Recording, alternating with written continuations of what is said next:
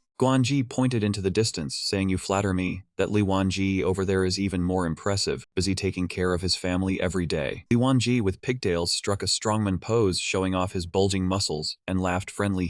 Hao Yi's eyes turned into stars, his hand made a like gesture, and he said just one word, "Epic." Tianqian's rules required names to be normal. Names like watching a pregnant woman or kill me I'm innocent were not allowed, but it didn't affect the player's creativity. The system displayed a quest board. Follow the map to the designated novice village. The group excitedly shouted that there was something to do. Going to the novice village meant getting quests. Hao Yi asked Li Wanji if he wanted to be friends and go together. He happily introduced himself as being from the Night Guild. Guanji honestly said he was just an amateur player, without a guild. He walked forward while waving his hand, saying, "You guys go ahead. I want to take a stroll and enjoy the scenery." Hao Yi didn't insist, replying, "See you another day." Guanji acknowledged and continued. Guanji excitedly looked at a spider web on the roadside, exclaiming that even the spider web was detailed and realistic. This game was unbeatable. Suddenly, a sound caught his attention, and he let out a surprised noise. Guanji stealthily crawled behind a bush like a thief, seeing Lishan assassin soloing Chen Wentian, the Jiangyu swordsman. He thought to himself, "Oh crap, it seemed he had stumbled into something serious. Could there be a big lucky encounter?" Lishan assassin lowered his sword, saying, "Chen Wentian, someone paid 200 taels of silver for your dog's life. Don't struggle, my sword is very fast." Chen Wentian caught a glimpse of Guanji's head peeking out from the bush, and a malicious thought arose in his mind. He silently calculated that if he couldn't win, he would find a scapegoat to buy time to escape. Guanji was just minding his own business when he saw Chen Wentian flying straight towards him, reaching out a hand as if to catch a chicken. He was so scared his soul almost left him, and he screamed loudly. Quick as lightning, Chen Wentian grabbed Guanji by the collar. He lightly threw him straight towards the enemy and then escaped. Guanji could do nothing but scream loudly. Seeing that he was about to have intimate contact with the tip of Lishan assassin's sword, Guanji swore, was his health bar really going to run out here? Suddenly a shoe gently landed on the sword tip, saving Guanji from becoming a corpse. A young man with an ethereal, immortal-like demeanor slowly descended. It was none other than the one with maximum charm points, the male lead Lu Xun. Hundreds of golden sword beams immediately radiated out, gently sending Guanji's face flying sideways. He cried out in pain. Guanji yelled, "Damn it, was I just slapped away today?" The sword beams slowly retracted back to Lu Xun, while Guanji lay face down on the ground at a safe distance. This way of saving people was really strange. That Guanji guy was not only not angry, he turned back with eyes full of worship, while in a face-planting, butt-up position, he shouted loudly, "Damn, that's epic." Lu Xun put on a cool face and said, "This lord will only count to 3. That Lishan assassin turned pale with fear and fled in a panic. Before disappearing from sight, he shouted, "Please spare me, lord, we'll get lost right away." quickly. The male lead caught a glimpse of the name Guanji above the head of the person lying in a dog-like position, wondering how such a coincidence could happen. He remembered before he crossed into the Tianqian continent, Guanji had become famous twice. Once when he joined the young mistress trainee group, and once when he dropped dead. He still remembered the notice board back then. Things like Mo Dalao Guanji has joined, and then Hot Topic Guanji drops dead. Stop, I'm about to drop dead too. But realizing something, Lu Xun thought to himself, so he took someone else's path and met the person himself. This was way too cliché. On the other side, Guanji observed the person before him, his mouth agape as he clicked his tongue in admiration of the flawless appearance and temperament, so handsome that if posted on a forum, he would surely become a star. Lu Xun watched the line of text saying affinity +1 float up endlessly, silently concluding that charm level 10 was indeed not for show. It killed both men and women. Guanji was even more surprised to see the stack of purple question marks above the male lead's head. He stammered, an NPC having a purple name, I'm totally stunned. In Tianqian, name color indicated status, gray, yellow, green, purple, Gao, rainbow. Lu Xun looked at him being so emotional he was dizzy, silently thinking, heaven often gives too much to the unfortunate. This kid didn't look smart. Was he still walking the path of death? Maybe he should change his ways and save him again. A purple notification board appeared, its content asking whether to issue a quest to Guanji, with two choices, yes or no. The male lead happily thought, issuing a quest directly. The system interface had turned purple. He didn't hesitate to choose yes, thinking that since it was purple it would be much easier. Lu Xun, an NPC with a bad personality who liked to pretend to be profound and mysterious, said, do you agree to do tasks for this lord? Guanji was extremely excited, unable to believe his luck. He thought, this is a real quest, meeting a purple-named NPC right at the start. He could be set for life.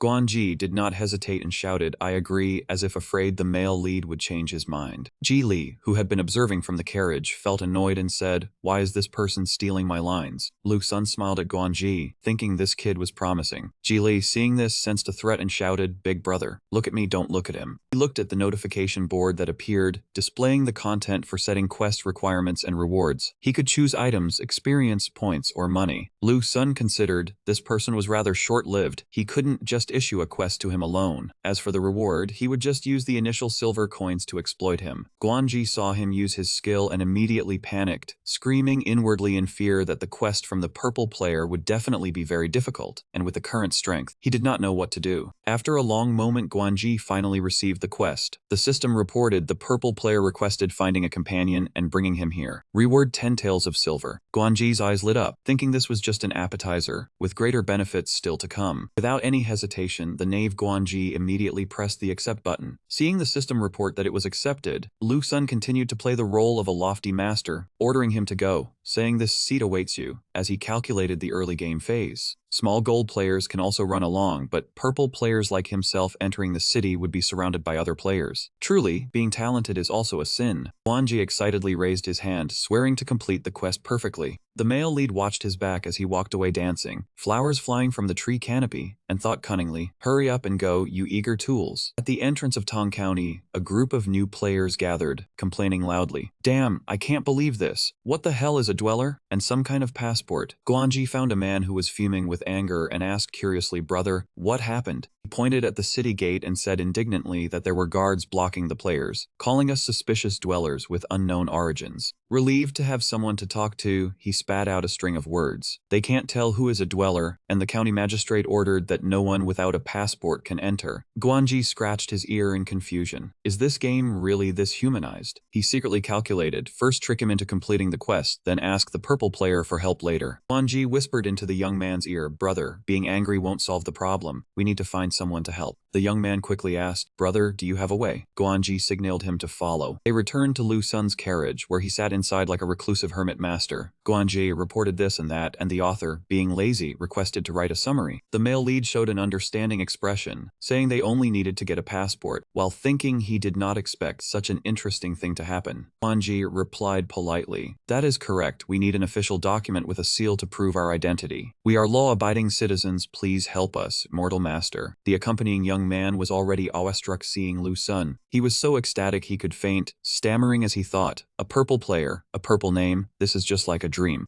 Ji Li quickly intervened, little grandmaster uncle, these people might not be trustworthy. Lu Xun answered confidently, it is fine, I know my limits. He waved his hand with a mysterious expression. I trust you, leave this to me. First go to Yong'an County, I have a contact there. He thought to himself, it is just a piece of identification paper. As soon as he finished speaking, he saw the favorability of the two young men skyrocket. They shouted in frenzy. Too handsome, who cares about shame at this point? Lu Sun was pleased when the system reported. Side quest to help resolve the identity problem completed. Reward 1000 experience points. 100 reputation. He silently praised the system for being sensible. Soon enough, they arrived at the county magistrate's residence. Lu Sun instructed Ji Li, you stay in the carriage and rest. We will go and return. Ji Li obediently agreed, thinking to herself that though she did not know why she could not go, being cared for by him was truly happy. Ji and the others watched the male lead, holding a stack of passports, endlessly envious, vowing to cling tightly to this powerful thigh. Lu Sun smiled and returned the courtesy to the county magistrate. Thank you, Lord Zhang, for this time. Lord Zhang remained courteous and respectful, bowing and replying. Being able to help the Immortal Master is this official's honor. The Immortal Master need not be so polite. He recalled the chubby-faced child from before. Since the man had helped him, he might as well form a good fate. The male lead said, Lord Zhang, I see that your eldest daughter has the aptitude for cultivation. You may bring her to the demon sect when she comes of age. The two fans behind him went crazy, silently realizing so the big shot is from the demon sect. Lord Zhang asked joyfully, is it true? Does my daughter really have talent? Explanation. In the mortal world, there is a theory that children should not cultivate, to allow them a happy childhood, and to facilitate learning many things. The male lead pretended to be profound, closed his eyes and nodded. A cultivator does not lie. Lord Zhang immediately bowed in thanks, afraid the master would change his mind. Many thanks, Immortal Master. I never expected my daughter to have such an opportunity. Lu Sun accepted the greeting with a gesture. Then it is settled. Lord Zhang sighed in admiration. Excellent, finally the Zhang family has someone who cultivates. He ordered, servants, quickly call the lady to bring the young miss here to kowtow to the Immortal Master. The servant replied happily, yes, my lord. In less than a quarter of an hour, the lady carried the little girl out from the door. Lu Sun happily extended his hand. Come here. Lord Zhang gently instructed the bewildered little girl. Silly child, quickly kowtow to the Immortal Master. Zhang Yu immediately knelt down. Handsome uncle. Little girl kowtowed, and the thud made a sound. She said, silly child kowtows to you. Lu Sun saw her small forehead was bruised. He asked worriedly, oh my, does it hurt? Be a good child, quickly stand up. He then hid his mouth pretending to cry a river, inwardly sighing at how effective the deceptive series was for girls. The male lead happily picked up the little girl, his handsome smile radiating and making even Guanji and the others smile along. Lu Sun instructed Rong Yan, check the child's talent. The latter replied yes. Silly child being held by him, was not scared when she saw Rong Yan's finger approaching. The moment Rong Yan's finger touched Zhang Yu's forehead, light appeared. Seeing the 7 rings of light on Zhang Yu's forehead, Lu Sun praised himself. I truly have a good eye. Bone grade 7 peerless talent. After the inspection, Lord Zhang bowed. Many thanks, Immortal Master, for your promotion. When my daughter comes of age, I will definitely bring her to the demon sect. Lu Sun set the little girl down and instructed. Remember that, I will take my leave now. Lord Zhang respectfully saw the Immortal Master off, and he waved his hand in a cool manner. As soon as they exited the gate, the male lead tossed the stack of papers to Guanji. Take them, go to the place and hand them out to those who need them. I do not lack these things. Guanji quickly bowed in thanks. On behalf of the companions, I thank the Immortal Master. Guanji looked at the young man with an immortal aura and thought to himself, even for someone he does not know, he still lends a hand. That is true vision. The system reported, quest completed, received 10 taels of silver. Lu Sun praised, you did well, keep up the good work. The young man named Hu Yi raised his hand and waved at Lu Sun, screaming in his heart, Immortal Master, look at me. My work ability is also very strong. Lu Sun glanced at him and guessed what he wanted, thinking to himself, this guy is a subordinate of the Night Guild leader, I can use him a bit. The male lead felt a surge of cunning, actively pressing the button to reduce favorability with Hao Yi. He guessed that with a bad start that man would panic and try harder. Hao Yi, who was excited, suddenly received a notification. Mysterious purple person, favorability decreased by 1. He was frustrated. What the hell, what did I do wrong? Is it because I look ugly? While Hou Yi was crying a river, thinking it was over, Lu Sun ordered Guanji next. Go to Tong County to distribute the papers, then head to Qingling City. Guanji replied respectfully, yes. They excitedly looked at the system. Quest activated, drive the carriage to Qingling City. Reward Hawk Finger, skill Thunderclap. The male lead thought, learning Hawk Finger does not cost experience points, suitable for them, but the image is a bit. Hao Yi swallowed his tears, comforting himself to stay calm, then forcefully chose accept. He secretly pressed the button to silently save the cool images of Lu Sun. Hao Yi smiled. It is fine if favorability decreases, I can earn it back later. But since I was in contact with a purple player, I am a meritorious official of the guild. The guild leader will definitely give a big red envelope. Everyone watched Lu Sun board the carriage. Rong Yen bowed to invite him in. The fleeting figure caused Guanji to let out a surprised snort. Just as the male lead pulled open the curtain, Ji Li suddenly appeared. The two young men looked ordinarily robust, but as soon as they saw the beauty, they blurted out compliments on her stunning appearance. Lu Sun was displeased, using his body to block the two men's greedy stares like wolves, and shouted for them to hurry up. He cursed in annoyance when they still managed to look. Seeing the rich kid angered, both were terrified, quickly jumping onto the driver's seat, answering yes, we'll go right away. Hao Ye gave a soft command to signal the horses to run. Inside the carriage, Lu Sun instructed Ji Li to dress modestly and wear a veil. He thought irritably, with that youthful face and full chest, if a photo got posted on the forum, the game-addicted otaku would go crazy. Ji Li secretly blossomed with joy, wondering if he didn't want others to see her. The male lead cuffed a few times without answering, trying to hide his embarrassment. He told himself that if so, he would have to remember their nicknames to conveniently eliminate them all, but doing that would be too tiring. The group traveled through a forest, golden sunlight sparkling through the canopy. Hao Yi, bored and causing trouble, wondered why cultivators didn't just fly through the skies instead of riding in carriages. Guanji mysteriously called Hao Yi an idiot, saying he was a purple-named player so being a little different was fine. Without this thing, what use would they be? Hao Yi immediately agreed, replying exactly, you are indeed a player lucky enough to be activated for a quest by a trust-named player. Guanji, flattered to the skies, frankly said if this quest needed only one person, there would be no place for you. Hao Yi took no offense, even giving a thumbs up and praising it as awesome. Hao Yi opened the guild leader chat channel and posted a status saying, guild leader, praise me quickly for meeting a purple-named player. This is a rare and hard-to-find opportunity. ManhwaCapped was sweeping up when he received the message and was extremely surprised, exclaiming, holy crap, how could it be so awesome? He immediately threw the broom aside, accidentally hitting another sweeper on the head, causing him to fall over. ManhwaCapped cursed excitedly. The chance to show off had arrived. He composed a message for the Poor Knight Guild, saying someone had participated in an internal review and happened to meet a trust-named player, then decisively hit send. ManhwaCapped happily calculated. First, let everyone get curious. Wait for the thread to reach 1,000 replies.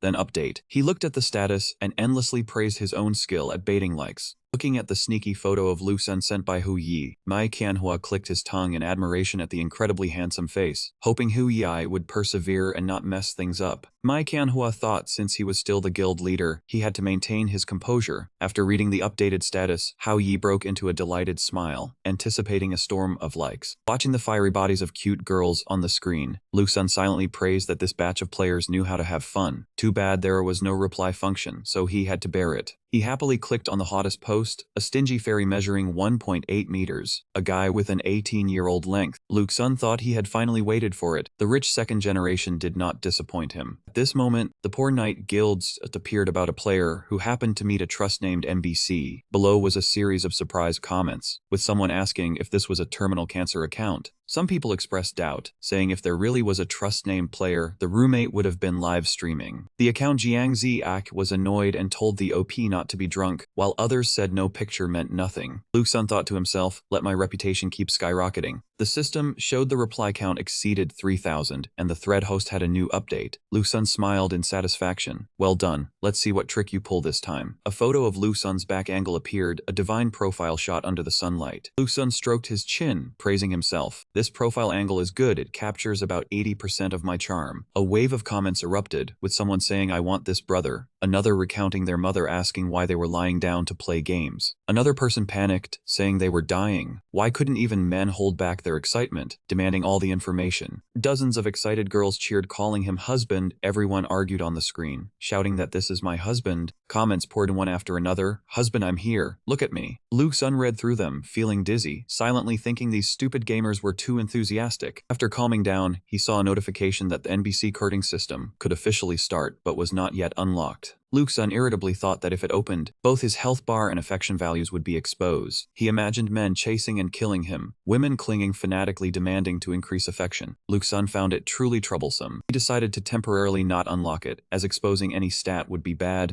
Suddenly Lu Sun was surprised to see the Night Guild's post had become top. The notification board displayed the name Purple Electricity for the purple-named NBC. Many people praised it, but Lu Sun felt confused. He clicked his tongue in disdain, saying the name sounded like toilet paper, yet it had 60,000 likes. Seeing comments inviting people to a group to find a husband for Purple Electricity, Lu Sun got furious, saying the replies were nonsense. Ji Li was startled by the scream that sounded like a pig being slaughtered. Rong Yan confusedly asked the little martial uncle who he wanted to kill. Ji Li also worried. Lu Sun let out a long, drawn-out breath, and then replied it was nothing. He gestured for them to go outside, explaining that he had just remembered a stupid dog and lost control. Rong Yan was surprised. Ji Li wondered if a dog had once robbed things with Lu Sun. Lu Sun turned his face to the window, crying silently, comforting himself the path to success required sacrifice. At least he had become a celebrity. After a while, the carriage arrived at a crowd, and Guanji reported that the immortal master had arrived at Tong County. Lu Sun said this was Tong City, prepare to distribute the documents. Guanji obediently agreed. He stepped down and the crowd murmured in praise of his handsomeness. Guanji thought they were praising him, so he scratched his head shyly, his face turning bright red. But the crowd rushed towards the carriage, trampling Guanji aside, cheering Purple Electricity, saying he was even more handsome than the picture. Hurry and tell the brothers online there were benefits. Everyone's eyes shot out heart shapes, rejoicing in their sudden burst of luck. Guanji stood up to face the cruel truth, his back still bearing a few cold footprints. Inside the carriage, Lu Sun smiled, thinking since his image was already out, he might as well put on a show and experience being an idol. He extended his hand, acting like a CEO, and gently told everyone not to gather, to avoid being trampled. The girls covered their blushing faces, excitedly exclaiming they were pregnant, that Purple Electricity was caring about them. They asked how to donate money to Purple Electricity, saying they could not disperse. They happily indulged in the moment, wishing they could stuff themselves into Lu Sun's pocket. He told Guanji to issue the travel documents, and he immediately parted the crowd to carry out the task. After reading the travel documents, everyone was moved to tears. It turned out Purple Electricity had come to save them. They could not believe they were being rescued while stuck at the newbie village gate. They cried their hearts out. After a while, Guanji softly reported that the documents had all been distributed. Lu Sun gently said the task was done, time to go. Seeing he was about to leave, the crowd called after him, Purple Electricity, wait, we haven't seen enough. They asked where Purple Electricity was going so they could follow. They stubbornly clung on, unwilling to let go, calling out that Purple Electricity could not be without them. Lord Purple Electricity. After a period of struggle, the carriage finally departed on the road to Qingling City. Lu Sun wearily fanned himself, silently thinking being an idol was terrifying. Rong Yan gently suggested the little martial granduncle change his appearance. Lu Sun quickly waved his hand, saying it was unnecessary, that people like him had to accept a little craziness. He silently thought of the fangirl's fervor. He asked the system to display the notification board, reading that the quest to help players resolve their identity was complete. The reward was 10,000 experience points and 100 reputation points. He happily thought the experience had safely arrived in his store. 2,000 points per day. If divided among a few players, there would be more tool people. The notification board displayed the experience distribution limit as 2,000, refreshing after 24 hours. After reading the transcript, Lu Sun calculated the experience multiplied by 500 and suddenly turned into a demon. He quickly covered his mouth to stifle a laugh. It was time to execute the chive farming plan. His chive garden was very large. Scene change. On the carriage, the driver announced their arrival at Qingning City. Rong Yan suggested stopping the carriage in a hidden corner. The driver asked, Immortal Master, we have stopped. What now? She did not answer, hurriedly forming hand seals and shouting a command. Thick fog enveloped the carriage. The brown-haired boy marveled at the wondrous magic. The driver remarked it would be hard to detect from outside. She placed a finger on her lips, whispering for them to be quiet, as the master was seated inside. It turned out the master was Lu Sun, and beside him sat Ji Li. Seeing the blue energy surging from his body, she thought the sword intent had changed, but could not pinpoint how. He swung his sword, slashing straight at the phantom. Lu Sun frowned. Today was the deadline for the Sword Intent Entanglement quest, and completing it would grant 1 point of sword talent. It had been a while since he last saw second senior sister. 29 days ago he found it annoying, but now on the final day, he felt reluctant. Habits were truly frightening. Seeing the wild light transform into a phantom flying straight into his forehead, he yelled in panic, "What is this?" The system announced the quest was complete, rewarding him with 1 point of sword talent. Ji Li sensed something strange from him and quickly turned her head to look. Lu Sun chuckled inwardly. Oh, why did he level up? Seeing the notification that his sword talent rose from grade 1 to grade 2, he suddenly remembered he still had one unused special attribute point. Since he chose the sword path, he would allocate it all. Having thought this, Lu Sun grinned in delight and pressed the level up button. The system immediately sent congratulations, granting sword intent and raising his sword talent to grade 3. Back in reality, Lu Sun gripped his sword in joy, finally having formed real sword intent. Li asked worriedly, Lu Sun, what is wrong with you? He replied, nothing. Oh, seeing the sword in his hand stir, she asked what happened. Rong Yan panikedly added, little grandmaster uncle. He gently soothed the sword, be good, no perfume. Having said that, he smiled inwardly. It was happy that he had sword intent and was making a big noise. The might of a grade mortal weapon was truly extraordinary, the scabbard a bit dazzling. Thinking this, he proposed entering the city. They needed to enter quickly to settle down. The brown-haired boy replied, as you command. A moment later, King Ding City was a large city near several beginner villages. Protected by the demon sect, no one dared cause trouble, and the city gates were never closed. Lu Sun's group did not know someone was observing them from the rooftop. The exotic enchantress smiled, a mid-grade immortal artifact, interesting. A system prompt appeared before the brown-haired boy, announcing the quest was complete and rewarding a skill, asking if he wanted to learn it. Seeing the two people in front smirking and raising their middle fingers, Lu Sun covered his face, thinking the celestial mortal lifestyle was about to be corrupted. Ji Li and Rong Yan curiously asked what they were doing. A moment later, in front of an inn, the waiter cheerfully asked if the guests were dining or staying overnight.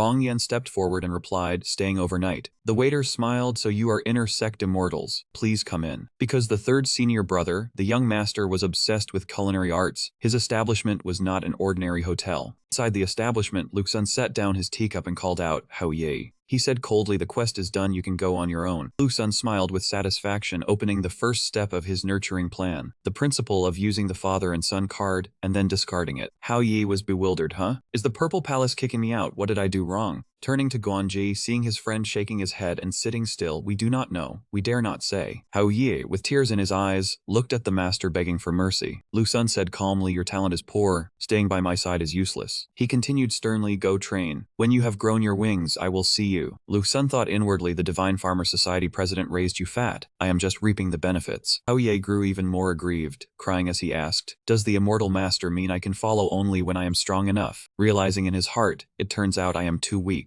Not even worthy of flattery. Lu Sun pulled his hand away from Hao Yi and answered coldly, it is good that you understand. Hao Yi loudly affirmed, I will definitely not disappoint the immortal master. In his heart, he was delighted. The purple palace placed hope in him. When he returned as a king, he would be qualified to cling. From then on, Hao Yi had a purpose to fight. He put on an aggrieved expression, approached Guanji, wiping away crocodile tears. Brother, work hard to contribute. I am off ahead. Hao Yi was amused. It was not hard to see the purple palace valued this kid more, but it was only temporary. Guanji replied happily, fate may let us meet again, virtuous brother. In his heart he thought, wait until you return, I will be the top lackey. Do not let anyone compete. Lu Sun looked at Guanji, secretly calculating he had to keep a close eye on this kid, could not let his path narrow. Guanji was puzzled by that gaze. He quickly asked, Immortal Master, do I also need to go train? Guanji did not want to follow Hao Ye's footsteps. I have not even started sucking up yet. Lu Sun smiled softly, yes and no. Let me ask you, are you willing to become my sword attendant boy? Lu Sun thought to himself, although I have no sword, there is a small flaw in my heart. He was satisfied with his words, logical, reasonable, with evidence and argument, truly worthy of himself. Guanji's eyes sparkled, his mouth wide open, thinking joyfully, a sword attendant boy is a disciple of the Purple Palace, a great opportunity. He enthusiastically replied, I am willing. Ji Li behind him was so jealous her eyes were popping with stars. Damn it, this guy stole my dialogue. Guanji painted a happy vision. This was an internal inspection opportunity. Becoming a Purple Palace disciple meant a bright future. Female gamers would scream the Purple Palace's name, and he could embrace all the beauties. He excitedly touched the screen, deciding to join the demon sect. In his heart, he was thrilled. The demon sect's propaganda about the Purple Palace was awesome, with a mysterious and powerful young master. The screen displayed a notification asking if he wanted to become a sword attendant boy. Guanji boldly pressed the button. So the Purple Palace master was named Luke Sun. When he went out to brag, female gamers would scream his name to the heavens. A system prompt appeared on Lu Sun's side, Master Disciple System unlocked. Head Disciple none, Direct Disciple none, Inner Sect none. Outer sect was Guanji. Lu Sun was surprised. Was this system not supposed to unlock until level 30? He took a sip of tea, attributing it to the butterfly effect. Since that was the case, he must make use of it, but he had to give this guy a preventive injection to keep him from ruining his reputation.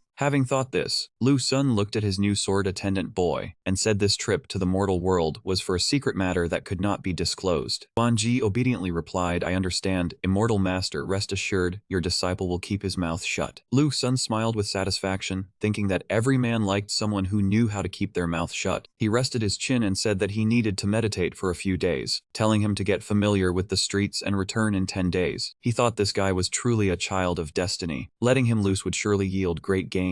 Lu Sun added, if there were any difficulties, come here and tell the waiter. He calculated inwardly that if there were any hidden quests, he had to let him know so he could also piggyback. Guan Ji's eyes lit up, and he repeatedly said he understood. He was delighted to have the help of a big shot, feeling like a protagonist meeting a golden father. The golden father sipped his tea and coldly told him to go. He thought to himself, go and create miracles quickly, my tool. Lu Sun clicked on Guan Ji's favorability bar and gave him some sweet talk to make the tool more eager. Receiving a notification that favorability had increased by 5 points, Guan Ji rejoiced, thinking that the purple-named Big Shot had taken notice of him. He cheerfully bid the immortal master farewell and left. Lu Sun thought, since they've gone, he should also stroll around the city. He stood up and softly told everyone to change clothes to avoid attracting attention. Ji Li and the person behind her immediately acknowledged. After a while, Lu Sun leisurely changed his clothes. Suddenly, a voice called from outside the door, Lu Sun, I'm coming in. Ji Li gently knocked on the door. She hesitated and asked, can I come in? Seeing the scene before her, Ji Li blushed in embarrassment, stammering without words. She thought the opportunity was right before her eyes, but it was hard to speak up. Lu Sun saw 2 grapefruits swaying covered his face, and told her to speak slowly, stop shaking. Ji Li calmed down and called him little grandmaster uncle. Lu Sun stared intently at the fruit basket, replied,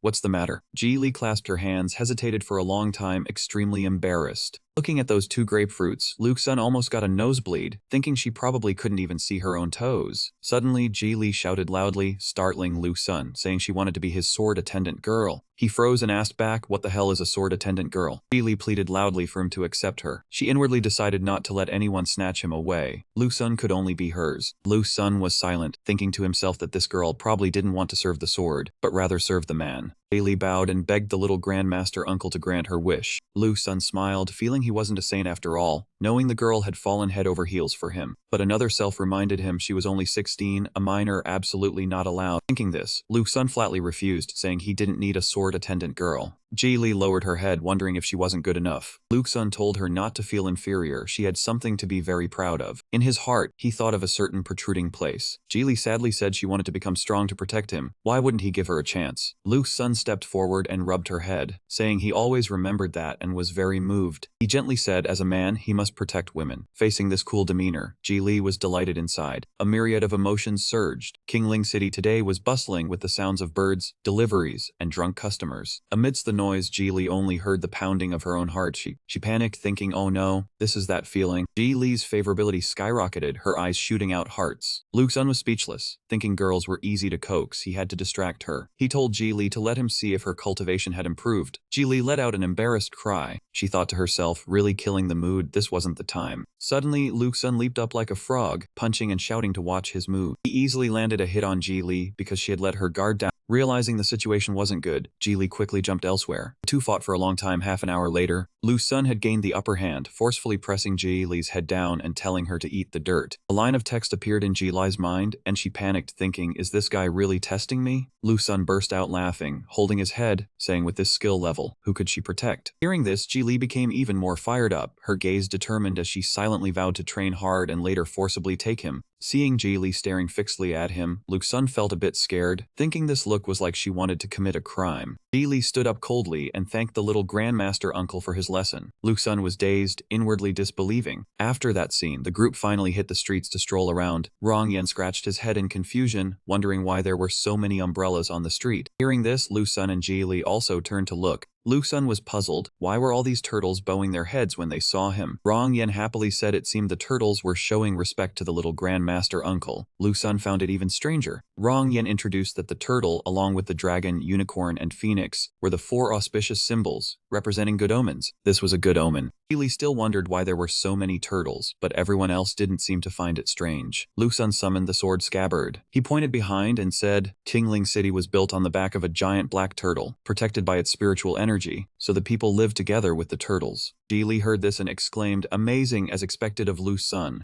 Lu Sun secretly laughed. This was knowledge from his previous life, remembered from playing games and reading brief introductions to the cities. Behind the three of them, a flash of a robe swept by, catching Lu Sun's attention. Rong Yan also noticed, so he leaned close to Lu Sun and whispered, "Little Grandmaster Uncle, someone is following us." Lu Sun pulled his hat lower and replied, "Do not mind them, just keep walking." Ji Li immediately clung tightly to Lu Sun's arm, worriedly asking if they were the Yang Yanshan bandits. She pretended to be scared but was actually trying to get close. The two of them kept pulling back and forth, while Rong Yan turned his head seriously, hand already on his sword, saying Qingding City is the territory of the demon sect. No one dares to cause trouble here. Who would be so bold? Lu Sun leisurely fanned his hat, replying, "Whether it is a person or a horse, we will know as soon as they make a move. The sword scabbard made a ruckus last night, and now someone is tailing us today. What a coincidence." Seeing Lu Sun walk straight ahead, both disciples were puzzled. Ji Li asked for his opinion, and Rong Yan also looked at him, saying they would follow whatever the little Grandmaster Uncle arranged. Unexpectedly, Lu Sun walked straight to the entrance of an alley, pretending to point inside and say loudly, "This dark alley is perfect for doing bad things, let us go in there." Everyone thought this act was a bit terrible. Two disciples followed him into the alley. Rong Yan said, "Little Grandmaster Uncle, will this kind of acting lure him out?" Lu Sun stopped in the middle of the alley, crossed his arms, "Of course it will. This is the opportunity he has been waiting for." Then he spoke, "Since you are here, why not come out and get acquainted?" A shadow flashed like lightning past the three of them and rushed forward. A warning was called out, "Little Grandmaster Uncle, be careful." Before that person's hand could touch the scabbard, Lu Sun quickly used sword ki to knock him far away. A white-haired girl covering half of her beautiful face smiled and said, "Worthy of a middle-grade celestial artifact. Its power is truly extraordinary." All three were astonished, realizing it was a beautiful foreign demoness and her subordinate Xiao Hong. Lu Sun appeared calm on the outside but assessed inwardly. She looked decent from a distance, but I did not expect her to be so beautiful up close. The foreign demoness covered her mouth with a giggle. "No wonder you are the owner of a middle-grade celestial artifact. Your appearance can also be considered peerless." Ji Li saw a girl more alluring than herself standing right in front of Lu Sun, and grew jealous. The way this person looked at Lu Sun was very annoying. Lu Sun proudly replied, "Thank you for the praise, so it really is about the scabbard." The foreign demoness asked sweetly, "I wonder if the young master would be willing to gift the scabbard to little old me." Lu Sun flatly replied, "Dream on, you are not worthy." The foreign demoness said angrily, "Do you not know how to treasure flowers and cherish jade?" Lu Sun calmly took off his hat, revealing his supremely charming face, and said, "It is not that I am belittling you, but compared to this lord you are nothing." Everyone was stunned. The foreign demoness thought, "How is this man even more beautiful than me?" Rong Yan blankly asked who he was, while Ji Li was too moved to speak. Lu Sun thought smugly, "Daring to compare looks with my charm, you are only humiliating yourself." He told the demoness, "My beauty, wipe your drool quickly, it is about to drip." The demoness hurriedly wiped her mouth with her hand. "I never expected the young master to be so handsome. It makes little old me tremble with excitement and hard to contain." Lu Sun directly threatened, "Smart people do not beat around the bush, hurry up and leave, do not dirty this lord's eyes." The demoness enchanted, her eyes slanting as she said, "Young master, do not be so fierce. I only wanted a handy weapon. Give it to little old me, and everything will be as you wish." Lu Sun said nonchalantly, "Keep dreaming." The demoness fumed with anger, pointing her finger and saying, "Do not be ungrateful." Lu Sun felt helpless, sensing something was off. Lu Sun immediately channeled his sword art and asked back, "Are you saying you want to fight?" Ji Li naturally leaped forward to block, holding her sword and saying, "I want to fight too." Lu Sun was surprised, asking what. The demoness stopped joking, "If you do not give it I will show you what for. This girl really has no fear of death." Rong Yan exclaimed in shock, "Not good, this person has a cultivation of the third realm." Lu Sun calculated inwardly, third realms, so probably levels 31 to 40. Damn it, I am only level 4. At this moment he was still gathering experience, only at the first realm level 4. In this world the maximum level is 60 and each realm is divided into early, middle and peak. The first realm goes from level 1 to 10. The third realm goes from level 31 to 40, and the fifth realm from 51 to 60. Above the fifth realm are experts, and from the eighth realm upwards are grandmasters, who are very rare. Lu Sun immediately used the system to look up the information on the demoness in front of him, but the system only displayed a few question marks, not even her name could be seen. This girl has some skill. Lu Sun leaned close to Rong Yan and whispered, asking if he was confident. Rong Yan replied, "I am at the second realm, I am not confident." Lu Sun wept bitterly inside. I am done for. This was careless. The status panel appeared. Lu Sun level 4 experience points 172 out of 3000. He looked at his meager point stash with heartache, unwilling to spend it all. Even using it all might not be enough. It was safer to keep money in his pocket. Lu Sun's intelligence flared up. He remembered, this is demon sect territory. Who dares to act recklessly? Lu Sun immediately put on a confident look and asked the demoness, are you sure you want to make a move? The foreign demoness asked, what, are you scared now? Lu Sun shook his head. No, look around you. He told Rong Yan, give me the teleportation talisman. Lu Sun took the talisman from Rong Yan's hand. This is the demon sect's teleportation talisman. I wonder if your strength can match the demon sect disciples. The foreign demoness gritted her teeth. Are you threatening me? Her heart wavered. Damn it, I did not expect them to be from the demon sect. Lu Sun arrogantly waved the talisman in challenge. You can try. The demoness stood thinking, although she could kill him and take the item before the demon sect disciples arrived, it was a bit risky to offend the demon sect over a middle-grade celestial artifact. The subordinate Xiao Hong reminded, my lady, we cannot act against the demon sect yet. We should think carefully. Lu Sun kept provoking, do not try any tricks when I call for help. This talisman was made by the demon sect and can summon people in an instant. Third senior brother is skilled with talismans, even if he is not good at cooking. Despite his brave words, Lu Sun was worried inside. Am I really capable? I hope the demoness will just leave quickly. I do not want to lose face because of my low cultivation. Even if I call someone, it would be very embarrassing. The demoness suppressed her irritation and said, consider yourself lucky today. Keep the scabbard for now. We will meet again. Lu Sun breathed a sigh of relief and happily said goodbye. Bye-bye. Take your time. Two female disciples saw the foreign group jump out of the alley, sighed in relief. We are saved. The little grandmaster uncle is truly amazing. Lu Sun put his hat back on and said it was nothing. He thought to himself, this demon is too mysterious. Something big is about to happen. Could it be a hidden mission? The panel appeared. Congratulations to the host for preventing the scabbard from being stolen. Reward 1 clue, 10,000 experience. Clue, this person is related to the foreign clans. It is indeed a hidden mission. Lu Sun was startled. Wait, the foreign clans? Isn't he that the nightmare of the continent from the past life when I played Tian Chen? Back then, players went crazy killing them. So that person is from the foreign clans. That is not right. The foreign clans have not appeared yet. Lu Sun was so lost in thought that he did not even see Ji Li waving her hand in front of his face. She tilted her head and asked, little grandmaster uncle, what is wrong?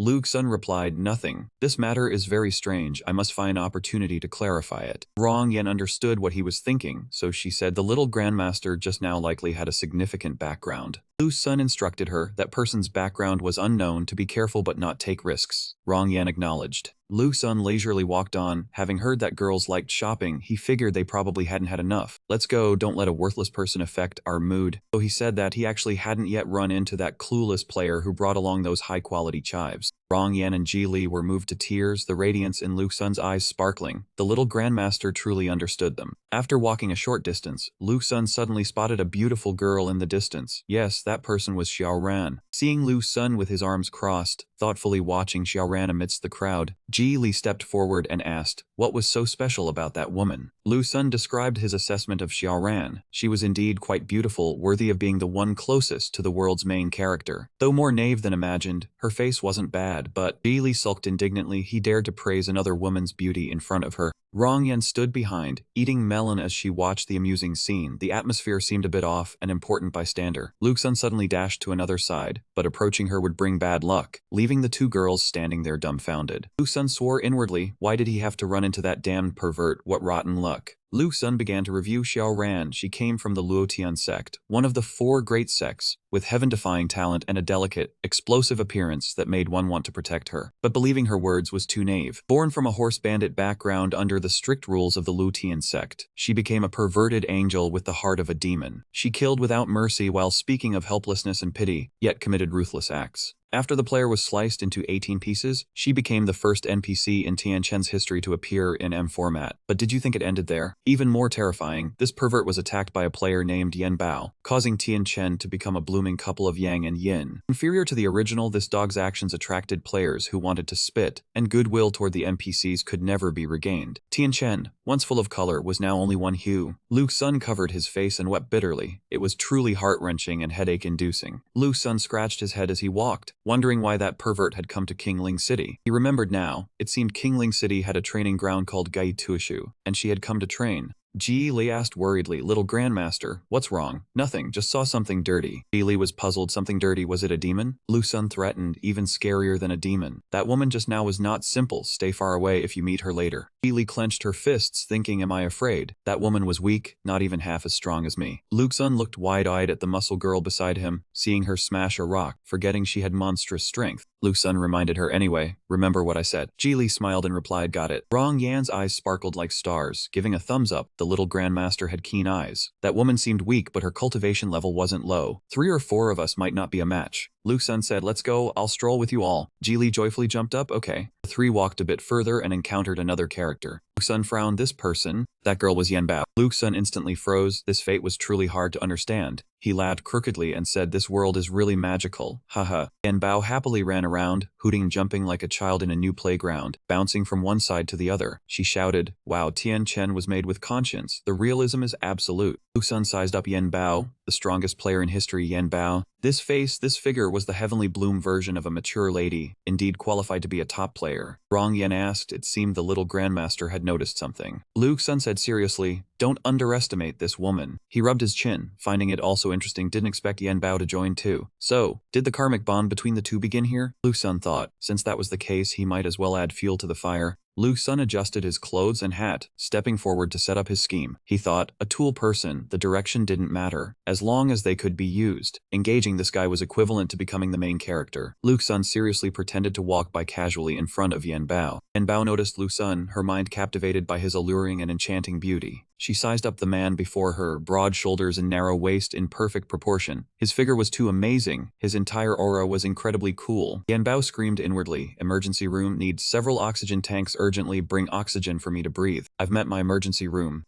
At this moment, Lu Sun used the move of taking off his hat to cover his face, revealing his full enchanting beauty. Yan Bao's drool flowed like a river, infatuated without escape. Ah, I'm dying. Looking at Lu Sun, who was so beautiful he radiated light, Yan Bao covered her mouth, crying with happiness. My emergency room is truly 10,000 times more beautiful than in the painting. Am I dreaming? Yan Bao pinched her own cheek herself. This is not a dream. Lu Sun put his hat back on, preparing to leave. Yan Bao hurriedly ran over to touch his shoulder, shyly saying, please wait a moment. Lu Sun turned lightly. Are you addressing me? Inside he was satisfied. Yan Bao had taken the bait. Yan Bao didn't dare look directly, only glancing away as she stumbled over words. Immortal Lord, Immortal Master, I. She screamed inwardly, never thought the day would come when she would be tongue-tied, wanting to die. The emergency room's voice was too nice, too alluring. Aha, she realized, turns out I don't like female characters, I like beautiful men. Yan Bao shyly suggested that, Immortal Master, would you like to take on a disciple? Lu Sun put on a handsome, cool look, slightly bowing his head and smiling, a good immortal material. Yan Bao felt so happy she could fly to the sky, her heart pounding. Did the Immortal Master mean, being the disciple of my emergency room, I'll be happy to death? Lu Sun then said, but I am not your creator. Yan Bao exclaimed in surprise, huh? Lu Sun pointed his finger forward. Yan Bao looked. Your fortune lies with that person. Xiaoran stood alone in the middle of the crowd. Yan Bao loved beauty, her eyes sparkling. That was truly a beauty. Seeing this, she said, seems like a beautiful sister, time to run. She turned back, but Lu Sun was already gone.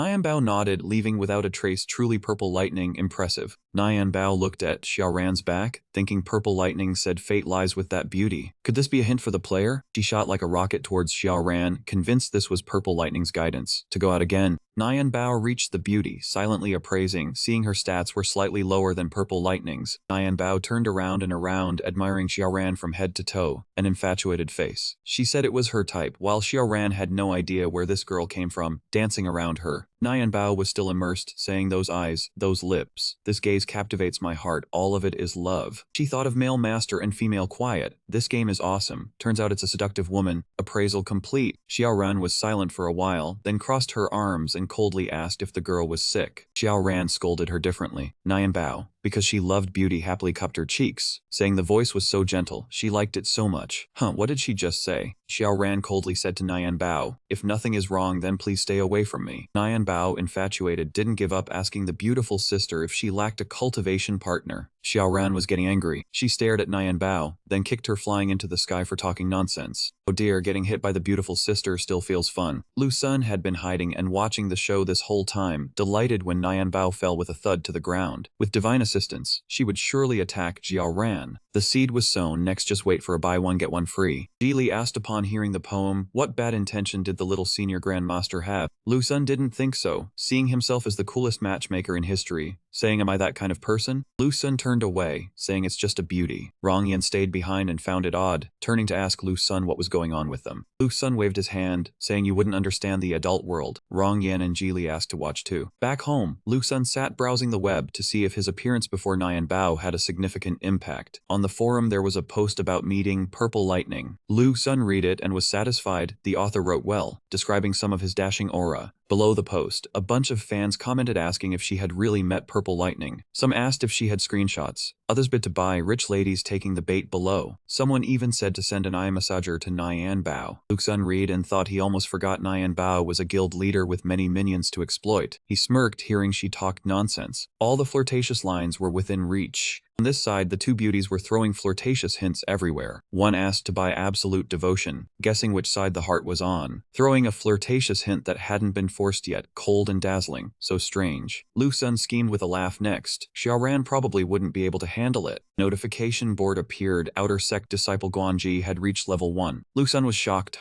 This kid leveled up already, just one day. No wonder he was a destined lucky king, high efficiency. He also wondered if he had triggered any hidden plot. If so, that leak of mine must be minced first. Early morning 2 days later, Lu Sun was meditating on the bed when he heard a loud knock. Thump. Lu Sun opened his eyes and asked who it was. The person outside answered, Your Majesty, it's me, Guanji. It was indeed Guanji, but he looked battered, clothes dirty. Lu Sun asked why he was so ragged. The smell of animal blood spread. Lu Sun was startled. Why did it smell a bit like chicken blood? Don't tell me this guy had been disguising after rebirth. What had he been through? Guanji rushed in out of breath. Your Majesty, this is what happened. The story took place a day ago. Guanji was walking in the forest gathering fruits when he encountered a man running for his life, shouting we're done for. Guanji sensed something was wrong with this man. Grabbed the man's hand and asked what happened. That man's clothes were dirty, face pale, saying on the mountain outside King Lang City, many people were trapped, and when they saw living things they pounced and bit. Guanji asked confusedly, what jumped and bit living things, isn't that a zombie? The man panicked, a zombie. At that moment, the game panel opened announcing the activation of a corpse energy quest. Guanji was happy, oh my god, strolling around triggered a quest, no wonder it's me. He confidently carried his carrot basket and said to the man, don't be afraid, I am an immortal master here to save you, I will go. On the mountain outside King Lin City, a group of zombies appeared. They were tearing apart their victims. Guanji confidently thought he was about to complete his first kill in Tian Chen, so excited. He held a mortal iron sword bought for 10 silver coins. Guanji charged forward with the saber, shouting for battle. Become my experience points. A group of zombies responded directly. For the joy Mo Guangji immediately darkened the sunlight. He muttered to himself, damn, this zombie is too strong. I got drained dry. Wrong, sucked dry. Mo Guangji told his majesty that he was a useless disciple. Barely escaped, couldn't kill the monster. So that was a lie. Guanji thought the chicken blood stains were really uncomfortable. To fake being on the verge of death, he risked everything hoping Purple Lightning wouldn't notice. Shen Yan indeed didn't notice, saying your cultivation is low, this matter isn't your fault. Guanji happily thanked him, thinking Purple Lightning is really good, so approachable. Don't even mention becoming a sword boy. Even if asked to be a mount, he would. In short, the feeling of having someone above wasn't too pleasant. Purple Lightning is mighty. Shen Yan thought secretly, zombie body, looking at that boy Guanji's appearance, he has a hidden quest. This kind of stuff, can I skim it? The system panel displayed a notification asking if he wanted to accept the corpse energy quest. Shen Yan looked and thought, actually I can skim it, it seems I am the true chosen one. Then Shen Yan said, speak, how do you want my help? He thought, rest assured kid, if there's meat, you'll get the soup. Guanji quickly seized the opportunity and requested His Excellency to send a senior sister to hunt the monster together. In his heart, he secretly hoped it would be senior sister Hongyan. Guanji blushed with excitement. He did not dare expect the Death Palace to take action, but those two disciples were quite formidable. One person like that was enough to win, especially that beautiful and powerful senior sister. Shen Yan, with 3 parts coldness and 7 parts helplessness, said that this matter was a bit strange and was likely far more complicated than imagined. This seat will personally make a trip. Shen Yan thought to himself, how could he let experience points slip away? Furthermore, he knew very well what players like you were thinking in your hearts. He remembered in the past he also longed to call her his wife. Shen Yan understood clearly that imagining an NPC as a wife was basic. So this seat would not give anyone that opportunity. At the critical moment, he still had his small Dao sword K by his side. Rong Yan and Ji Li cannot be injured, that is his limit. Guanji was flustered. No way the Death Palace would personally help him complete the mission. He doubted his life. Shen Yan replied, exactly as you think. He told himself he would not only take action but also devour all the experience points. Guanji's eyes shimmered. He stammered about this matter. His heart raced. Damn it, this was the Death Palace, a legendary renowned NPC. It seemed like Guanji had triggered a major quest. Shen Yan said to lead the way. Guanji immediately responded. The sky here is truly clear. Oh, Guanji said, the Death Palace is right here. Shen Yan thought to himself, hidden quests require skill and luck. He had both, but he preferred the tool man's luck. Suddenly, Shen Yan was startled to realize Kingland City, corpse energy zombies. This was not just any quest. It was one that once shaken the world. Back then, the notification board appeared. The LPL competition area discussed the corpse energy quest being so difficult that a guild could not complete it alone. Players waited anxiously until 2 guilds finally joined forces to finish it, and the rewards were extremely rich. At that time, Tian Chen sighed. It took 2 guilds working together to complete it. It was a pity he was not there, or he could have earned half a month's living expenses for his little sister. Shen Yan thought that was a sure thing. At that time, player levels were too low. A single guild could not finish it on its own. From the timeline, the main boss had not appeared yet. It seemed he had a chance to infiltrate deeper. After all, infiltrating deeper was better than delaying. Shen Yan said they had arrived. Let this seat see your strength. Guanji replied clearly. Shen Yan showed a scheming expression. The bait had been cast. Now he just sat and waited to reel in the fish. That bait was Guanji. Running to a bush, Guanji said gravely, it is here. He told himself he had to perform well this time. Guanji's face wrinkled as if eating a chili pepper. It is here. This time he definitely would not be caught off guard. Just as he thought this, a corpse jumped out of the bushes. He lunged forward. Guanji was startled. Before anything else, Guanji was already caught off guard by the corpse. Guanji drew his machete, thinking to himself, damn it, he really could not do this carelessly. The Death Palace is watching me. That expression seems very disappointed. Shen Yan completely ignored Guanji's performance. He only wondered how much health the tool man could deplete. As long as he did not die, it was fine. Even weak items were still usable. Someone started attacking himself. Guanji charged forward, thinking the Death Palace was here. How could he lose face? He would risk it all. The corpse was not affected and even stood up. Guanji shouted blood. The corpse had already slashed onto Guanji's body. Damn it, that is my blood. Guanji questioned, with one swing I take 5%. With one claw you take 20%. Are you cheating? Guanji felt aggrieved. The game experience felt too realistic. His chest hurt as if on fire. Here it comes again. The corpse lunged at him. Guanji had no choice but to abandon his dignity. He cried out for help from the Death Palace. In his heart, he thought when pushed to the limit, dignity no longer mattered. The corpse seemed to anticipate his plan. Guanji forced a laugh. Damn it, he ran in the wrong direction. So he got slashed again. Guanji yelled and cursed. Shen Yan watched helplessly. This awareness and control, this kid only had good luck. Everything else was hopeless. There was screaming beside him. Shen Yan said irritably, system scan. The system panel appeared. Basic information, title, level 3 half corpse. A yin person affected by corpse energy, bloodlusted killer. Even worse than the lowest level zombie. Shen Yan thought this was the time to enjoy the joy of mowing grass. Golden light rays appeared around Shen Yan. He shouted, release sword. It took only a few basic moves to finish it off. Guanji was unconvinced. He used his skill in 1 second. The Death Palace is too powerful. Of course, a whole group of corpses rushed out. They were extremely ferocious. Guanji was terrified. Damn it, there are so many of them. If he died in front of the Death Palace and used a low-grade revival item, would you consider me a half-corpse and eliminate me? He finally managed to cling to a strong backer. How could he just go with the wind? Shen Yan spoke up, bastards do not expect to harm people. Black. Guanji's heart bloomed with joy. The Death Palace indeed did not abandon me. Shen Yan thought to himself, I deliberately rushed in front of you. Are you not going to quickly record a video? Was that too unreasonable? The moment he mentioned it, Guanji activated his recorder. The Death Palace was about to display his skills. He had to record it and post it on the forum for everyone to witness his awesomeness. Guanji pressed the record button. Shen Yan sensed that action was recording. This is my first show on the forum. Thanks to Vita, the Tian Chen forum was finally lit up. A swarm of living assassins charged forward all at once, which actually looked rather pleasing to the eye. Shen Yan just shouted a single command. Go, sit down.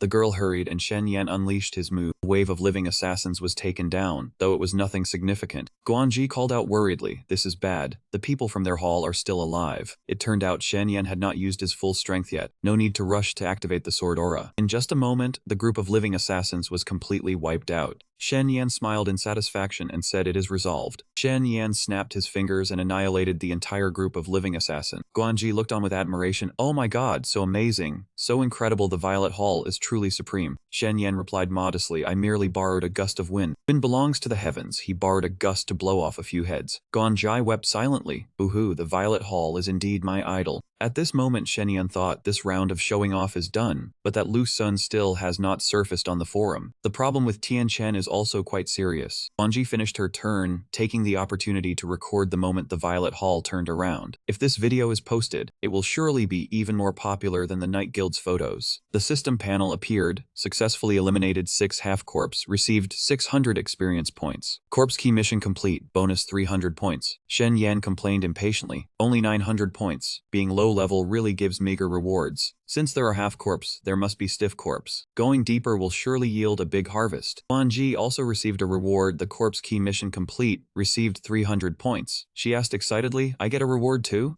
Guanji rubbed her nose. Oh my god, am I not meeting a main character level NPC in Tianchen? The Violet Hall is way too amazing. Shen Yan called out, continue advancing forward. Guanji immediately replied, yes, your highness. Guanji's cheeks flushed red. He still wanted to go on. Wouldn't that earn us more experience points too? He could leech experience from a renowned NPC, and what player would enjoy that more than him? He was truly the chosen one. Shen Yan thought this was a luck baby. Now that it had given him luck, he couldn't let it die. Everyone had malicious thoughts in their hearts, no one willing to yield to the other. Beneath the clear blue sky, the two of them had already ventured deep into the forest. Guanji asked worriedly, Your Majesty, which way should we go? Shen gave a despicable smile and said, it's up to you. I think the luck of the destined lucky king doesn't need to be worried about anymore. Suddenly, the scene before him surprised Guanji. Huh? The rope has moved. Shen Yan asked, do you want to go right? Guanji noticed the rope was nodding. Shen Yan stubbornly asked again, is the left side not possible? Guanji, pained by losing the explosive ingredient, said. The rope shook its head again. He thought the sword of the purple lightning had spiritual intelligence. Not having time to record this miraculous scene, Shen Yan was also probing. This was the first time the sword laugh had actively expressed an opinion. It seemed there was something on the right that attracted it, somewhat interesting. He turned to Guanji and said, since the sword laugh has such deep intent, let's go right. Guanji replied, understood, Your Majesty. Guanji monologued, would it be a bit perverted if I filmed for 24 hours straight? But he really didn't want to miss a single moment of the purple lightning. Still, he'd better forget it, he didn't have the guts. A moment later, the wind rustled around them. Guanji said, there's fog. Your Majesty, this bone curtain is too thick. Should we continue? The sacred luck just surprisedly called Shen Yan's name. This thick bone curtain was somewhat similar to the one on the hidden mountain, but not as high level. However, it could be confirmed there was definitely something wrong inside this bone curtain. He couldn't go for nothing. The sword laugh seemed very urgent, pointing forward. Shen Yan asked with a doting gaze, do you want to go inside? The sword laugh was extremely impatient. Hurry, hurry. Speaking for Shen Yan, he wondered, why so urgent? Is there something ahead that attracts you? The sword laugh kept stirring restlessly. Let's go, it can't hold on anymore. Guanji, standing nearby, exclaimed in admiration. The purple lightning's equipment was like artificial intelligence. Could he ever obtain this level in his lifetime? The sword laugh thought to itself, it was originally meant to be his. Wasn't it surprising? Shen Yan felt something was wrong. Logically speaking, the sword laugh wouldn't harm him. But in such a bone curtain, what exactly was there? Guanji worriedly said, Your Majesty, I fear there is danger within the bone. Let me go ahead and scout the path for you. The gallant demeanor of a tycoon, Shen Yan replied, you stay here and wait for me. Guanji said boldly, but Your Majesty, this thick bone curtain could be dangerous. But in his heart, Guanji thought, if he didn't follow, he couldn't get experience points. Shen Yan replied, nonsense, can mere fog stop me? You stay here. But Guanji was unwilling. As a notification panel appeared, the mission to stay here gave an important reminder. If he insisted on following, his account might be deleted. Guanji cursed inwardly, damn it. If he disobeyed the purple lightning's words, he could have his account deleted. Shen Yan was experienced. This fog, though not as thick as the hidden mountains, really had very low visibility. Moreover, the temperature here was much lower than outside before a boss appeared. Shen Yan then commanded, system scan, be cautious, see if there's any useful information. The notification panel said level too low to scan. Shen Yan was also speechless. Luckily, he still had the sword laugh. He asked, do you want to lead the way for me? Shen Yan wondered to himself, does this mean it's replying to me? The sword laugh is bound to me. It covets the little sword in my heart. It probably won't harm me. Then Shen Yan suddenly became spirited. Even if the sword laugh acted recklessly, so what? In the heavenly realm, there was no boss that Lu Sun could not defeat, as long as he dared to show his health bar. 15 minutes later, the sword laugh vibrated again. Shen Yan wondered,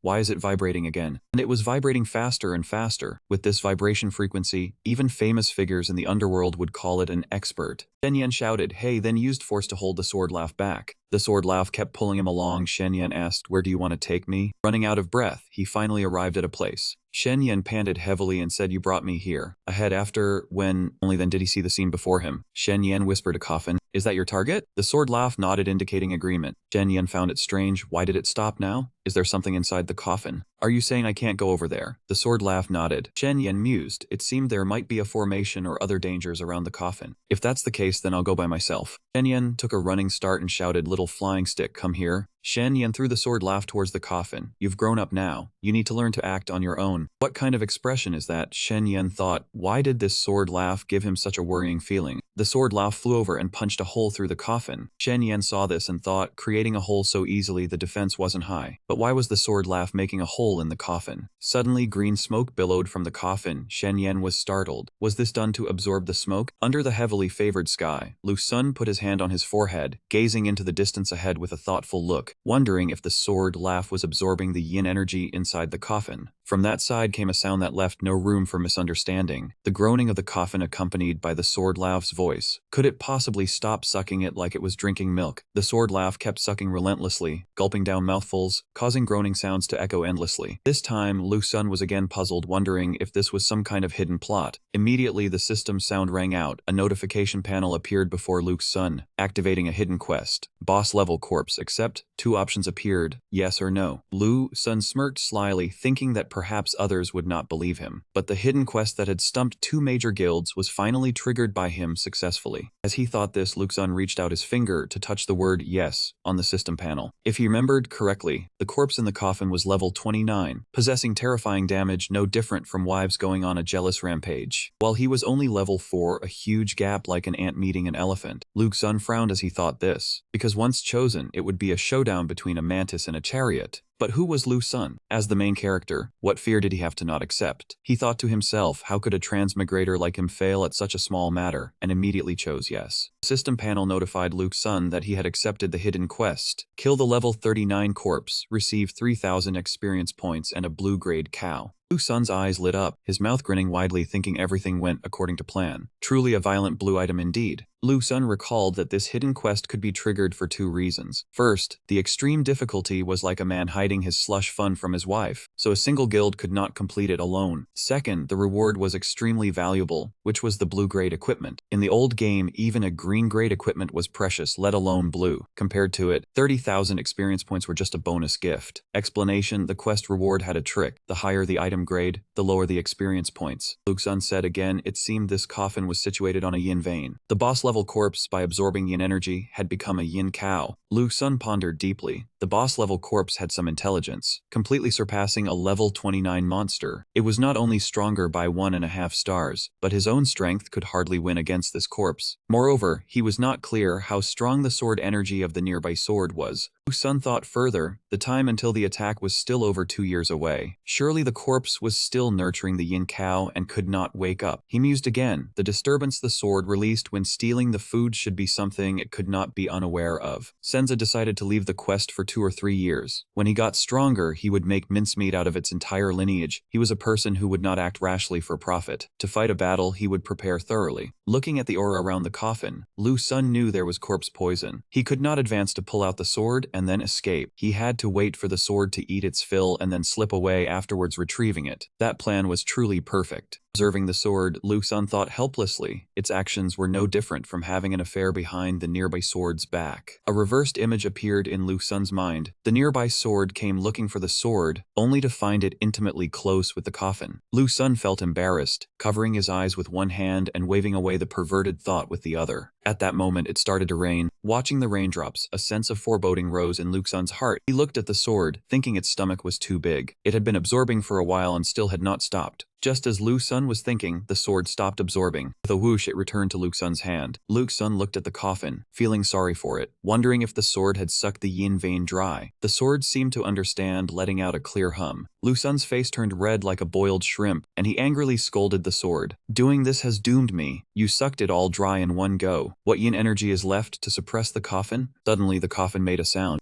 Lu Sun thought to himself he was done for. It could not be now, could it? He had not even prepared anything yet. Damn it, he really could not suppress the coffin anymore. He thought as he tightened his grip on the sword, opening its mouth to see the consequences. Not far away, the loud bursts of thunderclaps made the disciple of the path god want to disappear. He was terrified, his whole body trembling, his eyes on the verge of tears, inwardly hoping Lu Sun would return quickly. He could not bear it alone. His tender heart was not suited for this desolate and horrifying place. The scene shifted to Lu Sun's location. At this moment the coffin was shaking violently without pause, making him even more uneasy. Lu Xun thought to himself its way of waking up was indeed fierce. The sword at this moment was nimble, believing Lu Xun's speculation was wrong. With a cautious expression, Lu Xun comforted the sword, saying everything was still under control, but since it had come to this, he could only wait and see how things developed. Immediately after, with a bang, a large hole was punched through the coffin by a pair of hands with long, sharp iron nails. This corpse must have spent a budget to acquire such a quality set of nails. A female corpse, level 29, boss rank, appeared before Lu Xun. Its posture was incredibly arrogant. Lu Xun mentally cursed the corpse's mother. It was ugly beyond compare, ferocious like a shrew. Lucky for him, it looked poor in its tattered clothes and could not afford to study psychology. If it knew what he was thinking, 8 generations of his family would not be at peace. After body-shaming the corpse, Lu Xun told himself to stay calm. In danger, one must be even calmer. He repeated it 3 times for his brain to remember, because running away now would be too late. Lu Xun recalled that back then, to destroy this mother corpse, the 2 guilds had to exhaust all their strength. They used a unique cheating tactic, dying and reviving to create a numbers advantage, slashing it thousands of times to bring it down. Explanation: in the game, boss-level monsters were always buffed by the author, about 10 levels higher than players. To defeat it, only a war of attrition using revival counts could work. Lu Xun wanted to do the same, but he knew the number of revivals was limited. Moreover, he was not a player. If this corpse took over his body, revival money would be useless. Truly, bad luck was sticking to him. After this, he should probably be advised to take a mulberry leaf bath to wash away the misfortune. Corpse let out a roar, and the ground beneath its feet shattered completely. A terrifying pressure shook heaven and earth. Hearing the roar, Lu Xun could only cover his ears and think that its pressure was truly frightening. Indeed, a woman, once angered, was hard to deal with. Corpse with its bright red eyes, a face 3 parts anger and 7 parts cruelty, terrified Lu Xun. At this moment he panicked and thought of Mai Seifeng. But immediately after, Lu Xun told himself to calm down again. He knew the gap in strength was too great. In Sun Wukong's 36 stratagems, fleeing was the best policy, but in this situation escape was impossible. Only the sword energy within the small path sword might help him get away safely. In a situation of 1 part hope and 9 parts doom, a confident smile might just solve the problem. Lu Xun forced a smile and waved his hand at Mother Corpse. At this moment he was well suited for the title of a stalwart warrior, daring to smile in the face of fear. Suddenly the corpse emitted black energy and then flew up into the air. At this moment Ma Quanse looked up at the sky and saw a figure just having shot upwards, preparing to descend. He was stunned, his eyes wide open, calling for his parents when he realized it was a boss-level monster. It seemed he was scared, but unexpectedly, he opened the system panel and chose to record this scene. For him, curiosity overcame all fear. Once this boss fell, he would not be able to see it again, so he had to quickly capture the footage. Looking at the recorded image, Ma Quanse's eyes lit up, and he said excitedly, "This is a boss-level monster, a premium corpse." The scene shifted to Lu Xun. At this moment, he just discovered that the corpse had jumped up to gain momentum to land on him and tear him apart. Lu Xun broke into a cold sweat, thinking things had come to this. He firmly gripped the sword in his hand and shouted, "Release sword!" With a flick of his wrist, 6 streams of sword intent shot out toward the corpse. It immediately raised its hand to block the attack. On Ma Quanse's side, he looked at the captured image with great excitement. He knew this was Lu Xun's sword energy. Such a powerful single move made him even more thrilled, exclaiming 4 words, "That dictionary is too awesome." Lu Xun, however, was hesitant now. Relying on just this bit of sword energy, he was no match for it. Lu Xun raised the sword again, calling upon the sword energy of the nearby sword. "Finally, it's your turn to make a move." A bright streak of sword intent shot straight up toward the corpse. It did not even have time to utter a sound. Before its upper half had fallen to the earth, only the lower half landed on the ground. Seeing that scene, Manguan became even more excited. He was so excited that he could only jump up and down, shouting wildly. Regaining his composure, he exclaimed that a single flying sword had pierced through the clouds, revealing a clear sky. As soon as he finished speaking, he knelt down again, raised both hands in praise, and continued to celebrate Lu Xun's feat. Lu Xun remarked that this zombie had thick blood and high defense, but its powerful offense was still pierced through like paper. He looked at the remaining body of the zombie as it fell, thinking inwardly of the sword laugh. After all, it was just a part of the sword intent. He wondered what realm Master Xiong Yanli had reached to be so powerful. Lu Xun looked up to the sky and sighed it was fine now. He held the sword laugh in his arms, praising it endlessly, though unwilling to admit that the husband of the one who wielded this sword intent was truly very strong. Hearing this, the sword intent blushed in reaction, while Lu Xun broke out in a cold sweat, realizing he was feeding himself dog food. At this moment outside Kingling City, a girl with long white hair, casually dressed in red, her face covered by silk, said to the man beside her that a powerful sword intent was coming from over there. "Hurry up and go see." The masked man worriedly tried to dissuade her, "But milady, are you not afraid of that thing there? The corpse aura is overwhelming." The white-haired woman showed no fear. She replied that under such a terrifying sword intent, that thing would surely turn to ashes. She proudly declared she wanted to go see how formidable that person was. The masked man stammered to stop her, afraid of what if. She did not listen and took off running. If you are afraid, then stay here. This lady will go there herself. The masked man was speechless, tears welling up. Do I dare stay here alone? Wait for me. At this moment, on Lu Sun's side, the system announced the zombie mission was completed, earning 30,000 experience points. Lu touched the notification. Yin bead obtained. 1 hidden mission completed. He looked at the green bead floating up from the corpse of the monster lying on the ground. It was called a yin bead. Lu Sun reached out to take it, sighing that the yin bead was hidden inside its body. No wonder after the sword laugh sucked dry the yin energy, it was about to explode. He brought the bead to his nose and sniffed, mocking that although it was taken from inside the body, it had no strange smell. Suddenly, the sword laugh reacted, wrapping around his hand. Lu Sun asked what it wanted to do. The sword laugh acted coy and ingratiating. Lu Sun helplessly asked directly, stop scratching, it itches. Just say what you want. The sword laugh turned 2 sword eyes to look at the green bead in his hand. Lu Sun asked if it wanted it. Nodded hard, startling him. He sneered, well now is 1 yin vein not enough for you? It immediately became embarrassed, and it even rubbed against his face, acting spoiled. He angrily tattled to its husband, sword intent, your wife is acting spoiled here. He held the bead up high to tease it, saying if it was greedy, move once. If it was useful, move twice. As soon as he finished speaking, it nodded frantically, astonishing him. Lu Sun brought the bead close to his eyes to examine it, then said, do not rush, let me see its wonder. He put it into the system, and the result showed it was a yin bead, a low-quality green equipment, capable of confusing the mind in battle, a chance to distract the enemy. He looked at the sword laugh and said, if you are just greedy, I will not give you this low-quality item. But even if it is useful, its attributes are nothing special. In the end, he decided to stuff the yin bead into the sword laugh. Upon hearing this, it happily nodded frantically. Suddenly, a delicate hand reached in along with a voice of objection. Stop right there. The white-haired woman asked painfully, do you know what kind of treasure that is? Lu Sun turned around in surprise. It seemed he knew her. He said irritably, enemies on a narrow road, why is it you? The masked man recognized him while the white-haired woman was stunned. She stared at Lu Sun with an infatuated gaze, seemingly utterly captivated by his perfect, flawless appearance. The woman muttered blankly, how can you be so handsome, truly a heartthrob to die for, destined to be reborn from infatuation? She quickly calmed down and shouted, this bead is a spiritual treasure. Are you using it as food for the sword laugh? Lu Sun smiled and said this seat is happy to do so. Lu Sun saw that the other party did not recognize him, thinking inwardly, could it be that taking off the hat means they no longer recognize me? How ruthless. The white-haired woman pointed accusingly, you are too wasteful. A spiritual treasure like this should be used for cultivation. Lu Sun grew angry and snapped, are you teaching this seat how to do things? In his heart, he calculated to probe her. The white-haired woman frowned and continued, do you realize this is a very precious, low-grade spiritual treasure? Ignoring her protest, Lu Sun directly stuffed the yin bead into the sword laugh, smugly saying it is just a tiny low-grade spiritual treasure. This seat does not value it. Seeing this, the white-haired woman grew even angrier, screaming accusations that you are squandering heaven's gifts. She suddenly stopped as if realizing something. Wait, this is a mid-grade immortal tool. Lu Sun crossed his arms, his face full of arrogance, saying that was merely a remnant of this seat, not a concern at all. He stared at the woman, feeling something was off. Not right, this woman was originally cold and fierce. Why is she so sweet-tempered now? The white-haired woman suddenly did a 180-degree turn in attitude, admiringly asking if you have many weapons. Seeing this, he raised an eyebrow in confusion. The system reported her favorability increased by 1, but he was not pleased. Even if this demoness changed her ways, she was still a weapon maniac. Lu Sun sneered in reply, what business is that of yours? She immediately suggested, could you sell me one, any price is fine. Lu Sun suspiciously asked back, sell you one, any price is no issue. The white-haired woman's eyes lit up as she nodded frantically, yes, yes. Lu Sun mocked, without any politeness, you failed to snatch the sword laugh that day, so now you have changed your strategy. The white-haired woman was confused, asking back blankly, what, when did I? The masked man stepped forward to whisper in her ear, milady, this is the person from the demon sect we mentioned before. The white-haired woman scolded, why did you not mention it earlier? The other man said helplessly,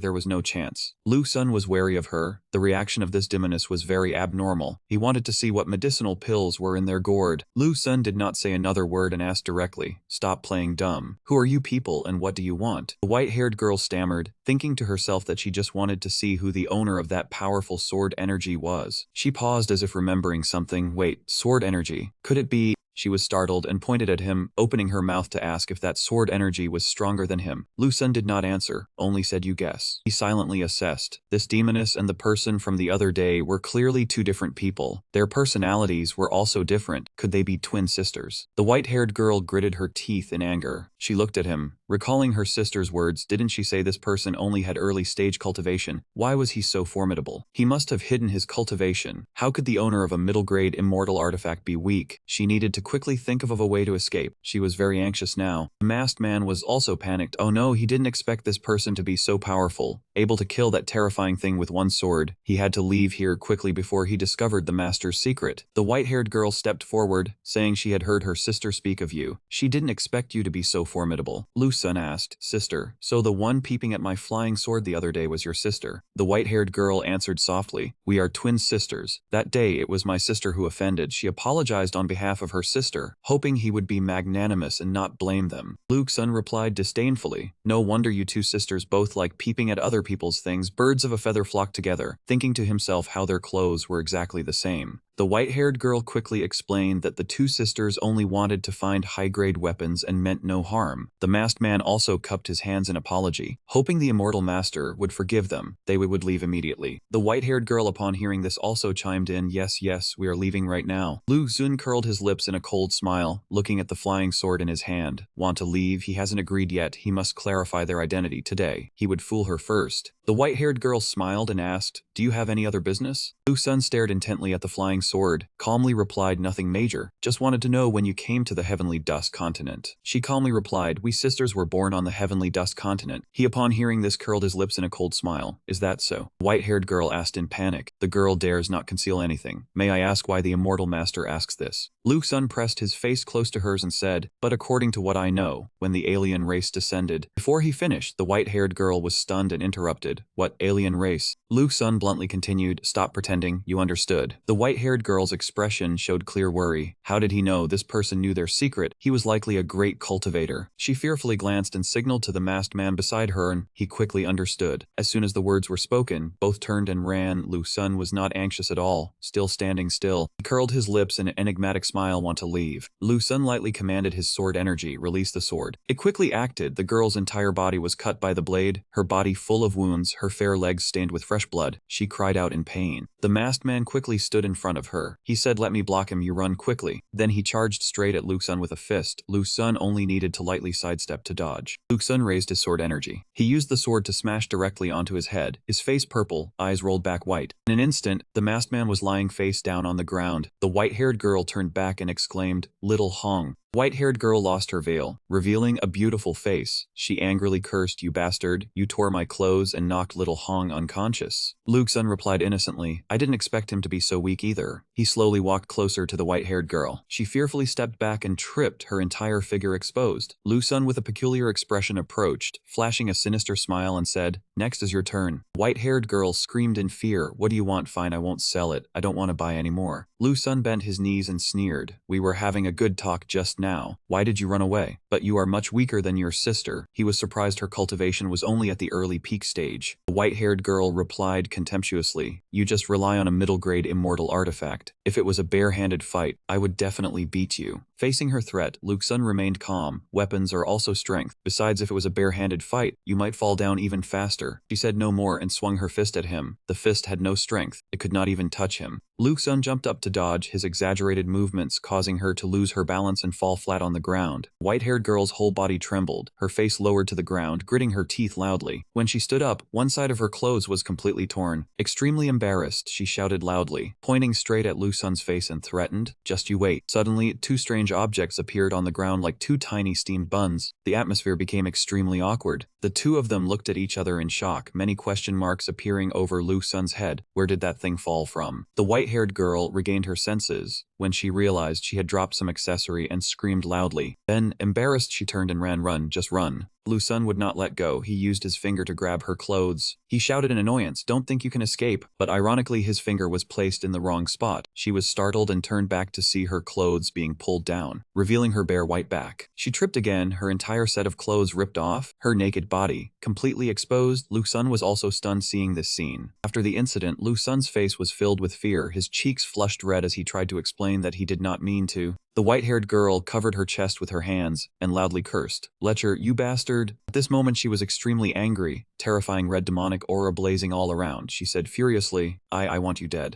At this moment, the white-haired girl became extremely agitated. She screamed demanding to kill someone. Lu Sun dazedly realized that the woman of the third realm had appeared. She seemed to go mad, her red magic power flared up violently. Her vacant eyes stared fixedly at Lu Sun, swearing that even the demon sect leader would have to be torn apart. Seeing that, he slightly flinched, his whole body exuding fear. He thought to himself that the might of the third realm was truly not something a level 4 like him could touch. Lu Sun frowned, sweating as he pondered. The half-sword aura of Big Senior was all used up, relying only on my sword aura. I'm afraid it's not good. He held the piece of cloth in his hand as if suddenly thinking of something. Now there was only one way. The white-haired girl rushed forward with a fierce face, shouting loudly, "Lecher, die now." Lu Sun was not panicked, calmly negotiating. "Hey, chasing like this is not good for you. What if someone sees? Do you still want to live?" The girl's face suddenly turned bright red, her actions froze. She was startled, stammering, "You." He spoke while tossing her clothes high up, saying, "Choose, kill me or keep your own reputation first." Taking advantage of the girl frantically picking up her belongings, he used the ghost-crying God Sorrow speed to escape, making her angrily curse, "Shameless." She used her clothes to cover her chest, pointing her finger in Lu Sun's direction and threatening, "No matter how long I live, I will find you and kill you." Lu Sun raised his brow disdainfully. "Kill me? Break into the Demon Lord's reading room behind the mountain. Kill the little senior master amidst a crowd. If you can do that, you are truly skilled." The sky was clear blue. Guanji looked excitedly into the distance, thinking that it seemed the Honored One had returned. As soon as the words finished, a figure flashed past him like lightning. The person was nowhere to be seen, but a voice vaguely said, "Meet at the inn." Guanji thought dazedly, was that the Honored One just now? Speed so fast, why is he running so fast? His eyes widened as if suddenly understanding, could it be? In cultivation novels, killing a boss requires taking the inner core. The Honored One probably wants to go back and refine it. Guanji was confident in his judgment. Clenched his fists, thinking with determination, even the Honored One is diligent, so I must cling tightly to his leg, no need to train hard anymore. This person's disguise skill is truly rare. Suddenly, from afar, Guanji saw the white-haired girl rushing over, startled and panicked. Her beautiful face and heaving chest just brushed past him. Guanji's cheeks flushed red, stuttering, Beautiful." The white-haired girl said nothing. She moved to cut his throat with a single ruthless and swift slash. Looking at Guanji's motionless corpse, she felt her heart ease somewhat after killing a human. She looked at the blood on her hand, blaming herself for acting too fast. If not, she could have asked which direction that man ran. Looking in the direction Lu Sun disappeared, she guessed and then gave up. He would return to the demon sect to gather forces. That was not my aim. No need to risk my life. She recalled the scene of Lu Sun giving a two-fingered salute with a despicable face, increasing her hatred, swearing to capture him no matter how long it took. After thinking, the white-haired girl turned into a stream of green energy and vanished. Suddenly, a notification appeared by Guanji's corpse. Bronze coin resurrection, 1 remaining. In an instant, he truly revived. Guanji, with a dark purple face, touched his neck and cursed. "Damn it, was I just beheaded?" He gaped in confusion, thinking if that woman was a new boss. Someone slipped through under the Honored One's purification? At that moment, the system displayed a new mission. Disciple mission failed, dispose of the half-body corpse. Guanji was astonished. The Honored One sent a new mission. He rubbed his chin guessing, if the Honored One knew there was still a boss, he probably wouldn't send a new mission. Could it be? The image of the beautiful white-haired girl with a hot figure surfaced. Guanji bravely made a judgment. Even the Honored One didn't notice that woman. He became increasingly gleeful. "She is my own great fortune." Guanji pulled out a sickle from his person, mumbling confidently. Left hand death lightning, right hand red-clad old lady. He swung the sickle high, wanting to whirl it around. "If I just keep this up, heaven's dust will howl before me." Suddenly he stopped, his eyes wide as he remembered something. "Wait, it seems I still have an important matter to attend to." Guanji excitedly took out a small box.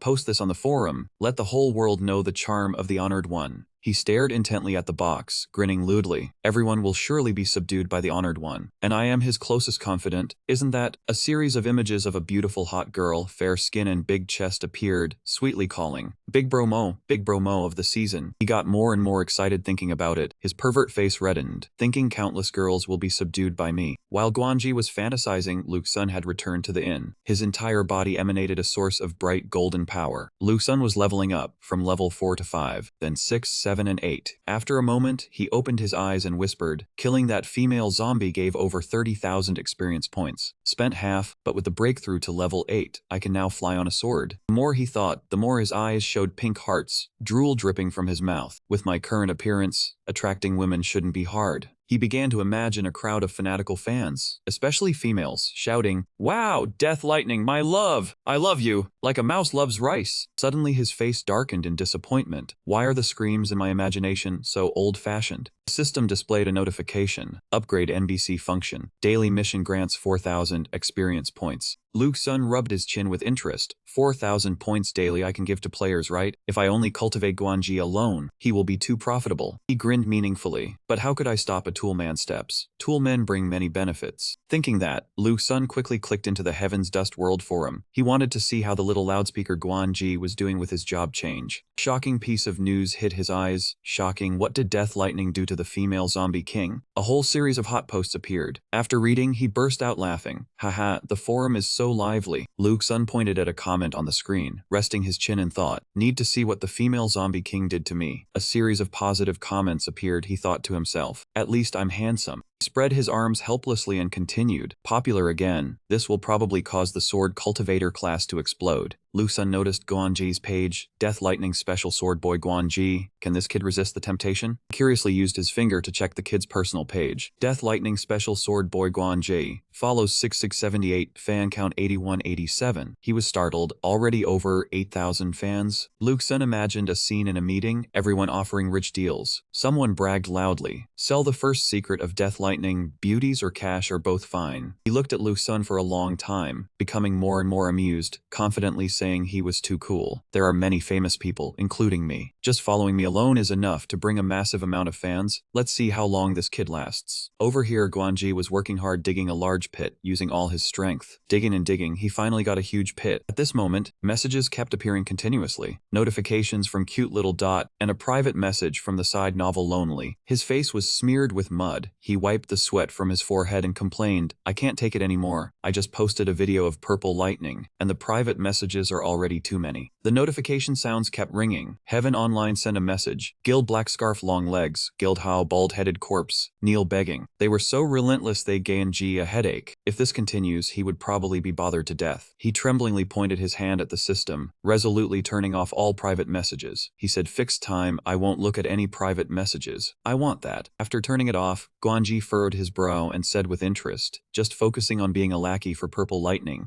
Back to the main character Luke Sun. He was in his room on more clothes. He thought while Jili and Rong Yan weren't around, it was a good chance to go check out the Demon Sect trial dungeon in Kingling City. He didn't know if he could release Gege Shu yet. Luke Sun equipped himself thoroughly, quickly opened the door and stepped outside. He muttered, "If possible, would this be considered me reasonably exploiting the system's loophole?" About 100 times or so, Luke Sun walked on the main road with his head covered, but the giant turtles would always bow their heads whenever they saw him. He looked at them, guessing with suspicion.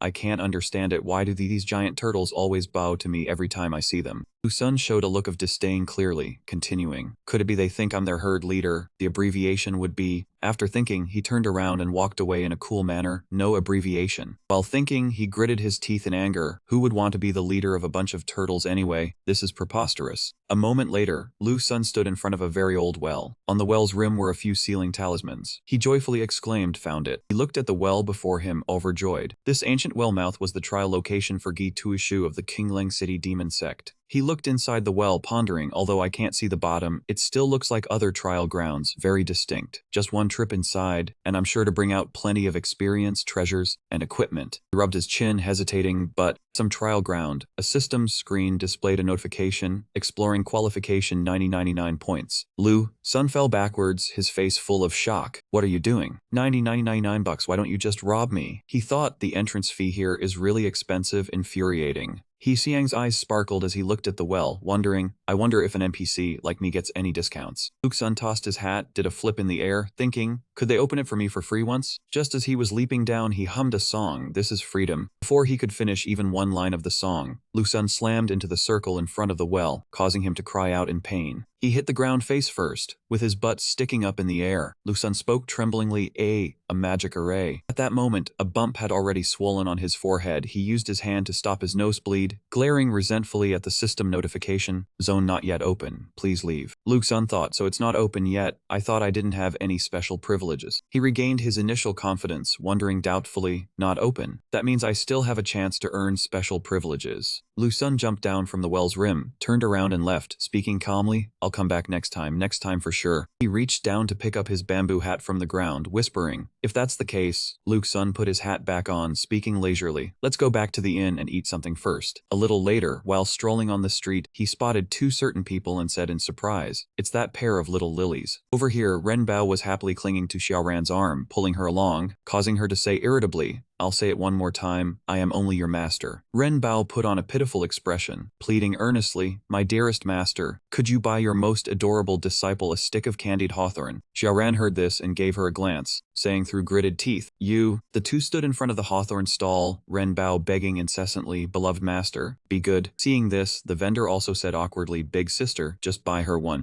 Xiaoran's expression changed instantly, a few sharp glints appearing in her eyes. She drew her sword and slashed a few basic strokes at the hawthorn stall, catching the vendor off guard. He hugged the pillar that had been slashed to pieces, shouting in pain, my stall, stop slashing it. Xiaoran turned and left, only leaving a cold remark, next time. Look clearly at a person's age before speaking, especially a woman's. Meanwhile, Ren Bao, walking beside her, was happily nibbling on a fragrant stick of hawthorn. Lu Sun hid behind the wall, secretly observing and muttered to himself, Tsk.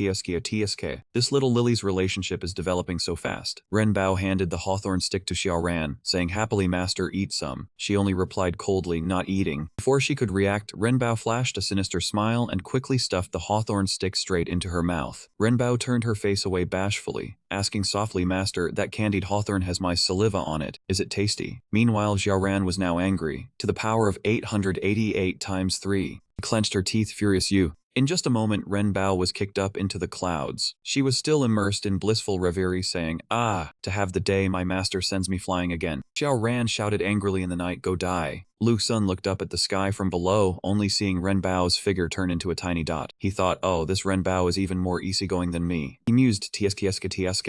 I can already imagine Xiaoran's mood. The Luran he imagined for himself was saying in panic, I'm very anxious. It seems like my female disciple wants my body. What should I do? A short while later, at the backyard of the inn, a loud voice rang out from the garden, great, amazing skill. Another person asked tremblingly as senior sister, how are you so strong? Rong Yan happily explained, smallness has its advantages. Your nose is small, don't always want to use something big. Hearing this, Lu Sun couldn't help but blush. He pretended to be calm and walked past, ignoring Rong Yan, who was bowing respectfully and saying, greetings, little Grandmaster Uncle. She thought worriedly, did little Grandmaster Uncle hear what I just said? Definitely not, absolutely not. Lu Sun stood before his room door, cleared his throat and said, ahem, not bad, learning from each other is a good thing. That's enough practice, let's go eat. Both of them replied in unison, yes. Rong Yan sighed in relief, telling herself, phew, seems like he didn't notice. Little Grandmaster Uncle is also a very innocent youth. Suddenly Ji Li asked loudly, Grandmaster, I'm very curious, besides sword practice during the day, do you use this little needle at night? As soon as she finished, Rong Yan immediately covered her mouth, and Lu Sun stood frozen on the spot. Rong Yan pinched Ji Li's face, laughing awkwardly and replied, senior sister isn't that kind of person. She is a cultivator who can endure loneliness. Don't think nonsense, junior sister Ji Li. Ji Li said in a determined tone, senior sister, our current strength is a bit low. Not only do we need to cultivate during the day, we also need to cultivate at night. She looked towards Lu Sun, whispering, otherwise, I can never catch up to little Grandmaster Aunt. Lu Sun cleared his throat and said, the rhythm is not bad, but you also need to pay attention to having some flexibility. He cursed inwardly, damn lucky I didn't open my mouth just now, otherwise I would be finished. Lu Sun opened the door, saying enthusiastically, come on, let's eat. Rong Yan replied happily, coming.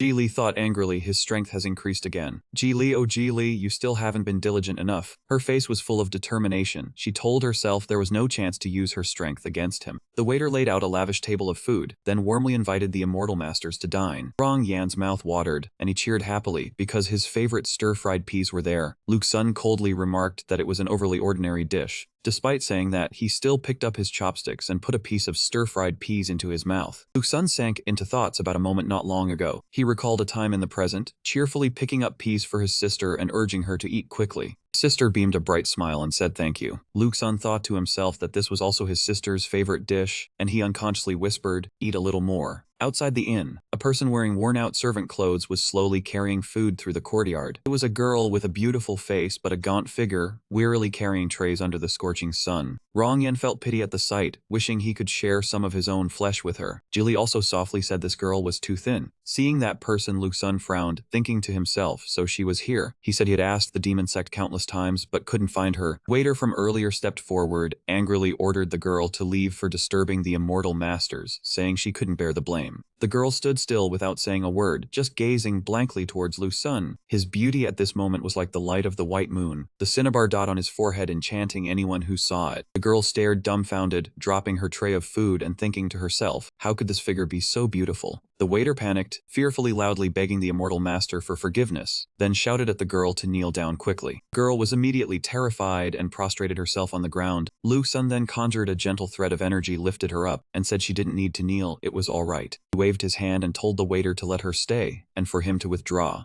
He bowed respectfully and said yes, but inwardly he was worried, because the immortal master was a high figure of the demon sect. Even if he didn't mind, it was still frightening. The waiter gritted his teeth and reluctantly left, leaving the frightened girl standing alone. After some deliberation, he turned back and earnestly begged, saying that this girl had mental issues, was both foolish and timid, and asked the immortal master to be lenient. Lu Sun calmly spoke to reassure him, telling him to rest assured and leave because the girl had immortal fate on her. The waiter was overjoyed to hear this and repeatedly thanked the immortal master. He passed by the girl and whispered to remind her to cherish this opportunity, because the immortal master said she had immortal fate. The waiter added that now she was on her own, with no one to protect her, and for a long time she had been nothing but skin and bones. The girl trembled, thinking to herself that she was very afraid. Only then did Lu Sun slowly speak, telling her to come a little closer and asking if she had eaten. She immediately shook her head vigorously. He gave a kind smile, telling her to sit down and eat with them. Only then did the girl slowly approach his side. As soon as she sat down, the system displayed information about Lin Chan. Lu Sun silently confirmed that it was her, the child of the world's future. Ji Li happily invited the girl to eat and introduced the delicious braised fish. Rong Yan immediately agreed. Lin Chan hurriedly wiped her hands on her worn-out clothes. She was shy, eating her rice with extremely tiny, delicate movements. Lu Sun looked at her, thinking to himself about this pitiful demeanor. He looked at her and then told himself that was her cautious, careful demeanor. Lu Sun remembered the image of his sister in the present and mused. It was really just like when she first left their parents. Ji Li quietly asked Rong Yan, who was burying his head in ravenous eating, why the girl wasn't picking up any food. Rong Yan explained that there was a gap between mortals and cultivators, and she was the smallest kind. Rong Yan said sternly to stop talking, that just sitting here was torture for the girl. Ji Li was moved and said that after losing his own parents, he understood that situation. Seeing the conversation had gone too far, Lu Sun cleared his throat, startling Lin Chan into fear. She obediently put down her rice bowl, looking at him with confusion. Seizing the opportunity, he quickly picked up a large piece of fish, put it in her bowl, and cheerfully told her to eat the fish. Lin Chan's face blushed bright red, hesitating without saying a word. Without a word, Lu Sun continuously picked up delicious food into her bowl, piling it into a mountain. He asked her caringly why she was so thin, if she was a picky eater, and urged her to eat a full meal today. Rong Yan and Ji Li stared in awe at the mountain of food. Lu Sun wore a smug smile and enthusiastically told her to eat to her heart's content. Lin Chan looked at the pile of food before her, tears welling up in her eyes. Rong Yan excitedly urged her to eat. Ji Li also chimed in, saying big bites tasted best. Lin Chan watched pensively as the two of them competed to slurp down their bowls of rice, remaining silent. She also quickly grabbed the pile of food in her bowl and stuffed it into her mouth, chewing ravenously. After a while, all four of them had full stomachs and let out a long breath together. Lin Chan voluntarily stood up to clear the dishes. Ji Li quickly said to let him help. Suddenly, a large hand stopped her, gently telling her to let the girl do it herself. If she helped, the girl wouldn't know what to do. Ji Li involuntarily blushed when she felt Lu Sun's hand lightly touch hers. Suddenly, two turtle bowls emerged from under the table and crawled towards Lin Chan. They happily rubbed against her, startling Lin Chan into a loud scream.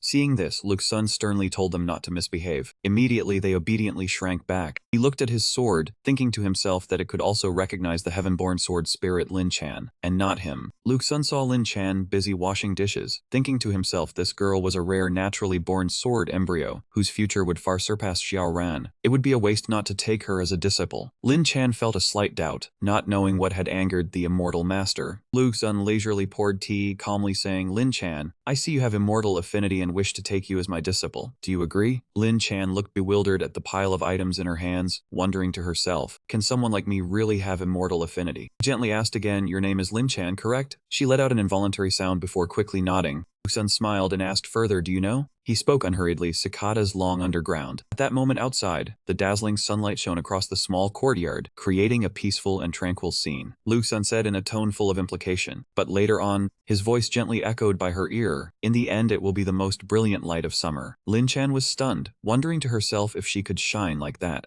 Lu Sun looked at the teacup in his hand and said, you did not shake your head, so I will consider it agreed. Lin Chan only softly replied with an Lu Sun swirled the teacup, smiling faintly as he said, in the coming days you will be my first disciple. The daily chores will all be brought by you. When the time comes, I will take you back to the demon sect. My identity you will learn later. Seeing that Lin Chan showed no reaction and only silently walked out, Lu Sun thought to himself, could she have been scared dumb? At this moment, Lin Chan was recalling Lu Sun's words just now. Cicadas stay underground for too long, but when they call, they become the most brilliant light of summer. Thinking of this, Lin Chan's eyes brimmed with tears. Her heart moved as she thought, I am about to have a master. On Lu Sun's side, Ji Lai emanated a deep wave of resentment, her glaring eyes fixed on him with fury, startling him into thinking, I can feel a strong hatred with a hint of soreness. Ji Li clenched her fists and shouted angrily, is this taking a disciple? I only wanted to be a sword attendant. Rong Yan was eating a watermelon, staring wide-eyed at Lu Sun as she questioned, What sword attendant? Lu Sun broke out in a cold sweat, forcing a smile as he patted Ji Lai's head, saying, cultivate diligently, and when you become an inner sect disciple, I will come to the scene. Ji Lai's eyes went wide, full of anticipation as she asked back, really? Lu Sun continued his sweet talk, waving his hand and saying, rest assured, if I do not show up that day, I will be beaten 5 times. Ji Li blushed with excitement, clenching her fists and shouting, okay. Rong Yan still did not understand anything, pressing on, what sword attendant? Lu Sun sighed inwardly as he looked at Ji Li, thinking that this girl's craving for his body was getting increasingly serious. Lu Sun imagined the scene of Ji Li being interviewed, shyly saying, the reason I have today's achievements is because I love little master uncle's body. Thinking of this, he felt his face darken even more, panicking and not daring to continue.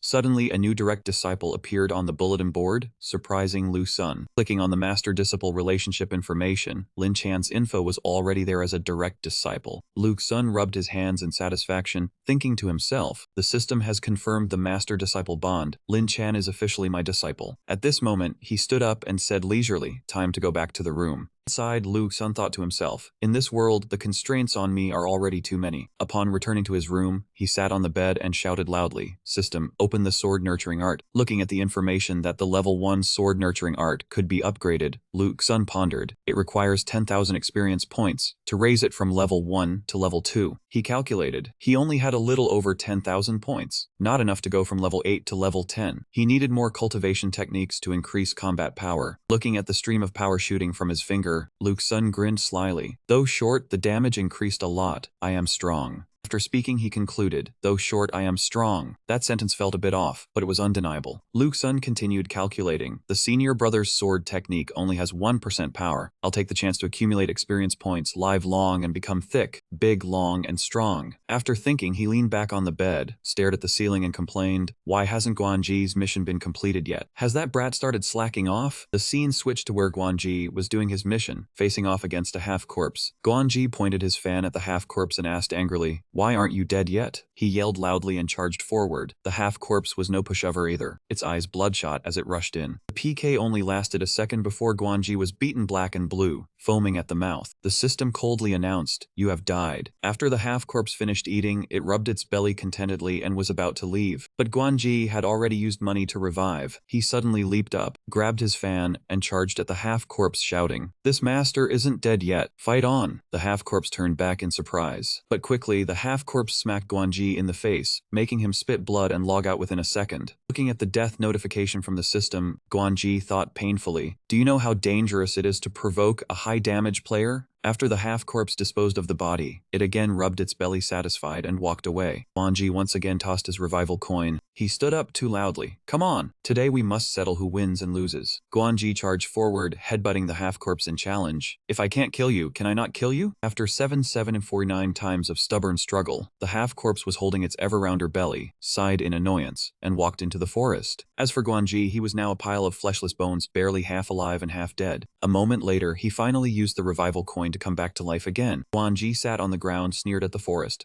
Scared of me so you ran away? He was exactly the type of empty vessel making the most noise, shouting, you still dare to stay here. If this great master doesn't resist, you're done for. Guanji lied arrogantly, his nose growing longer, excitedly clenching his fists. As expected of me, I got the beautiful girl's destiny and figured out how to beat the monster. Then he deluded himself, hopping and skipping. This strategy, I name it the Mo family victory rule. I am truly the same generation as the Holy Temple. Back at the inn, Lin Chan was still thinking about becoming a disciple, finding it hard to believe that I was taken as a disciple by an immortal master. The feeling just doesn't seem real. She looked at herself, thinking with inferiority. Lowly like me, what is there for an immortal master to see in me? Suddenly, a shiny halo along with a tangerine-shaped object appeared on her head. Liu Huangsu of the Imperial Engineering Corps walked into the inn. Liu Huangsu's eyes suddenly lit up, and he shouted in surprise. As soon as he entered, Liu Huangsu saw Lin Chan with the blue text and exclaimed in shock, "A blue NPC?" Looking around, Liu Huangxi thought to himself. All around were gray NPCs, not even a yellow one. This blue NPC must have some hidden plot. The more he thought, the more excited Liu Huangxi became, and he clapped his hands in delight and shouted, "My great fortune has arrived." Immediately he jumped over to Lin Chan, snatched the towel from her hand, and barked, "Stop right there." Lin Chan was startled, wondering what he wanted to do, but only managed to let out a confused whimper. Unexpectedly, Liu Huangxi took the towel and wiped the table repeatedly, as if he wouldn't stop until it was spotless. He said, "How could I let you do this? From now on, leave it to me, I'll wipe it 100 times. But before he could show off for long, the waiter brought 2 tall bodyguards who shouted, "You don't eat or stay here, you just come to cause trouble. You've got some nerve." Liu Huangxi saw these tough guys and got scared, sweating profusely, and said softly,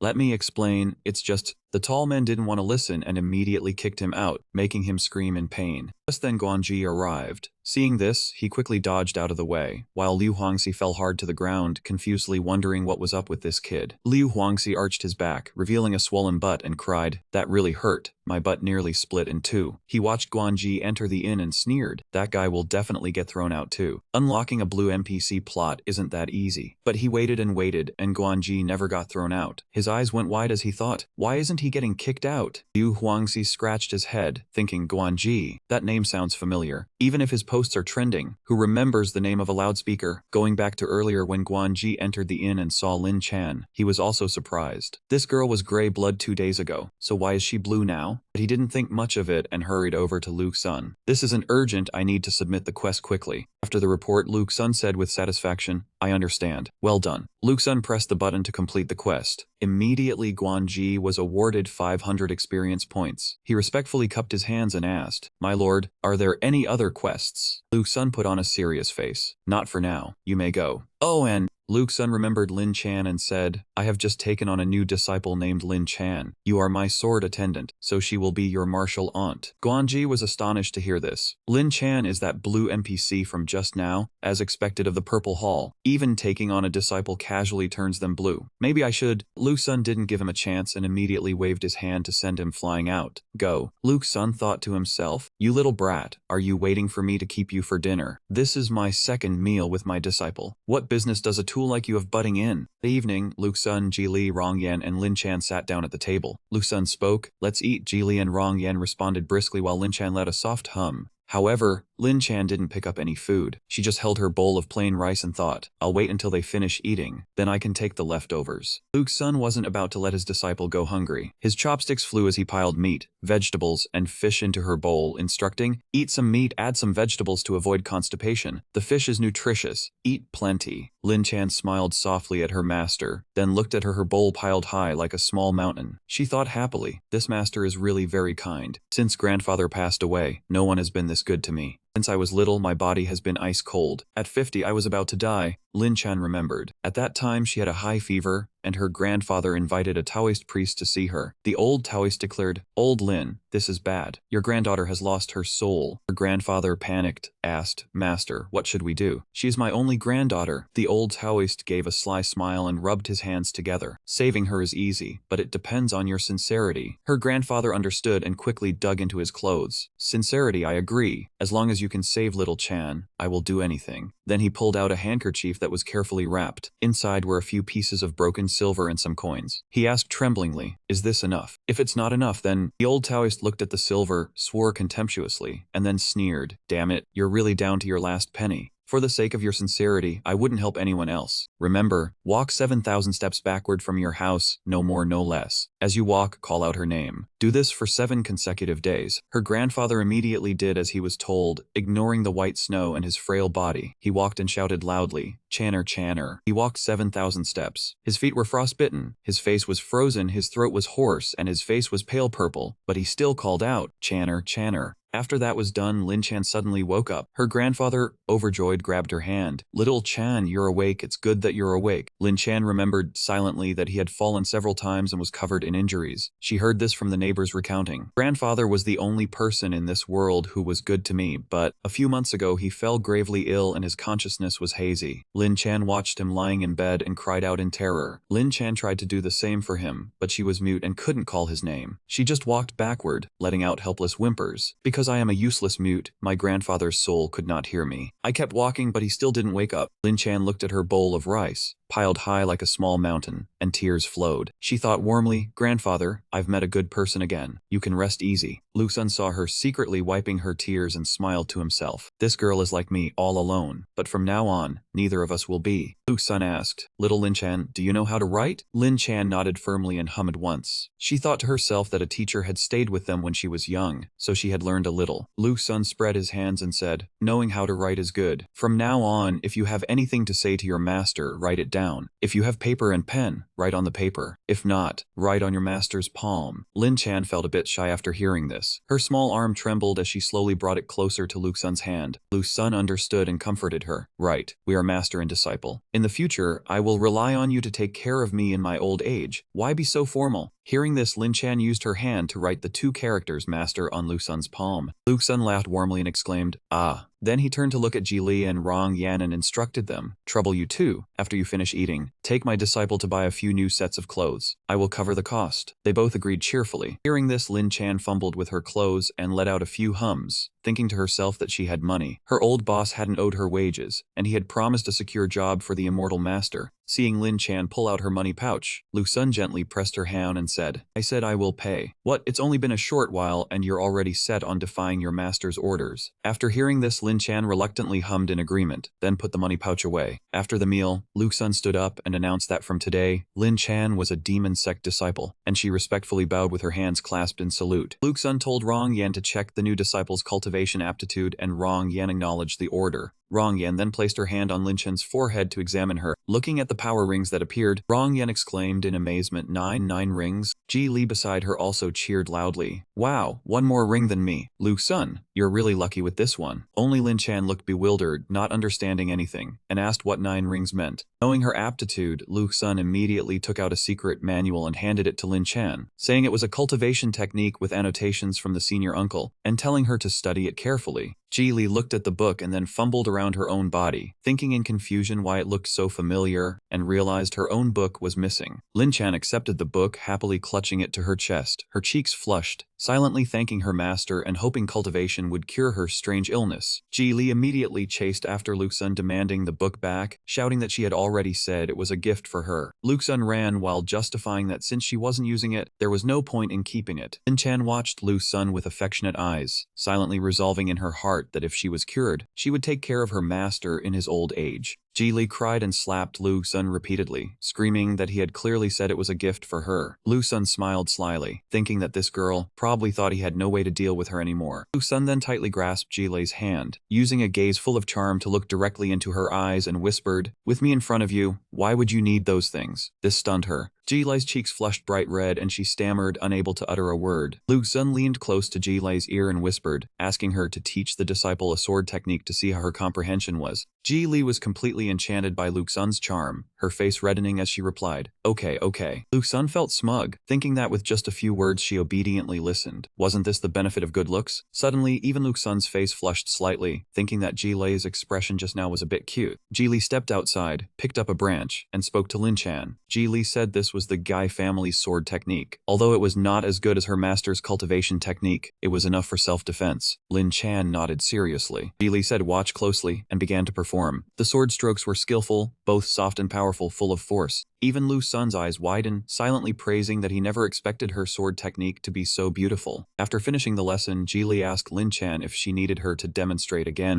Lin Chan stared back blankly. Ji Li was confused, and then Lin Chan wrote 4 characters on the ground. "Let me try." She slowly wrote those 4 characters on the ground and then stood up. Ji closed her eyes and cautioned that this sword technique was not simple, that in the past it had taken her 3 whole days to master it. Suddenly, Lin Chan raised a foot. Ji watched, unable to hide her astonishment. Lin Chan held the dry branch, confidently repeating the entire set of sword strokes Ji had just performed with practiced ease. After watching Ji stammered, "Ah, that's it." Rong Yan, who was eating on the side, comforted her. With 9 rings of talent and top-notch comprehension, it's only right she learns so fast. Even I feel envious. Hearing this, Ji's eyes widened with excitement as she asked Rong Yan, "Senior sister, you envy me too?" Rong Yan nodded and said definitely. After finishing her practice, Lin Chan panted heavily, worried inside whether she had performed correctly. Lu Sun was very pleased, approaching to praise her for learning quickly and having high comprehension, worthy of being his disciple, which made Lin Chan blush. Lu Sun came closer, ruffled her hair, and instructed that from now on she must eat more to have a fuller body, as it was a warrior's most important asset. Upon hearing the phrase fuller body, not only Lin Chan but also Ji and Rong Yan were all wide-eyed with shock. Lu Sun gave an awkward smile, explaining that it was just an expression from his hometown, and then told the two to take the disciple to buy clothes. Lu Sun watched Lin Chan's retreating figure, thinking to himself that she was a born sword embryo with mature comprehension, learning any sword just by seeing it. If cultivated with focus, how powerful would this disciple become? Lu Sun excitedly thought that the sword his master couldn't obtain, his disciple would sooner or later. The moon hung high, but Lu Sun still stood by the window, calculating how to earn more experience points, wondering where the futile people had run off to. After pondering for a moment, Lu Sun stroked his chin and grinned slyly. Maybe he should send them on a mission to grind all night, making them taste the joy of playing games like him. Just then there was a knock on the door and Rong Yan's voice came through. "We're back," Lu Sun happily responded. The door opened and Ji and Rong Yan walked in. Lu Sun asked curiously, "Where is my disciple?" Ji and Rong Yan exchanged glances, smiling meaningfully. Then both of them stepped aside, revealing the petite Lin Chan standing behind them. At this moment Lin Chan had changed into proper clothes, shedding her dirty look and shyly let out a soft hum. Lu Sun was very satisfied and said, "Not bad. A disciple should resemble the master." Lin Chan shyly thought that someone as beautiful as her master was a first for her. How could she possibly be as beautiful? Lu Sun noticed that Lin Chan's name had changed color, thinking that she had now turned green. He wondered what would happen if a player from afar saw this. Lu Sun then told Lin Chan to stay in the back courtyard with them from now on, then told her to go find a room with Ji while he went out for some business. Hearing this, Rong Yan and Ji immediately pulled Lin Chan away, laughing and saying they were all family now. Lu Sun turned and went outside, thinking that since he had taken on a disciple, it would be hard to stay in this city long. He had to quickly find more tool people. The next day, Lu Sun walked along the road thinking that even though he said he was going out to find people, their side only had about 1,000 players scattered across the continent. Adding in a few mediocre people he didn't like, the range of choices was quite narrow. Lu Sun frowned, holding his head in thought. Back when he was a pro player, he had made enemies everywhere for many reasons. The majority of them were experts. He hoped he would not be too unlucky. Lu Sun walked down the road and ran into the pervert Meng O, who was unbuckling his pants. That man muttered, "It's quiet here. Let me take off my pants and see how it feels." Walking a bit further, he saw another fool barking back and forth with a dog. Continuing on, he saw an idiot hanging himself from a tree branch, gleefully waving and yelling, "Woo-hoo, look, any tree works. The graphics are on fire." Lu Sun looked at the scene speechlessly, his face dark. He thought, are all the players in the city this weird? Is there no one normal? Suddenly Liu Huangsu walked over, fanning himself sarcastically. "You fools carrying on like this. Someone else will surpass your efforts." Lu Sun saw Liu Huangsu and recognized him with a start. "It's him, I know him. His characteristic is, he was good at stalking NPCs and sucking up to them obsessively until he triggered a hidden quest." Just then, Liu Huangsu noticed an NPC carrying water. His eyes lit up as he rushed over and spoke. "Uncle, what are you carrying that smells so good? Can I have a taste?" That NPC backed away timidly and asked in confusion, "Are you sure it smells good?" Liu Huangsu looked at the NPC's wary eyes and thought firmly, that look of wanting to avoid me, based on experience, there must be something good in his bucket that triggers a hidden quest. Liu Huangsu laughed heartily and closed in on the old NPC to attack. "Uncle, dressed like this, you must be a master. Stop pretending." He spread his arms confidently and yelled, "I am the fated one you've been waiting for. Let me have a taste." Even the old lady NPC was dripping with sweat. Helplessly, the NPC set down the water load and said, "Fine, go ahead and taste it yourself." Liu Huangsu nodded excitedly.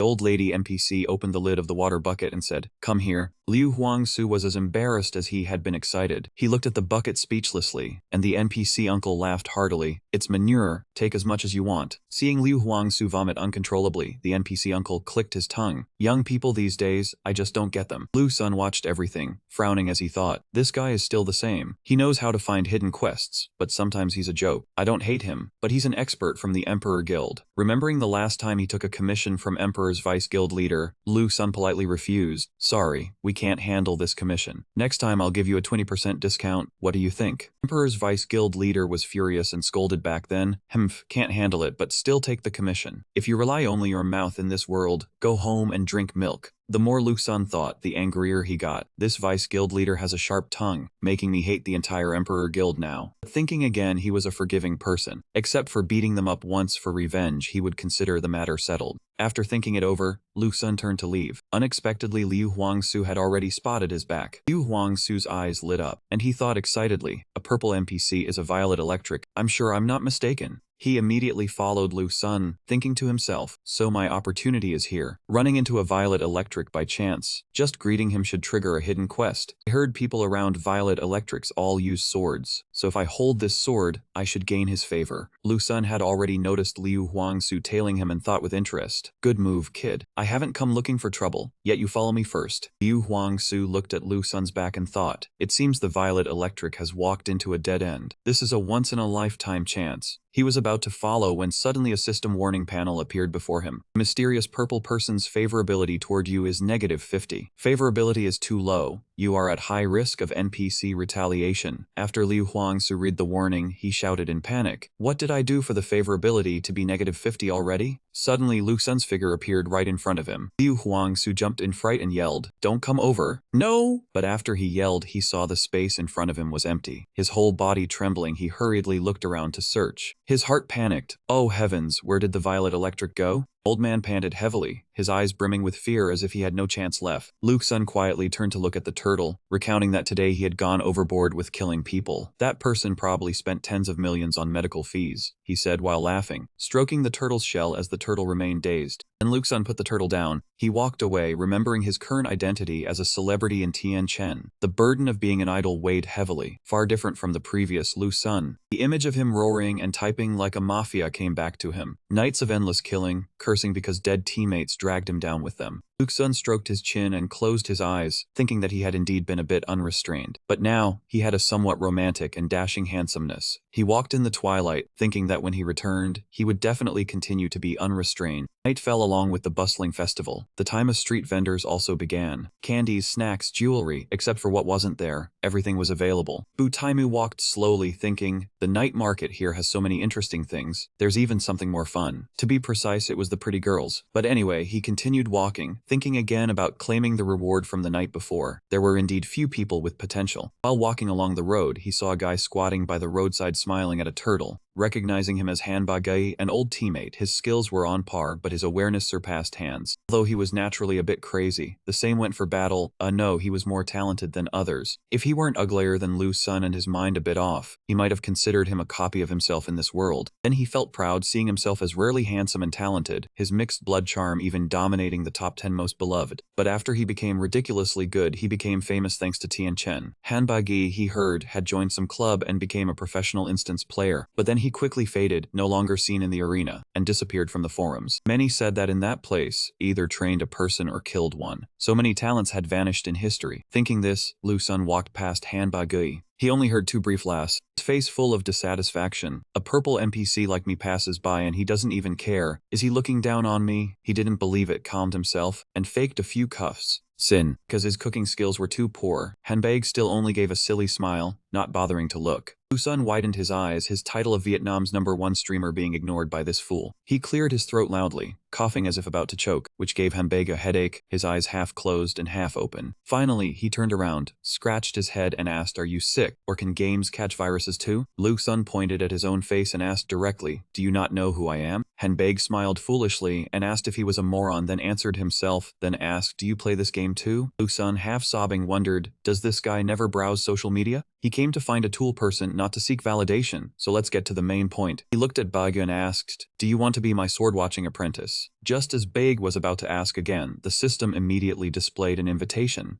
Zin thought to himself that he probably wouldn't think long, while Baig clasped his hands, his eyes wide as saucers staring at the system panel, his face full of confusion. Finally, he raised his hand and clicked accept because he found it interesting. The sword-watching apprentice is mine. As soon as he confirmed a golden light enveloped Baig, the system announced he had received the reality key art, and he immediately wondered. Luke Sun said, cultivate the reality key art to level 5, then come to the demon sect to find me. System displayed again, despite Baig's head full of question marks. Leveling up to 5 rewards 4,000 experience points. Baig's head was full of question marks, especially quest reality key art, truly confusing. Luke Sun turned his back, flipping his hair confidently. Indeed, a person with strong awareness and handsome like him is a rare commodity, his narcissism nearly exceeding his charm points. Then he dragged himself from place to place, passing through King Ling without even realizing he had returned to his lodging, truly narcissism blinding his eyes. As soon as he reached the door, he saw Shanni sitting there waiting. Seeing Lu Sun, she cheerfully rushed over. She offered him a bowl of soup, and Lu Sun was so moved his nose ran as he asked her if she had eaten. Hearing this, Shanni thought her master disliked her cooking. Who would have thought he wanted to eat with her? This guy is only good at being narcissistic and flattering girls. Shanni's eyes sparkled and she skipped into the kitchen to get another bowl. The two didn't go inside but sat right in front of the door to drink the soup. Lu Sun slurped down one bowl and felt warm inside. But because Shanni was happy, he was glad too. He intended to guzzle down the whole pot, but ended up only asking for another bowl, praising its taste and telling her to get more. Shanni's heart blossomed, and thus the distance between them closed a little more. Lu Sun only looked at her and smiled, this fate bringing master and disciple together. After eating and cleaning up, he left, leaving behind a few words of goodnight. Shanni was confused. Does goodnight mean resting safely through the night? But anyway, she still wished her master a good night. Surrounded by a green light, Lu Sun closed his eyes to cultivate, his experience points increasing continuously. 2 seconds into being cool, he frowned. Cultivating the reality key art was as unbearably painful as the day he lost her. But because this was a stable source of experience, he had to endure it, like watching her be happy with someone else. Cultivation stopped when Shanni came to visit. Lu Sun noticed something different about her. Her complexion was better, her spiritual energy stable.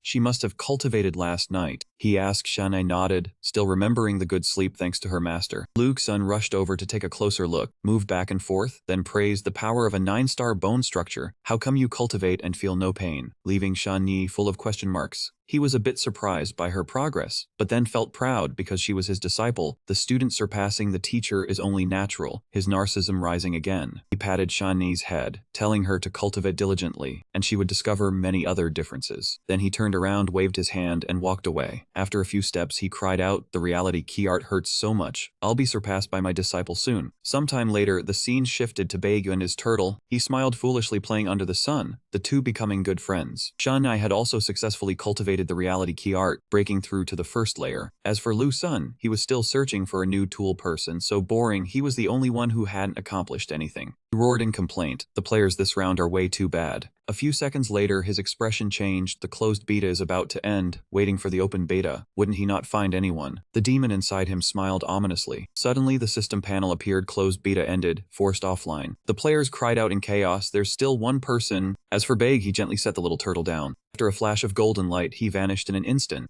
A crowd swarmed over, unable to believe he was a cultivator. He hadn't even finished shrinking distance before teleporting 1,000 li. Lu Sun secretly observed, calmly sipping tea. They intended to scare people with their vanishing act, but the crowd was used to it, because this was demon sect territory. Lu Sun was slightly surprised, so the people here understood this matter so simply. He suddenly remembered, the collapse of the heavenly Dao was mentioned during the open beta. Perhaps that was the reason for the player's disappearance. Drinking another cup of hot tea, he continued thinking. Lu Sun mused, this world is a game. Or is that truly the responsibility of the heavenly Dao? Had he really transmigrated into a game? Or is this a world he had never known of before? Suddenly, there was a knock at the door. Lu Sun coldly asked who it was. A beautiful girl with a shy heart stepped in. Her name was Gili, and she spoke up to ask if there were any arrangements for today. Lu Sun's network cable snapped, and he stared with wide, dazed eyes. As for the girl, she pursed her lips, thinking that the men in this building truly enjoyed tormenting others. Lu Sun shouted, how could he forget? The trial was over, the internal test had already opened. Gaily sang, Gaily sang. Gaili's eyes suddenly lit up. Her face flushed red and she giggled, secretly wondering if the plan to take possession was about to succeed. Was this how beauties always acted? Brothers. As for Lu Sun, he was still deep in thought. That trial instance was not easy to clear with his current level. Suddenly, Lu Sun turned his attention to the girl. Her face could not hold back a smile, and she stammered, deliberately thrusting her 2 large melons forward. Had he not once said he wanted to be her future sword attendant? Those 2 swaying grapefruits, who could resist them? Even their brother Lu was the same. His face was red, his limbs stiff, struggling to stay composed. Was he about to commit the crime of seduction? He could tell her face was red, and she was too nervous. The girl clasped her hands together, thinking that even while flaunting herself, she was still shy. She thought that as long as she bound Luke's son in a marital union, no one could steal him away. Gai Li of the Yu family. Luke's son raised his hand before him. Gai Li closed her eyes, ready to receive. Turned out he only pulled her clothes up to cover her more discreetly, doing nothing else. Why was her court dress not worn properly? If others saw, it would not be good. She was shocked, question marks appearing all over her head. Lun gently stroked her cheek and softly said, without titles or roles, cultivation only exceeded 5 years. What should come would come. He did not want to hurt someone so lovely. The flirting move was truly heavy. Gai Li's face flushed bright red. She smiled radiantly, mistaking Lu Sun's flowery words for a confession. Lu Sun broke out in a cold sweat, secretly wondering if this girl liked him too much. But restraint was unnecessary. Suddenly, Lu Sun pondered. The heavenly eclipse was merely a game to him. Was this matter not very ordinary? Oh my, Gai Li was this beautiful and sweet. If it were him, he would take her immediately. Because you were far too beautiful, far too enchanting. It turned out Lu Sun had completely regarded this place as the real world. He was no longer a child without parents but Lu Sun, the young master of the demon sect. Perhaps he could never return. Lu Sun's eyes glistened, tears about to spill. Gai Li decided to ask after him, only afraid he would be sad because of her. Suddenly, Lu Sun embraced her tightly and thanked her. Thank you for meeting her right from the start. If not, he truly would not know how to survive in this world. Gai Li started crying along, saying she felt the same. If not for him, she might have died at the hands of villains long ago, let alone avenging her parents. The two fell silent. Finally, Gai Li stepped out, wondering about the matter of entering together tomorrow that Lu Sun had mentioned. Then her smile brightened again. It seemed her relationship with Lu Sun had improved, had it not. She raised her hand high, shimmering in the blazing sunlight. The scene shifted to the Kingling demon sect the next day. Lu Sun and Gai Li stood before an old well. Gai Li wondered, was this the place he wanted to bring her to? Lu Sun smiled secretly. That was right, jump down below. He calmly replied, a thought flashing through his mind after the internal test. This trial ground would open, but besides him, the natives could go down at any time. Gai Li asked about the matter of jumping down. Lu Sun swung his hand, set his foot on the well's edge and confirmed, ignoring her dazed expression. Then he jumped first, leaving her behind, and she hesitated a little. How could he jump down like that? What if jumping down meant he could not come back up? A wrong scene beside Lu Sun appeared, the two of them, one master, one disciple, unable to be together, only able to die together. Gai Li's face turned red again. Finally, she accepted the jump, singing his name, asked her for foot, and leaped into the well without any hesitation. In that moment, she thought dying with him was fine. Then the two landed safely, and she lay nestled in his arms, surprised with her mouth wide open. As Gai Li fell, Lu Sun reached out and caught her.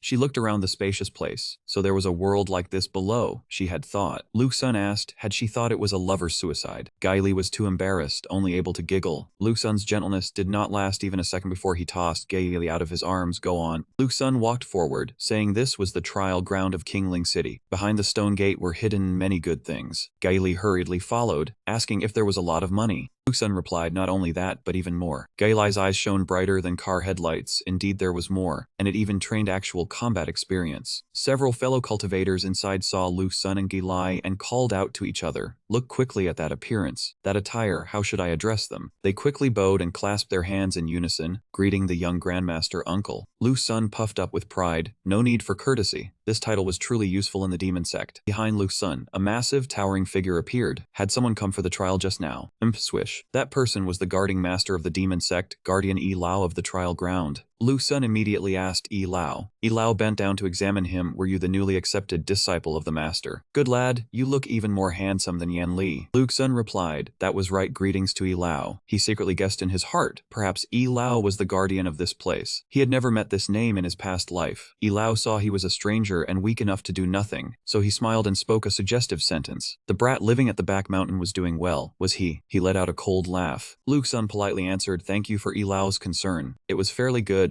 The two senior sisters were very kind to him. He felt a nagging doubt inside. Why did he ask him about this? Yi Lao asked the two senior sisters. Was the master not at the back mountain? That was right, the master had not yet returned to the mountain. Yi Lao rubbed his chin and smiled with hidden meaning. So that was it, no wonder, no wonder. Lu Sun felt something was off in those few inquiries. Did the implication of this sentence mean that because the master was not at the back mountain, he was able to live peacefully? Linking it to the matter of him being more handsome than the senior brother, Lu Sun narrowed his eyes. He did not fully understand Yi Lao's intentions yet, but the general meaning touched upon a deep secret. Yi Lao looked at Lu Sun and Ji Li and said, "You two want to pass the trial, who goes first?" Ji Li quickly stepped forward, taking the lead for herself. Ji Li looked at Lu Sun, so the demon sect's trial ground was actually hidden under the well. Lu Sun must be here for the first time too, she thought seriously, because he paid no attention to anything else here, except for a ranking board. After all, Lu Sun was the demon sect's little junior grandmaster. If his rank was too low, he would probably feel embarrassed. Going first could help scout for information inside and then tell him. Ji Li was not afraid at all, walking up to the trial gate, determined to pave the way for Lu Sun. Lu Sun stood behind, watching Ji Li's back disappear into the gate. Long Yang thought to himself, this idiot thinks she can scout experience for me, but I have already practiced here, memorizing every attack pattern of this instance. Seeing that he had nothing to do, Lu Sun found a clean spot and sat down to wait for Ji Li to break through the trial. Since she went first, he would take the opportunity to do some other things. Seeing Lu Sun's leisurely demeanor, the surrounding demon sect disciples were extremely envious. They said among themselves, as expected of the little junior grandmaster, cultivating so hard and not wasting any time. But the truth was that Lu Sun was lying down, scrolling through the forum. He scrolled endlessly, commenting on this person in that dress. Nice, this is exactly my taste. Suddenly, a recommendation notification appeared. Emperor Guild invites players to participate in a hidden quest. Lu Sun sat up to look. The Emperor Guild? What secret quest did they discover? He had to check it out. The notification board detailed a wanted order. The sect leader of Heaven's Gate sect at 3000 Mountains had lost his son and was offering a reward for the capture of the culprit. Providing information would earn a mid-grade magic tool, and killing the culprit would earn a high-grade magic tool. Lu Sun focused. Magic tools were gold-grade equipment. Lu Sun immediately felt mischievous, a sly grin spreading across his face. 3000 Mountains was the name for a mountain range containing many small sects, with Heaven's Gate sect being one of them. The Emperor Guild had activated a hidden quest for gold-grade equipment, which was extremely attractive to new players. A note was sent to the players. The culprit had been hit by the sect leader's attack, leaving a dark red mark on his left palm. Lu Sun sneered. Finding someone based on that mark was easy to avoid by wearing gloves. Anyone who helped the Emperor Guild complete the quest would be rewarded with 100,000 cash and a huge amount of experience points. Gold-grade equipment plus 100,000 cash, what a steal. This was clearly meant to attract all players within the inner city to take action. But unfortunately, the inner city phase had ended, making the completion rate of this quest nearly zero. A bunch of IDs in the community chat group were cursing at each other. Emperor Wuxin said, "Go die, trash." Another mocked, "Playing the game with your mother's compensation money." Lu Sun watched in fury, clenching his fists. "Since you revealed the hidden quest, I will give you a surprise at the appropriate moment." His mood turned gloomy, but never mind. After all, this high-grade gold equipment reward was a crucial key for him. Deep down, Lu Sun was analyzing. That swordsman was swinging his sword wildly, but in his previous life, he had taken on this quest. One who attacked the Heaven's Gate sect leader's son was truly ruthless. To avoid being tracked, he had directly chopped off his left arm bearing the mark, losing his left arm. From then on, no one in the Heaven Dust world could find him. But if any player encountered him, the system would immediately notify them that the quest target had been found. If not for the system prompts in this rigged game, perhaps he would not have died. Lu Sun smirked triumphantly, but now he, truly, the current time in the inner city was year 39997, and the siege battle would officially begin in year 4000, meaning in these 3 years of the Heaven Dust world, only he had the system prompts. With 3 years, even a mountain of gold could be cleared. Lu Sun returned to reality, sitting outside the gate waiting for Ji Li. Her aura wavered, as if she was about to come out. Ji Li slowly appeared with a swoosh sound. The trial seemed very tough, as she was panting heavily. Lu Sun quickly asked, "How did it go?" Ji Li hurried forward, still not recovered. "It was so hard, but..."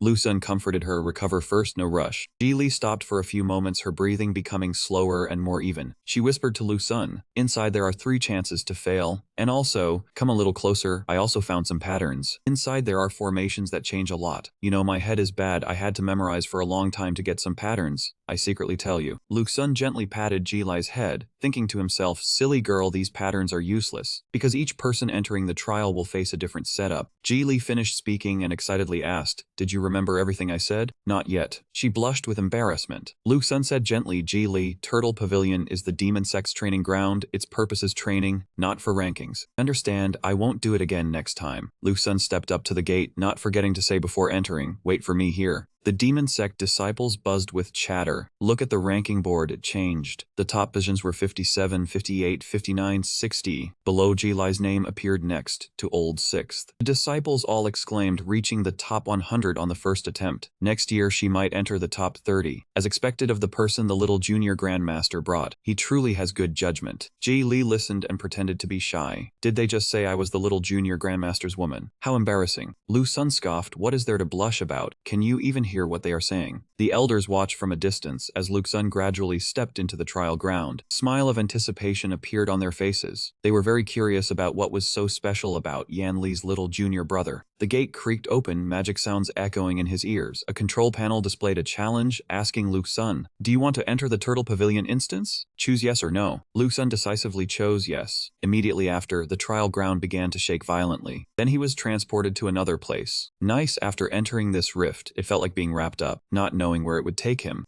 So fun, Lu Sun appeared in a place full of very tall rock formations. The first trial, a stone forest, huh? In one corner, there was a note board. Leave your magical artifacts in these wooden containers here. Lu Sun took off his precious sword scabbard and left it. Not allowed to bring external items inside, I understand. Nothing on me. Just this little thing. After putting down the scabbard, he strode into the gate, feeling extremely relaxed. First trial, here I come. Behind Lu Sun, dozens of swords began to fly out to attack. If he remembered correctly, the first trial's test was 81 swords, 81 grade weapons. They used 81 different types of sword techniques, moving back and forth like shuttles. To clear it, one probably had to block all 81 techniques, just like the instructions described. Outside, Ilao was monitoring every move Lu Sun made inside. He was extremely cunning, setting up a trick. Originally, these 81 swords would fly out one by one, but because he was the gentleman's disciple, Yan Li's junior brother, I will increase the difficulty for you. All 81 swords will attack at the same time. What will you do now, little martial granduncle of the demon sect? Lu Sun saw the 81 swords charging towards him. What a coincidence. He sneered, his specialty was playing dirty. Lu Sun stopped running and came to a complete halt. He toyed with the sharp swords that flew at him like arrows. He calmly closed his eyes in provocation. Come on, all of you, come at once. Lu Sun waved his hand, activating the swordless domain, stopping the swords in their tracks. They could not touch a single hair on his head. He just stood still, and every sword that shot at him was deflected back out. Lu Sun stood leisurely within the domain. Is that all you have got? Ilao outside gaped in shock. How did this kid do it? His divine ability could not hear any sound from within. Ilao found this young man even more interesting than that little girl Xiao ran from Locust Heaven Sect the other day. Lu Sun strolled leisurely within the swordless domain, watching the swords charge in and then bounce off. You all are quite persistent. He stopped. In that case, a reward for you. Lu Sun snapped his fingers. The remaining swords immediately scattered in disarray. Lu Sun turned his head to look, completely unharmed. Simple. He coldly left the scattered swords behind and advanced towards the next gate. Notification panel appeared, congratulating the host on passing the first stage and preparing for teleportation to the second stage. A familiar feeling brought Lu Sun to a new stage. The second stage, if you remembered correctly, had 36 swords. But the sword techniques and quality of these swords had increased considerably. The moment Lu Sun set foot on the second stage, 36 flying swords charged at him. This time, they formed a smaller circle. Something was abnormal. There was definitely a problem. He had to be careful. Ilao watched with amusement, chuckling inwardly. This stage was completely different from the first. Stepping in here already placed him in the top 20. Lu Sun stepped into the second stage. Why was it so quiet? As he was walking, a sword flew out from nowhere and stabbed straight at him. Luckily, the swordless domain blocked it in time. Lu Sun was startled. Damn it, there was a trap. The sword was still trying to burrow into his domain. Lu Sun flicked his hand, get lost. Lu Sun broke out in a sweat. That was close. This low-grade monarch feather flying sword could not be underestimated. He had to be more careful. Right at that moment, a volley of other swords simultaneously charged forward. Is that all? Wait, hold on. Lu Sun wondered, did the swordless domain have a limit on blocking weapons? Gray weapons were easy to deflect, gold ones were difficult. Testing the limit would be helpful later on. Lu Sun allowed the swords to stab into his domain to test its durability. Keep stabbing, let me see for a while. Ilao outside was bewildered. Was this kid crazy? No matter how powerful the spell that blocked swords was, it had a limit. Lu Sun counted each incoming sword. 6 swords, the 7th one. The sword drilled up from the ground straight between his legs. Impossible. If he had not reacted fast, his manhood would have been lost. Damn it, this was more dangerous than he thought. The swordless domain had lost its effectiveness. The limit was 6 low-grade monarch feather swords. Understood. Lu Sun swung his hand, knocking away the group of swords. Come on. Your task is over. Another volley of swords circled around and rained down on his position. Next, it was time to clear the stage. Using his incredible skill, Lu Sun danced around for a bit and the swords fell clattering to the ground. He even had time to strike a pose. He only needed to control 6 swords to pass the stage easily. For the final flying sword, he even acted cool. Ilao was satisfied. The kid was very agile and recognized the strong swords. He just could not understand how he deflected the swords. Ilao stared closely. The kid cleared the second sword formation stage without holding a sword. Unbelievable. The item in that treasure earlier was only Yan Li's scabbard. Wait, a scabbard? Watch Lu Sun continue to the next stage. Ilao grinned, showing his teeth. Could this kid have hidden a sword and brought it in? Eh, haha, interesting. Lu Sun stepped through the gate. Once he grasped the trick of this stage, it was not hard. This was the rocky forest dead end. Luckily, he had upgraded his sword nurturing art by 1 level. The familiar surge of power brought him to the next stage. He wondered what the third stage would be like. He was a bit curious. Lu Sun was teleported to the third stage. Lu Sun looked around. Is this the third stage? So this stage was a test, that kind of test. Lu Sun slowly walked forward. The swords were already lying on the ground like a maze. It was a sword formation again, in 3 tiers. A 3-tier sword formation. Activating one would trigger the entire thing. He could not scout recklessly. Lu Sun remembered the ranking list. Xiaoman first, Xiaoran second. The only one who cleared it was second senior sister. Xiaoran must have failed against this formation, so there was probably something to it. But, opened the panel, the chance to clear was 2/3. He had 3 chances, trying one more time was fine. Lu Sun confidently chose to continue the challenge on the third gate. He would try it even if death awaited. He strode forward without any guard. A sword embedded in the ground trembled slightly. Then it soared into the air, charging straight at Lu Sun. Come here, attack me openly and fairly. I hold no fear. Lu Sun smugly activated his swordless domain. The sword touched the swordless domain,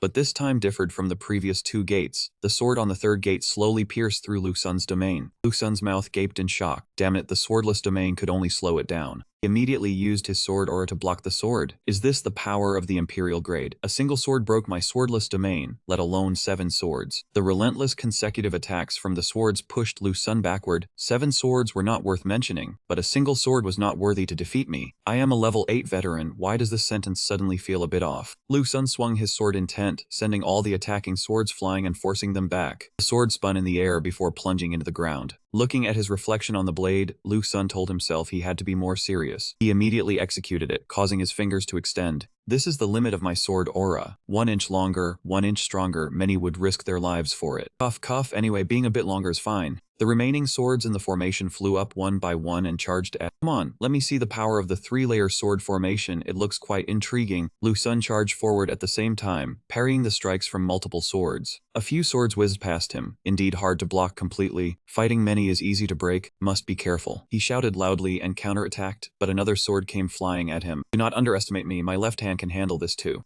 2 swords charged simultaneously. Lu Sun kicked them away. The opponent is still a step ahead of me. Wants to toy with me? Not so easy. But before he could rest, Lu Sun was stunned. The remaining swords slowly floated above his head. He cursed under his breath. There is such a move too? Lu Sun continued using his sword intent, counting that there were still 7 swords left. 7 swords spun above Lu Sun's head. The game panel appeared. It was the 7 Chaos Sword Formation, Leakless Strike. 7 Chaos Sword Formation increases 21 attack points, 6 agility points, a mid-grade sword formation of the Demon Sect. Lu Sun gritted his teeth. High-level formation, but the name is too long. Outside, Elder Lao watched. The kid breaking 3 swords was impressive, but 7 swords are 10 times harder. Lu Sun calmly thought. Later he had to forge a sword aura for himself back at the Demon Sect. Now's the time to show my true strength. He immediately activated his sword intent, the ultimate move, sword intent 3rd layer. Elder Lao shouted in surprise, sword intent? A brat with such low cultivation has comprehended it? Real sword art 8th layer grasping sword intent. I have only heard of one person doing it. That was the founding sword master of the Demon Sect, Yan Li, a natural-born sword embryo freak. Unless this guy is also a natural-born sword embryo. Elder Lao stood up abruptly, his eyes shining. The Demon Sect has gained another natural-born sword embryo. So happy, I thought Luo Tian Sect's kid was already formidable. Now my sword sect has a talent. Those Luo Tian Sect whelps are nothing. Lu Sun continued his confrontation with the 7 swords. He raised his hand to the sky, power gathering at his fingertips. Lu Sun strained so hard that blood began to foam from his mouth. Cannot die, thank you. Towards the end, he spat out more and more blood. Elder Lao panicked. 3 more swords to go, hold on.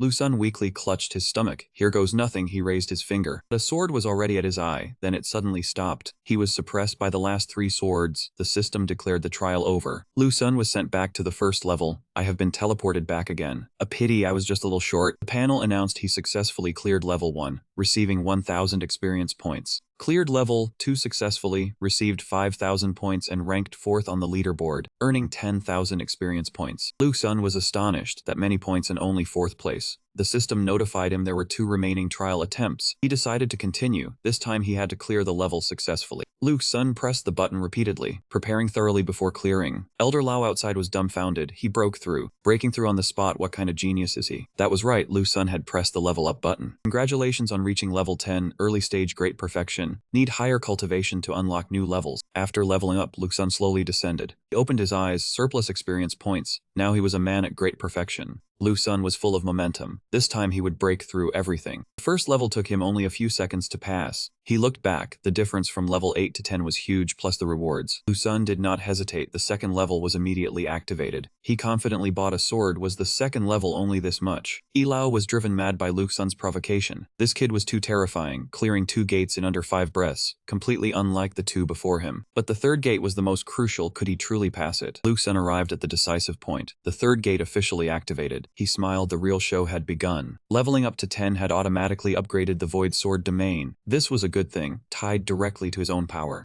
Lu Xun stepped forward. The sword before him stirred. He said, "This is the second time, old friend. Let's have a one-on-one bout." The first sword immediately launched its attack.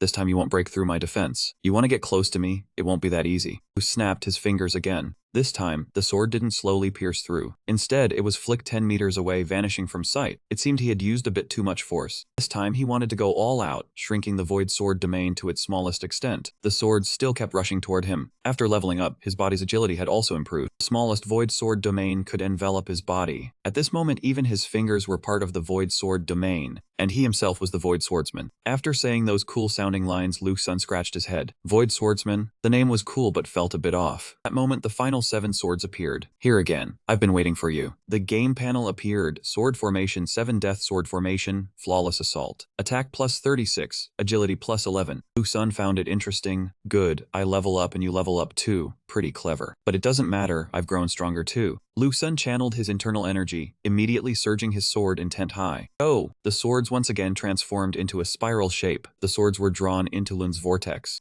One by one, he destroyed 3, 4, 5 swords. The 6th sword was also shot away. That was 6 down. 7th sword, you go fly too. Lu Xun used his strength to counter the final sword. Unexpectedly, it dodged to the side, evading Lu Xun's strike. How could it dodge that? At that moment, a phantom of power immediately appeared. He had it figured out now. Using sword aura to materialize a phantom like this. Was this the sword master of the sword formation? Blood was already flowing from Lu Xun's mouth. Come on, who's afraid of who? Lu Xun and the sword master phantom immediately clashed. Fut. Lu Xun was sent back to the first gate. The stone forest was back again. That phantom was truly very powerful. The game panel appeared again. Dungeon Turtle Longevity. Gate cleared successfully. Received 20,000 experience points. Current ranking is position 2. Outside, Ilao nodded in approval. Not bad, you even forced the sword master to act. But that's all you've got. The trial of turtle longevity is not easy. Lu Xun pondered. Forget it, I didn't farm enough experience this time. He stood up and tapped repeatedly on the screen. I don't like this feeling of not having enough. He used experience to upgrade a skill. Sword nurturing technique went from level 2 to level 3. Critical hit effect reached 400%, deducting 25,000 points. If he was going to break through, he might as well go all the way. Lu Xun said, seriously, even if I have to use all my experience points, I will break through today.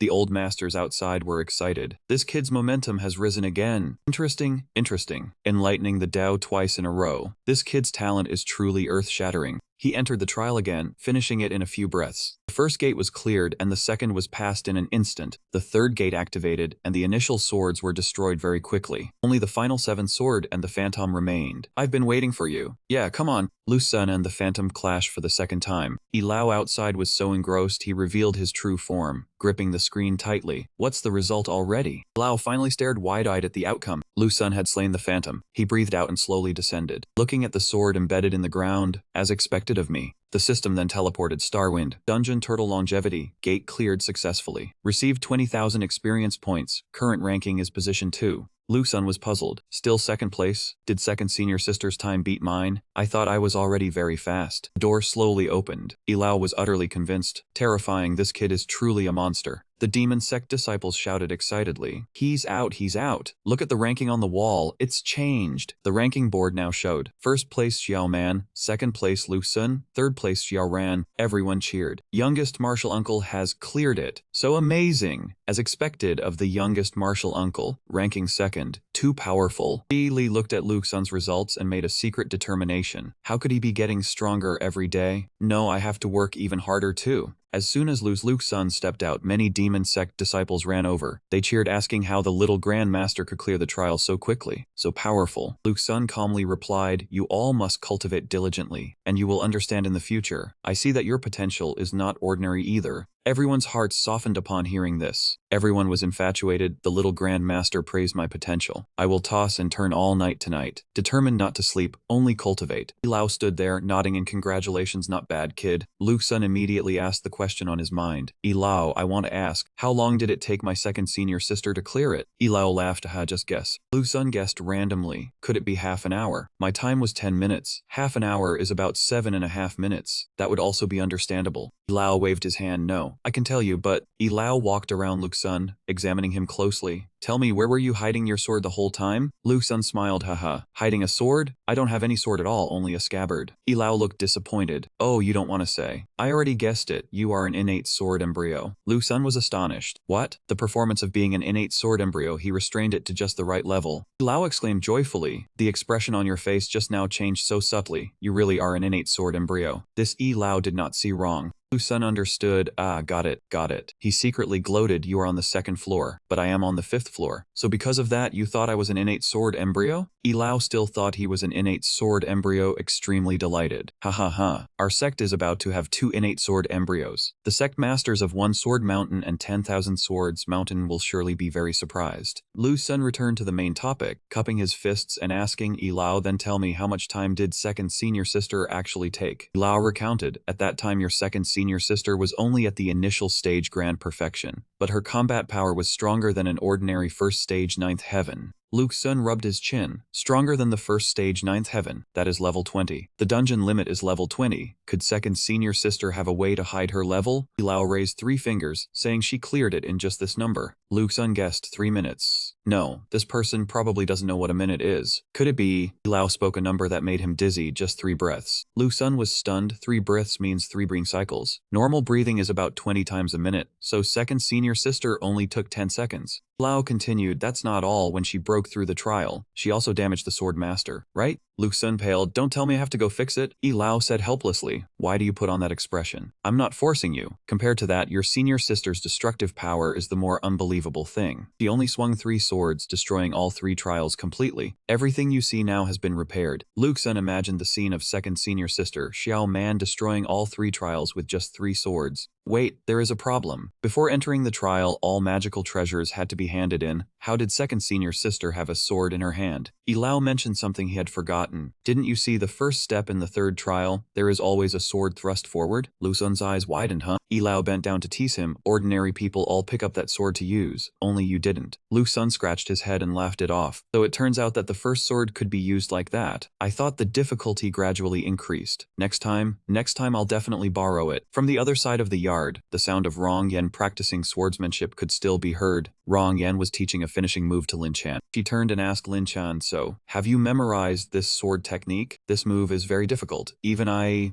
Lin Chan nodded immediately, thinking in her head, I remember. But I think just remembering the movements is useless. I have to combine the flow of spiritual energy from the solid energy technique. She shyly covered her mouth, unsure if her thoughts were correct. Rong Yan was astonished. Such a difficult move, and you memorized it that quickly. This is the comprehension of a 9-star bone structure. At this moment, Lin Chan suddenly became very happy. Master is back. Lu Sun and Ji Li had returned after a day of trials. Seeing her master Lu Sun, Lin Chan cheerfully ran over to greet him. Lu Sun rubbed Lin Chan's head, asking if she had trained diligently today. Lin Chan replied, Ji Li stood to the side, biting her handkerchief and crying silently. I want to have my head rubbed too. Lu Sun extended his hand for Lin Chan to write characters on his palm. Ji Li saw them and thought they were holding hands. Her jaw almost dropped from jealousy. It was unclear what Lin Chan wrote, but Lu Sun nodded in agreement. Haha, go tell the kitchen. Ji Li stood watching, filled with envy and longing. They are clearly holding hands, I want that too. As soon as they entered, Lu Sun said, tomorrow we return to the sect. Ji Li was stunned. Do we have to go back so soon? So soon? Seems like we've been here for nearly a month. Ji Li grew anxious. Once back at the sect, it would be a long time before she could see Lu Sun. What to do? She didn't want to be apart from him without anything having happened. She came up with a plan, her smile beginning to warp. If that's the case, I can only make something happen before leaving, so I won't regret it. Lu Sun instructed everyone, we depart tomorrow. Everyone go rest tonight. Ji Li had already calculated tonight. Tonight is definitely going to be a sleepless night. After a tiring day of breakthroughs, Lu Sun wearily opened his door, yawning until tears streamed down his face. Although today was insightful, the trials were truly exhausting. Lu Sun collapsed onto the bed. Staring at the ceiling, he thought, right now I am stuck at level 10. Tomorrow I go back to the demon sect to learn a new cultivation art in order to level up further. Thinking like that, I will become the strongest of the Earth Demon sect. Lu Sun closed his eyes like that, slowly drifting off to sleep. He opened his eyes. The dream had brought him to a place as he stood in his gym clothes in front of the school. Is this my high school? Have I really returned? Is this real or a dream? Lu Sun rushed into the school, hoping to see her again. He ran like the wind to the front of the classroom, panting heavily. Lu Sun was exhausted. Even if it was a dream, it was fine, as long as he could see her again. Lu Sun pulled open the classroom door. The girl of his dreams was standing by the window, her long hair gently swaying in the wind. She asked, have you come? Lu Sun blushed shyly. How have you been? Even knowing it was a dream, he was willing to sink into it. She said softly, don't you want to come a little closer to me? Lu Sun slowly approached, his heart pounding. She was his first love, the only light in his despair. He stood happily behind his muse, close enough to smell the fragrance in her hair. How could a dream have a scent? The girl asked, do you really like me? Lu Sun was silent for a moment, then replied, I like you. She immediately threw herself into his arms, saying, I like you very much too. Lu Sun soberly realized he was happy but knew this was only a dream. The girl looked up and said, Lu Sun. Lu Sun. He thought this voice sounded very familiar. Her face was revealed. It was Ji Li, ha ha ha. Lu Sun was startled. What kind of weird girl is this? Is it Ji Li? Lu Sun's face turned pale, and he woke up drenched in sweat. Ji Li had been lying on top of him without him noticing. She kissed him directly, leaving him utterly stunned. Ji Li pulled her lips away, shyly saying, I like you. Lu Sun was like, what the hell is this? The scene was extremely awkward. Lu Sun stammered, like what? Ji Li replied nonchalantly, weren't you just asking me? Lu Sun recalled, do you really like me? Ah, did I actually speak out my dream? Damn, that's too shameless.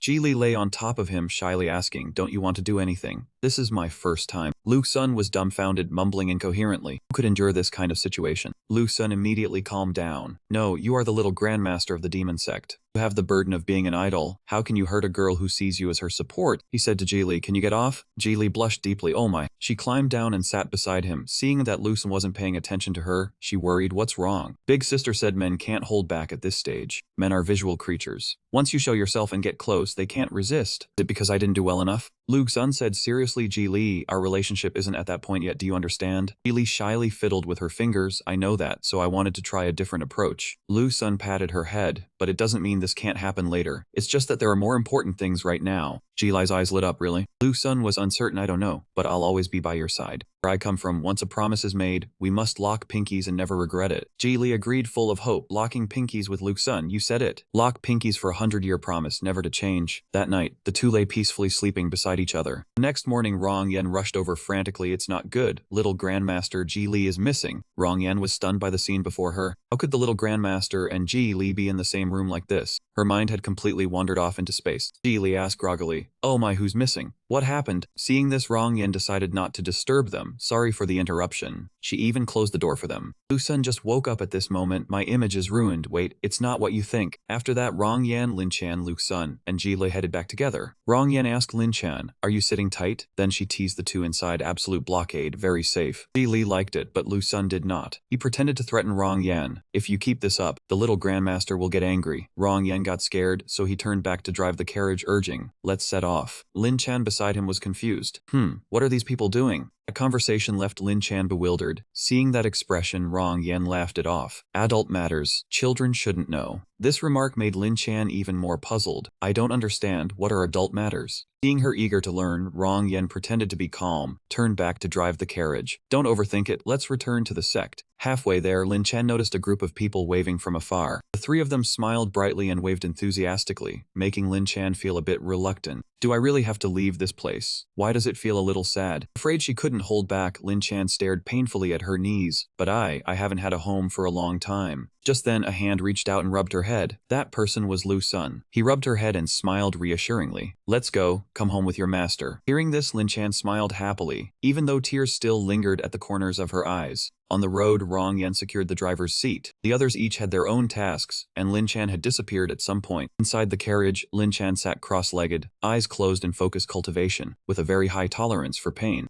Ji Li sat beside her, immersed in the scene of controlling swords, digesting what she had gained from the trial grounds. Lu Sun, sitting on the other side, wore a sly smile. Lu Sun, unable to level up, could only kill time on the forum. He propped his chin by the window, scrolling through the screen. The forum has more dress styles lately. While scrolling, Lu Sun felt envious seeing Lin Chan. Oh, my little disciple has leveled up again. Breaking out of his thoughts, Lu Sun looked at Ji Li, who was also cultivating. Oh, Ji Li has leveled up again. Turning back, Lu Sun appraised the two girls. Truly players with comprehension of 8 and 9, but I still don't know Rong Yan's comprehension. Curious, Lu Sun looked at the girl driving outside with a calculating gaze. Not letting his curiosity linger, Lu Sun went out to ask, "Are you busy?" Rong Yan was surprised. "Little Grandmaster, why are you out here?" In response to the question, he naturally sat down beside her, smiling. You might have sensed it. The two inside have broken through again. Rong Yan hesitated and replied, "I sensed it. Master Ji Li and Master Lin Chan both have higher talent than me." Getting the answer, Lu Sun smiled meaningfully and asked, "I'm a bit curious. How many ripples do you have?" Put on the spot, Rong Yan scratched his head and laughed it off. "Me? I have 3 ripples, the lowest low-grade aptitude of the demon sect." This information made Lu Sun question his life. "Great, I ask one question, and it provokes your jealousy?" Noticing his silence, Rong Yan smiled and said, "Luckily I was born in this era. If it were 1,000 years ago, I might not have had immortal fate, since 5 ripples were needed to sense spiritual energy." Hearing this, Lu Sun asked seriously, "Then how can it be sensed now? My comprehension is 1, it seems I should be the one wasting away." Rong Yan thought for a moment before replying, "It's thanks to a great cultivator who changed many basic cultivation techniques. Otherwise, we might never have set foot on this path." This information piqued Lu Sun's curiosity. A great cultivator? Is he famous? Before she could answer, he rested his hand on his chin and thought. According to the Heavenly Dust records, there's some historical literature. But until I transmigrated, no one had uncovered this secret plot point. After that, no one said anything more, and Lu Sun fell into thought. Those lousy players are utterly useless. 5 days later, Lu Sun's group arrived at a place with countless floating rocks. Lin Chan observed, pondering.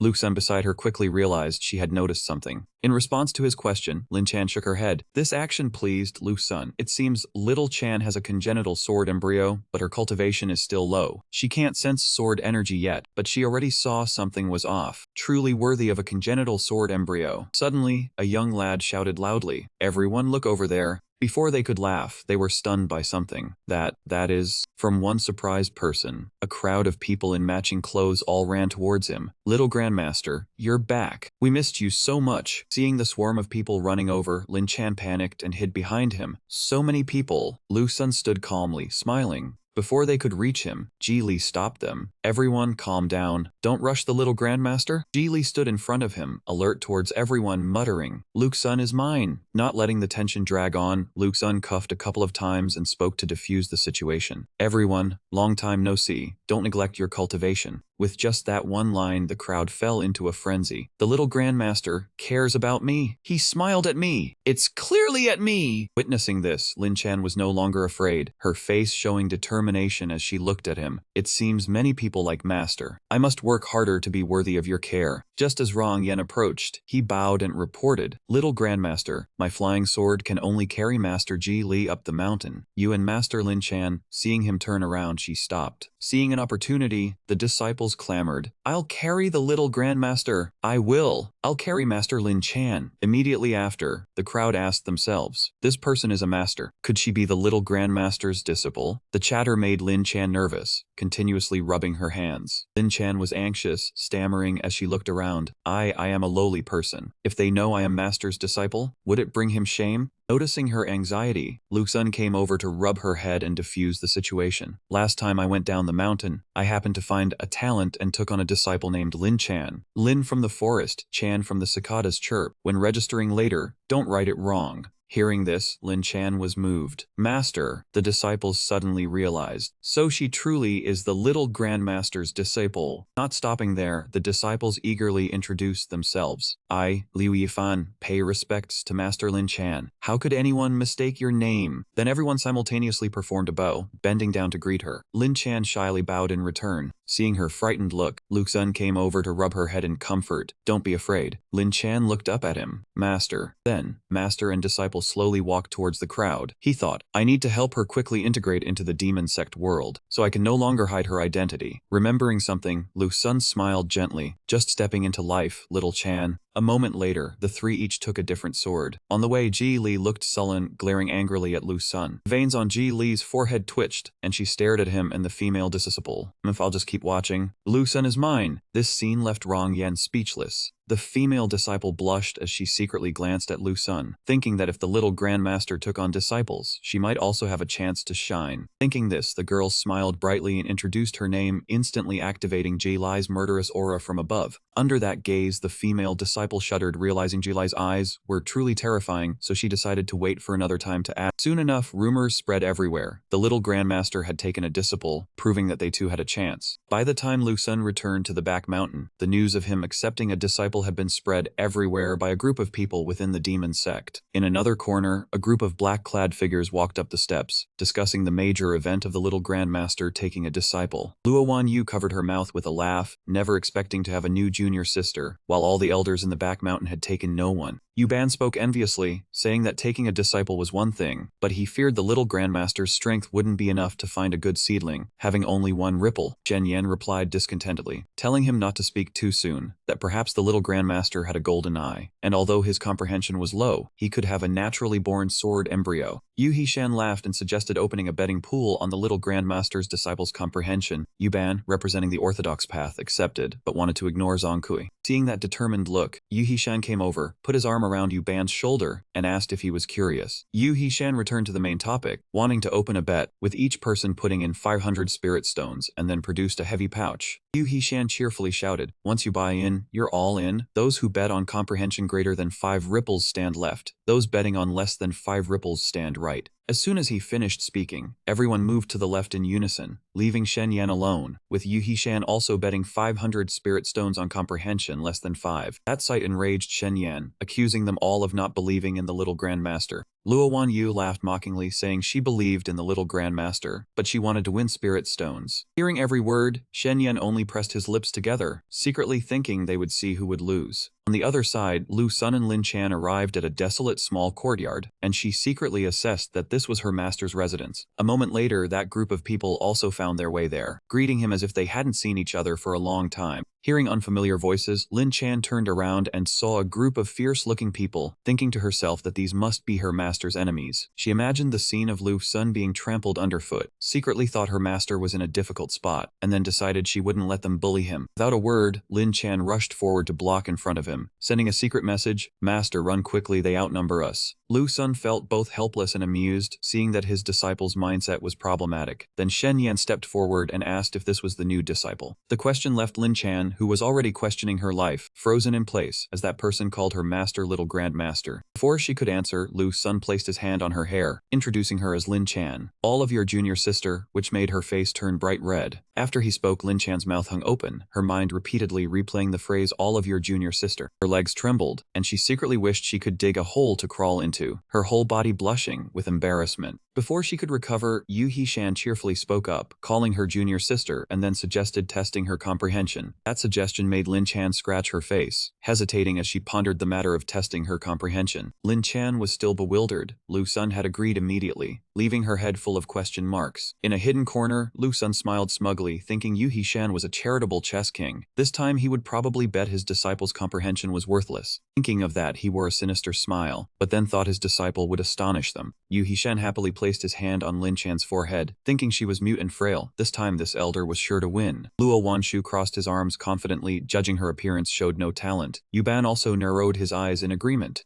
Shen Yan at this moment began to doubt, could the little grandmaster uncle really have misjudged this time? On the other side, the tips of Yu Hishan's fingers began to glow, the wind picked up. Immediately after, countless strange rings radiated from her body. 1 ring, 2 rings, 4 rings, 5 rings. But the number did not stop, 8 rings, 9 rings, making Yu Hishan so terrified he could not even cry. Only Shen Yan jumped up excitedly, shouting that I have won 9 rings, a peerless genius. Crowd behind gaped, shocked and unbelieving. The little grandmaster uncles had not misjudged at all. Lin Chan stood behind, dazed and confused, not understanding what they were so happy or sad about. At this moment Luke Sun clasped his hands behind his back and slowly approached, saying this disciple does not only have 9 ripples. He paused there, making the crowd behind anxious. Not keeping them waiting long, Luke Sun confidently declared that Lin Chan, like I, is a born sword embryo, and laughed wickedly, thinking he was just imagining it. That information caused everyone's souls to leave their bodies. A born sword embryo. After a moment they cheered noisily. The demon sect had gained another extraordinary genius. Losing 500 spirit stones was worth it. That scene made Lin Chan ask in confusion why they were so happy. Am I really that powerful? Seeing Shen Yan jumping for joy, Lu Sun smiled wickedly, thinking sorry, that guy was originally meant to be your disciple. He silently promised to compensate him later. A player was not needed, making the system judge that statement as inhuman.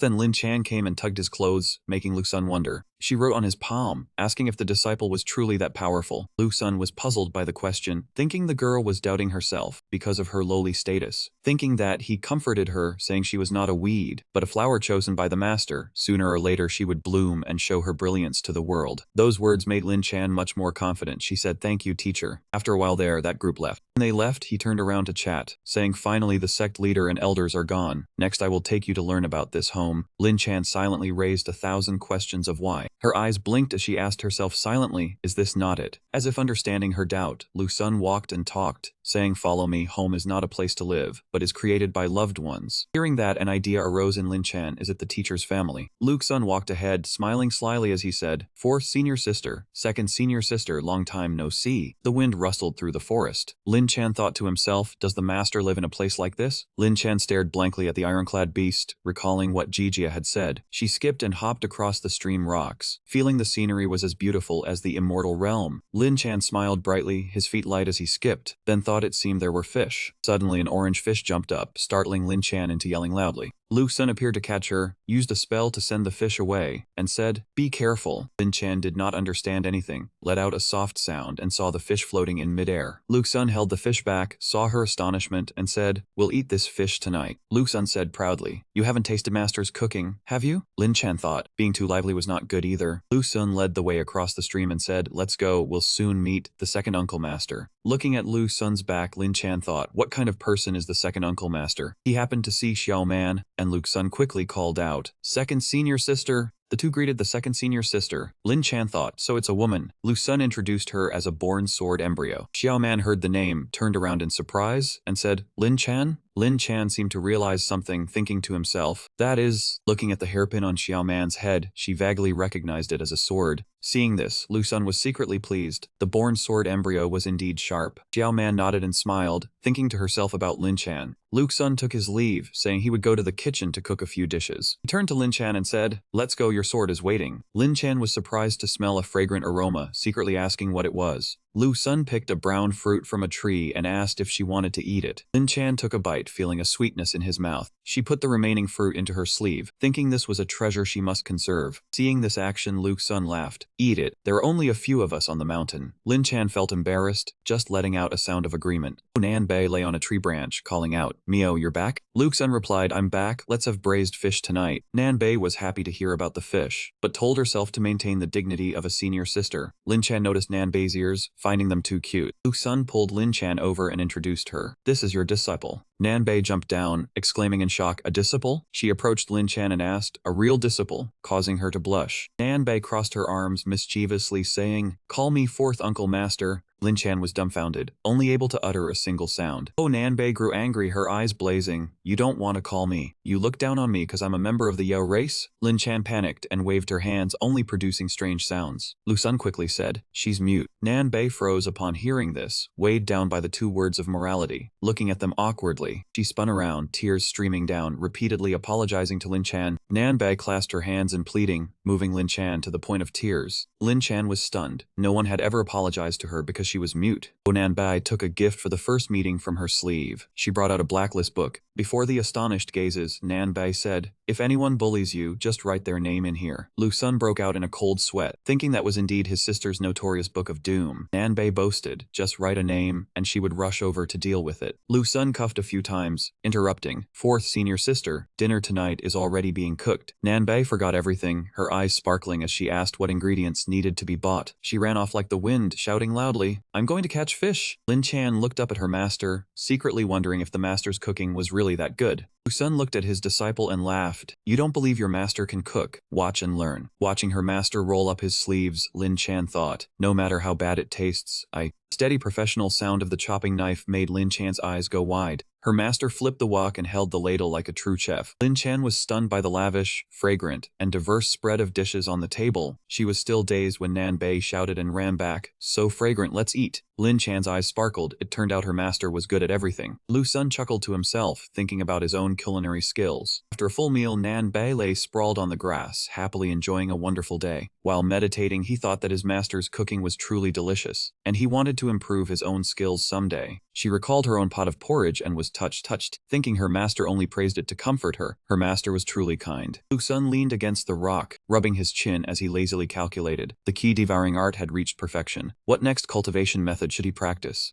Deep thought, he figured nothing could be gained from the senior sister. He would have to rely on the second senior sister for the cultivation method. He went to ask Xiao Man, "Second senior sister, I've cultivated the key devouring art to great perfection. What about the next method?" This made Nan Bei frown and say, "Why didn't you ask the fourth senior sister instead?" Lu Sun felt the heavy yin aura radiating from the fourth senior sister and shrank back, not knowing what else to say. Xiao Mei smiled and asked, "Do the two senior sisters have any opinions?" Nan Bei curled her lip and replied shamelessly, "I have no opinion," causing Lu Sun to grumble inwardly, thinking she had a very strong opinion just a moment ago. He cast a glance at Xiao Man, who still had her eyes closed in rest, and wondered what her opinion would be, though he already had his own plans for the future. The cultivation methods of the Tian Chen world were divided into gold, green, blue, purple, and orange. Gold methods were the most common, green ones were rarer, and the treasures of minor sects. Blue methods were even rarer. Even the true inheritance of top-tier sects was only of this grade. As for purple methods, they only existed within the 4 great demon sects at the Chenzong level. Lu Sun's eyes blazed with desire, "And I am the most precious young lady of the demon sect. Even though orange methods only exist in legends, who knows?" Ambition was clear in his bright eyes. Then the second senior sister suddenly pulled out an orange-colored manual. Xiao Man calmly answered, "No," causing the light in Lu Sun's eyes to instantly fade. Lu Sun was filled with anticipation, thinking a beginning word of "no" often meant something very good. Xiao Man slowly spoke each word, "No need to rush," making Lu Sun's face darken as he muttered, "No need to rush." Xiao Man gently explained, "The master is about to return soon." Hearing this, Lu Sun was stunned. He imagined a tall figure and wondered to himself, "The master is coming back?" At this moment, Lu Sun's mood was very complicated. How complicated? Just think about it. It was like being in high school for half a year but never meeting the teacher, instead being taught by beautiful senior sisters. It seemed quite good, so good it made his nose bleed. Now that mysterious homeroom teacher was about to return, it was truly hard to accept. He thought to himself the master was someone he had never met, even though he controlled countless geniuses of Tian Chen. Imagining a kind, white-haired old man with an immortal aura, Lu Sun speculated what that person was like. Silently gazing at the scenery, he pondered. The one who once nurtured Sword Yan Li created the demon sect, and made it one of the 3 great demon sects. The more Lu Sun thought, the more excited he became, smiling brightly. A man like that must have many treasures. Yes, he had noticed the most mysterious existence in Tan Chen. Outside, rain poured down in torrents, and everything was eerily quiet. A carriage sped the wind along the road in the pouring rain. The driver leaned over and said, "Master, it's time to eat. Let me cook." The person inside the carriage quickly agreed. Lai Fu, the 3rd disciple of the demon sect, was skilled in inventions and creations, but his cooking was equally strange. After a while, the rain lessened, but the sky remained pitch black, uncertain when it would pour again. Lai Fu held a steaming bowl of porridge with both hands and said, "Master, the nutritious green vegetable porridge is ready." A hand lifted the carriage curtain. A man dressed in white, looking wary, appeared, as if not very hungry. Lai Fu pressed the bowl of porridge against the master's cheek and nagged, "People rely on food. This is the hard work of half an hour from your disciple. Eat a little." Looking at the steaming bowl of porridge, the master's face twisted. All right. Lu took the bowl of porridge and sighed. Good disciple in every way, pleasing to the eye, but his cooking, oh dear. As usual, until he raised his finger, gathered spirit energy, and sealed his sense of taste. He grabbed the bowl and drank it all in one gulp, his face contorted, his heart feeling desolate. The master ate while tears fell, forcing himself to swallow, but Lifu was satisfied, thinking his skills were improving and the master liked it so much he cried. After eating, his face pale, the master quickly ordered him to take the bowl away, silently cursing that the little brat was still lingering after finishing. Lifu cheerfully asked if he wanted another bowl, leaving the master speechless and dumbfounded. The master hastily changed the subject. Third, how far are we from the demon sect? Lifu rubbed his chin and calculated. At this speed, about 7 more days. Hearing this, the master froze and muttered, 7 more days? Before the master could react, Lifu quickly turned to head back down, saying he would cook another bowl, leaving the master looking haggard. The master stuck his head out and yelled, "Stop! Let's fly back now." Quickly putting away the bowl, Lifu said gloomily, "Fine. It's been months since I last saw little junior brother." He patted the horse and said reluctantly, "Go on. You're free now." He didn't forget to advise, "Cultivate diligently, and maybe we'll meet again if fate allows." Lifu shouted, "Fly." A powerful surge of spirit energy coiled around and enveloped the carriage. Leaving the horse behind, the carriage vanished within the spirit energy. The horse's eyes bulged. Ba ba ba. The spirit energy tore through the curtain of rain. Lifu exclaimed joyfully, "Master, I can see the demon sect's reception peak." Behind the demon sect's mountain, under the pouring rain, the carriage had stopped. Lifu lifted the curtain and respectfully said, "Master, we have arrived." Master sighed in relief. "Finally here, go rest." The heavy thud, he jumped down from the carriage. In the heavy rain, the sect masters and disciples all respectfully came out to greet and welcome the gentleman back to the sect. The young master gentleman with a face full of disdain waved his hand and said, "I have told you many times, stop this charade. Everyone just attend to their own business." Lifu behind him gave an awkward smile saying, let's go, and they both started walking. Shen Yan smiled wryly and stepped aside, bowing respectfully to third uncle master. Watching the backs of the two of them, Shen Yan thought to himself, wondering how the gentleman would react when he met that handsome uncle master. Over here, Nan Bei was letting her mind drift with the cool breeze of the ancient forest, comfortably enjoying the unusual sensation. Suddenly sensing something strange, Nan Bei activated her sense of smell and took a sniff. What is this scent? She bolted upright in shock, screaming in panic, "Third senior brother." Then she ran straight into the house to report, Luke Sun, little Lin Chan, come out quickly." Both of them were cooking and, hearing Nan Bei's shouting, turned their heads in surprise full of questions. Nan Bei hurriedly rushed into the kitchen and said loudly, "I sense the aura of third senior brother. Maybe the gentleman has returned. Let's hurry to the bamboo forest." She dragged the two of them out, causing food to scatter everywhere. Luke Sun quickly put down the knife and was swept along by Nan Bei. She was like a motor, holding their hands tightly and dragging them along with heavy thumping steps. Soon, with her flying speed, the three of them arrived. She joyfully called out, "The gentleman has returned." Nan Bei dragged the two over and asked, "Second senior sister, you sensed it too, right?" Xiao Man calmly replied, He has returned." Lin Chan stood in shock, looking at Lu Sun lying slumped on the ground, as if he had just survived a catastrophe. Lu Sun's face was dirty, his nose bleeding nonstop, and he thought, "The gentleman has really returned. I don't know how to handle this either. This is the first time I meet the mysterious master." Then he quickly stood up, straightened himself, thinking he must maintain a good image. Instantly, a powerful surge of life energy enveloped the space, speckles of green light appearing from nowhere, forming a swirling gust of wind. Elegantly composed young master gentleman appeared with his familiar handheld fan. Nan Bei swiftly called out, "Gentlemen!" Lu Sun was stunned, thinking to himself, "Is this person the gentleman?" Looking at the arrogant figure before him, Lu Sun shook his head. "It's not what I imagined, it even seems a bit pretentious." The young master gentleman was not to be outdone, looking at Lu Sun out of the corner of his eye, squinting as he secretly assessed this boy. "He is even taller than me, more handsome than me, and from the current distance, the size difference is about 2 centimeters. The young master gentleman's face suddenly darkened, turning pitch black, and he scoffed softly, "I hate it most when someone is more handsome than me." Lu Sun stared at the young master gentleman, remembering that the gentleman was easygoing and not hard to approach. There was only one flaw. He squinted at the other with a dismissive look. Then he gave a soft snort. "Luke Sun, I allow you to judge. He was somewhat of a dandy. Someone with that personality naturally could not be cooler than me." Luke Sun imagined the young master gentleman looking down on and avoiding Yanli. Thus, the handsome Yanli was hated, while the ordinary Lifu was favored. He quietly observed every line on the other's face, judging what that expression meant. It seemed like he somewhat disliked me. "Oh my, the person the gentleman hates has another one added." Lu Sun, with an easy friendly smile, raised his hand in greeting and introduced himself. "Gentlemen, I am Lu Sun.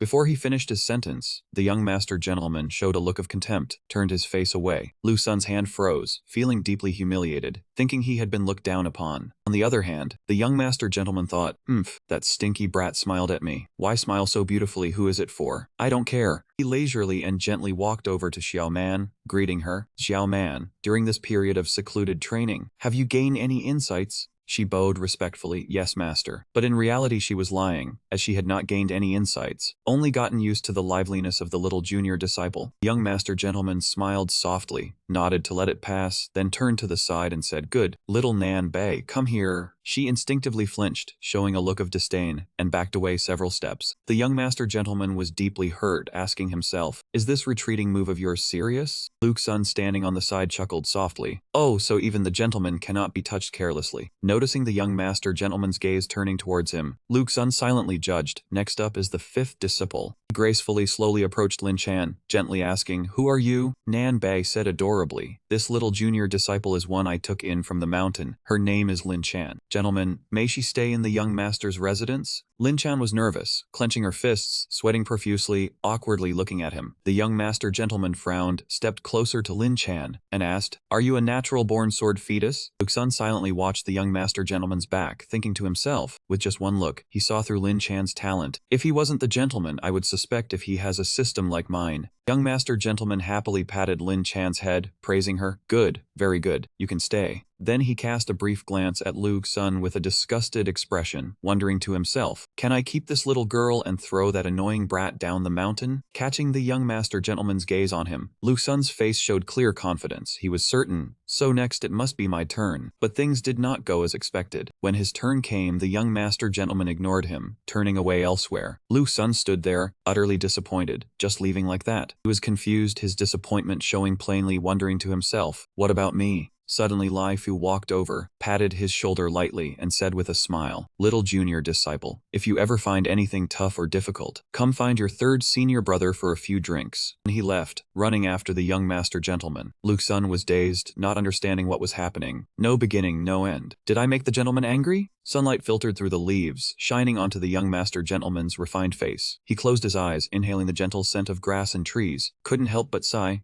A familiar scent. Lai Fu beside him let out a soft breath. He rubbed his hands, smiled softly, then spoke. Little junior disciple, I am going to the kitchen to cook some food for everyone. Would you like to come and lend a hand? Hearing this, Luke Sun quickly explained, third senior brother, this disciple has cooked a little something for the two senior sisters recently, so I have used some utensils in the kitchen. I hope third senior brother will not be displeased. Lai Fu's mouth fell open in surprise. Oh, little junior disciple knows how to cook too? Luke Sun smiled, nodded slightly. I know a little. In his mind, he thought, I have heard fourth senior sister talk about third senior brother's cooking inventions. Does the title of food inventor belong to him? Lai Fu was completely unaware that he had been labeled, happily patting Luke Sun's shoulder. The person this senior brother finds hardest to find is someone who can cook. How about a cook-off with this senior brother? He gave an awkward loud laugh. He quickly waved his hand, a duel. Maybe we should just forget it. The feminine young master looked at the two of them with a suspicious gaze. If both were at the same level, he could not hope to recover his sense of taste in the future. He calmly fell into despair. Lai Fu cheerfully put his arm around Luke Sun's shoulders, smiling with narrowed eyes as he said each person would make 3 dishes for everyone to judge. Luke Sun's face was drained of blood, his heart silently begging for his senior brother to let him off. The feminine young master who had gone ahead turned back and anxiously asked the 2 younger sisters what his cooking skills were like. Nan Bei cheerfully gave a thumbs up in praise, saying he was extremely skilled. Feminine young master said with a hint of suspicion, really? A moment later, the dining table was fully set with all the dishes Luke Sun had prepared. He looked at the other party with a mocking gaze, curling his lip in contempt for their inferiority. The feminine young master along with Nan Bei and Lin Chan were amazed at his cooking skills. The 3 of them brightened their eyes together when they saw the meal tray, unable to help exclaiming that it looked not bad. The little sister who had just been called back also could not resist. At this moment from across the way, Lai Fu clapped his hands cheerfully and called for everyone to look at his dish. All three girls slowly approached the table across. Lin Chan was as if stunned, her gaze blankly staring at the meal tray, speechless. Lai Fu enthusiastically reassured everyone, saying that appearance was only one part. To know the taste, one had to sample it. He delighted in calling for everyone to pick up their chopsticks. This time, we will have a taste test before life. They all picked up their chopsticks in worry. Sister, this looks a bit like poison. They reassured each other that eating one bite probably would not kill them. The feminine young master quickly sealed his sense of taste, and then lifted his chopsticks to try. Everyone else followed suit one by one. The three girls collapsed, their faces contorted as the flavor of the dish lingered on their tongues. They cried out in panic, "Ah, Mio, what kind of flavor is this?" On the contrary, Lu Sun and the feminine young master were unusually calm. The feminine young master looked at Lu Sun in astonishment. "I have sealed my sense of taste. This is a high level of spiritual energy control. How are you not showing any signs of suffering?" In truth, Lu Sun relied on his strong inner will to get through. He told himself he could not show a pained expression. But he was not eating food, he was. He painfully looked at Lai Fu's expectant face, straining to reassure himself this was social interaction. He must try his utmost not to displease his senior brother. He gently placed his chopsticks on the table and quietly lifted a bowl of soup. He decisively picked up the whole bowl and chugged it down. Indeed a male lead. At that moment the aura around him shone brightly. Everyone around looked at him in astonishment with admiring eyes. He was a hero. Lai Fu was moved to tears, quickly waving his hand to say, "All right then." Lai Fu looked at Lu Sun with sparkling eyes, extremely expectant for his junior brother to appreciate his skill. Lu Sun felt this gaze like tons of stones weighing down on his shoulders. He was truly conflicted. This was a good chance to gain favor with his third senior brother. And he looked down at the bowl of bubbling purple liquid in his hand. Lu Sun felt dizzy. He fearfully thought that finding a way to gain favor was not wrong, but it should not come at the cost of his life. The third senior brother knew nothing. Seeing Lu Sun hesitate, he thought his junior was too shy to eat much. He placed his hand on Lu Sun's shoulder, tears brimming as he said if the little junior brother liked it so much, he could just eat his portion too. Lu Sun was startled upon hearing this. He cast a glance at the others. They were all looking at him with sparkling eyes and teardrops, making him even more frightened. This gaze was clearly one of farewell.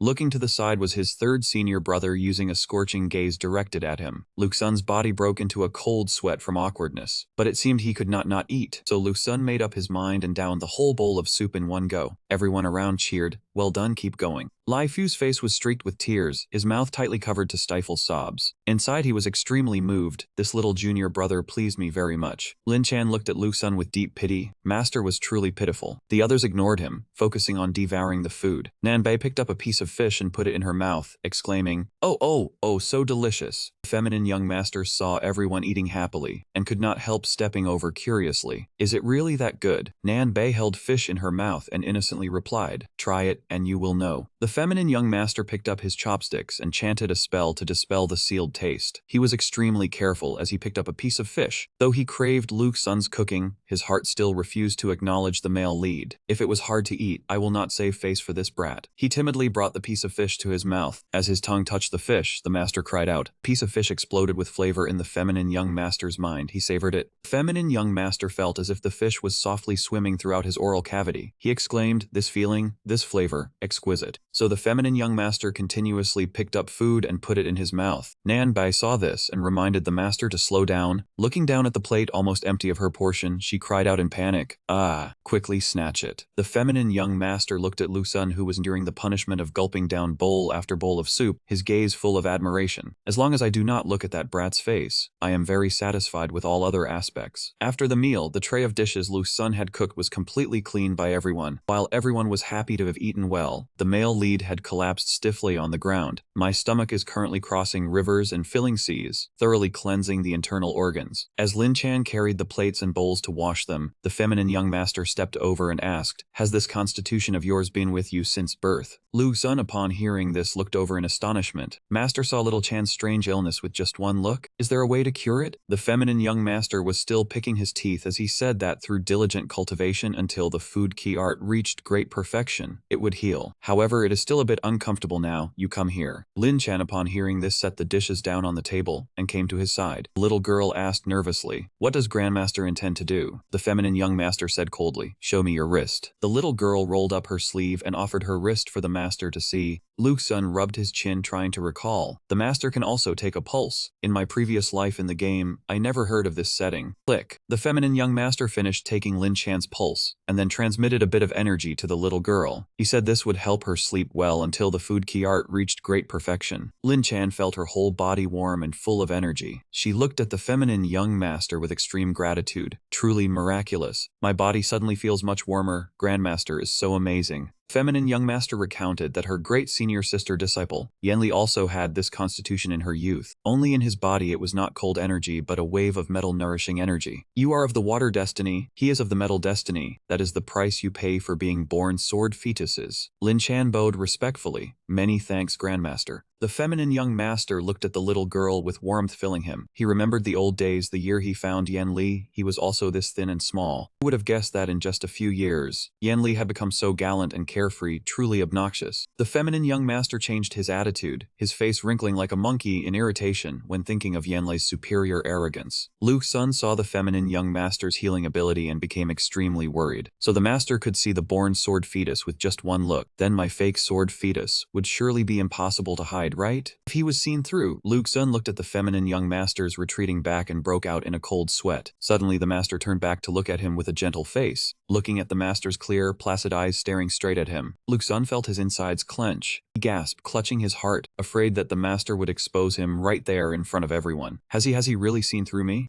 Feminine young master only looked at him for a moment before turning away, saying to his disciples, I will not be on the mountain recently. If you have any questions about cultivation, you can ask now. Luke's son breathed a sigh of relief because the master did not want to expose anything. Now he just wanted to hear how they cultivated, since he relied entirely on the system to level up. Luke's son tried to listen but could not understand their terminology. In his mind, he kept thinking they were like aliens, speaking phrases like ABC mixed with cis. Luke's son was utterly disappointed that he could not understand anything, wondering if this was what it felt like to be a poor student. He immediately turned to listen to the young master's reply, hoping it would be easier to understand, but the answer was even harder to grasp. Luke's son was completely disheartened. Indeed, hearing the answer still meant understanding nothing. Just as Luke's son was in a daze, the young master turned and said, Fine, your turn. Your reality key art has reached great perfection, try to speak. He looked at Luke's son with a serious expression and asked, What do you want to learn next? Hearing this advice, Luke's son felt as if he were floating on air. Finally, he had a chance to break through to level 10. The master wanted to give him a new technique, and its grade was sure to be high. Luke's son replied politely, regarding spells, disciple wants to learn sword formations. As for techniques, disciple leaves the decision to master. The young master propped his chin and thought, his face scrunched up. Your sword heart and special little sword make learning sword techniques useless. A sword formation is more appropriate. Luke's son was extremely astonished. He did not expect the master to know about his little sword and sword heart. Could the master have a seeing through mode in his eyes? The young master turned to Uncle Ji-Lai-Fu and said, Old Third will teach the sword formation. Uncle Ji-Lai-Fu was overjoyed upon hearing this. He hugged Luke's son tightly and said, No problem, master. Lai-Fu looked at Luke's son with sparkling, passionate eyes and said, Little junior brother, senior brother has a lot of experience with formations. I will do my best to teach you, since you are my soulmate. Luke's son secretly broke out in a cold sweat and breathed a sigh of relief. Fortunately, he did not throw up earlier. Indeed, this meal was also a lesson in social conduct. The young master propped his chin in thought and told Luke's son, Regarding techniques, come here so I can examine your key C. Luke's son was surprised upon hearing this. He did not know how the master intended to examine his key C. He felt anxious. It seems I do not have a key C. I only saw a stretch of darkness. If the master discovers I have no key C, would I not be expelled from the sect? Luke's son stepped forward with an extremely uneasy heart, while third senior brother cheered him on from behind. The young master's request was very strange. He told him to turn around. Just as Luke's son stood frozen in confusion, the master used his hand to flick him, making him turn his back. Luke's son looked behind him in horror. A gloomy aura emanated from the young master, and his heart tightened because he had never let any man look at his back like this. As for the young master, he was enviously admiring Luke's son, thinking to himself, this kid even has a beautiful back. Really makes me want to throw him off the mountain.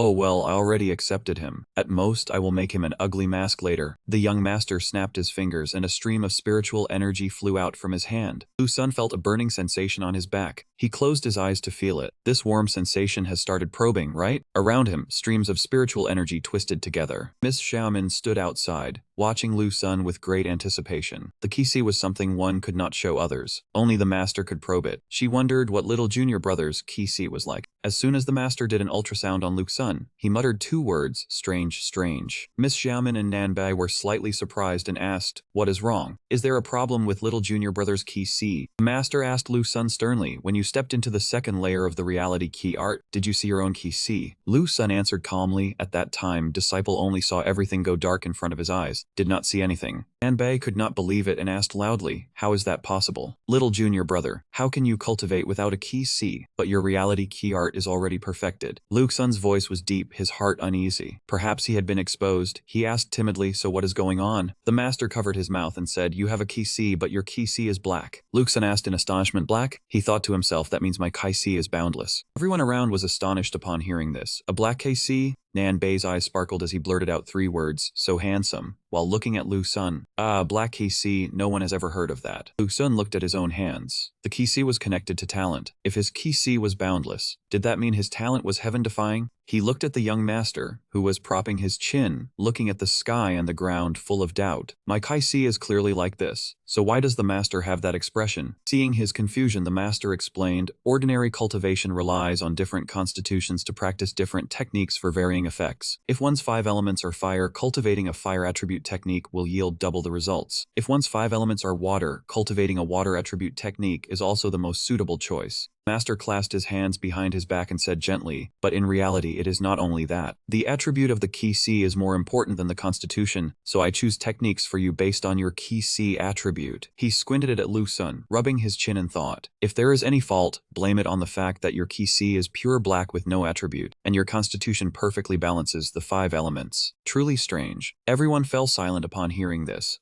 Lu Sun also propped his chin and thought, could it be because I am a player and my attribute points are self-assigned, allowing me to choose any technique, so my settings are different from the natives? His face darkened. But now I am a person of this world. Having all 5 elements also means having no specialization. Seeing Lu Sun's grave expression, the young master said smugly, luckily your master is me. I have a solution, but it depends on what you choose. Onam stuck his head out, standing next to Lu Sun, and gleefully shouted, Master, tell us quickly. It is very useful. At most, I will let you rub my head.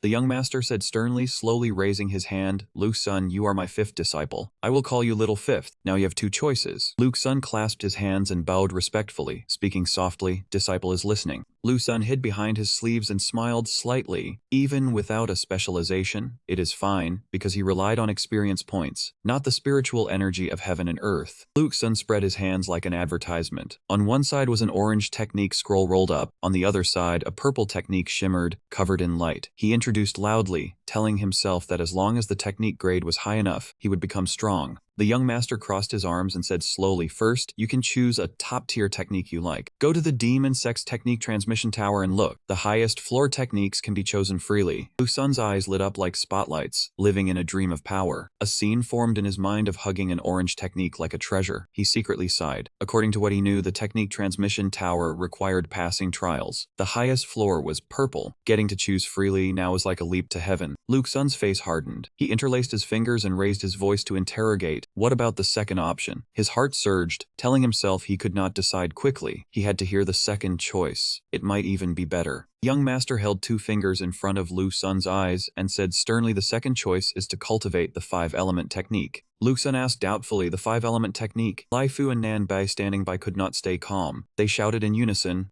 is that not the worst technique? Nanbai yelled angrily, that is right. Cultivators call it the 5 poisons. Having no specialization means having a deficiency. Lu Sun inadvertently caught a glimpse of his 2 disciples throwing a tantrum. The young Miss Master swept his gaze into the distance. He mused, how could these 2 be even more anxious than Little 5? The young Miss Master slowly walked past Lu Sun and his companions. Lu Sun raised his hand to ask, how does Master's 5-element cultivation method differ from those on the mainland? The young Miss Master listened to the question with an air of arrogance. Nanbai lost patience and barked, just spit it out, sir. Lu Sun looked at the fierce Nanbai, silently laughing to himself. Alright, I won't stoop to that level. Without turning his head, the young Miss Master raised his index finger and said, if you cultivate this set, your spiritual energy will be greater than others. But the time time consumed is also doubled. Luke Sun tried hard to blink, his brain working at lightning speed. He wondered, what does that mean? Luke Sun gave a thumbs up, proud of his own cleverness. He thought to himself, this is a cultivation method that is hard to advance but unbeatable. Luke Sun watched the master's back as he waved his hand, quietly thinking, now only solid evidence is missing. Luke Sun stood behind the master, clasped his hands, bowed his head seriously, and asked, does master know what level a person who cultivated this method ever reached? Young Miss Master slowly turned his head, replying softly, I do. Luke Sun and his companion stared at the master tensely. He asked, was that person strong? The young Miss Master lightly touched the green leaf, speaking slowly, very strong, extremely strong. Luke Sun furrowed his brow, stunned. He muttered to himself, even when Shen Yen reached the 8th realm, the master only said not bad. The saltmaker barked loudly, do you have any manners? Wrong. Luke Sun lowered his head, telling the master that the disciple chooses the 3rd option. I just wanted to take a look at the method. The master glanced at him. Luke Sun put on a sly smile, thinking the final step had come. When the master takes out the method, the system will automatically assess its grade. The young Miss Master turned his head to look at Luke Sun, using a spell to lift the volume of the method, speaking curtly, fine. A notification beep sounded, discovered an unnamed cultivation method. Luke Sun was startled, thinking why would the master carry it on his person. The young Miss Master thrust the method volume towards Luke Sun, saying loudly, take it. The method landed squarely in Luke Sun's hands. He awkwardly grasped it, his face showing clear surprise. Luke Sun held the method volume. Information appeared, acquired an unnamed cultivation method. Purple before level 50, orange after level 50. Luke Sun was thrilled. A thought flashed through his mind. This thing can still level up. I never heard of an orange grade in my past life. Information appeared, in his past life, the heavenly dust only opened up to level 60, gold or blue were already treasures. He thought to himself, purple is rare, orange was merely a dream. Luke Sun happily clutched the method volume, laughing loudly, master, this is the one. The young Miss Master lifted his eyes to glance, probing, are you sure? Luke Sun used a resolute gaze to look at the master, firmly affirming, certain. Young Miss Master's face darkened, his voice threatening, this method takes a lot of time. Master advises you to find a quiet place for seclusion, understood? Luke Sun felt as if struck across the face, silently thinking, why does this feel so wrong? Young Miss Master thought to himself, this kid is skilled but irritating. As long as little 5 doesn't show up, you are the favored disciple. Luke Sun asked bewilderedly, do I really have to go into seclusion? Hearing this, the master immediately told old 3 to pick a suitable seclusion spot for little 5, preferably quiet and far from the mountain peak. Nan Bei cut in loudly, no way, then I won't get to eat little junior brother's cooking. She raised her hand to make an X sign. The young Miss Master asked darkly, are you looking down on 3rd senior brother's cooking? Nan Bei jumped in fright. She frantically clasped her hands together. Luke Sun behind her was crying inside, hang in there. 4th senior sister, my future is in your hands. 3rd senior brother said confidently, I'll set up a kitchen at little junior brother's seclusion spot, teaching swordsmanship and having cooking contests at the same time. Nan Bei's eyes lit up and she spun around upon hearing about food.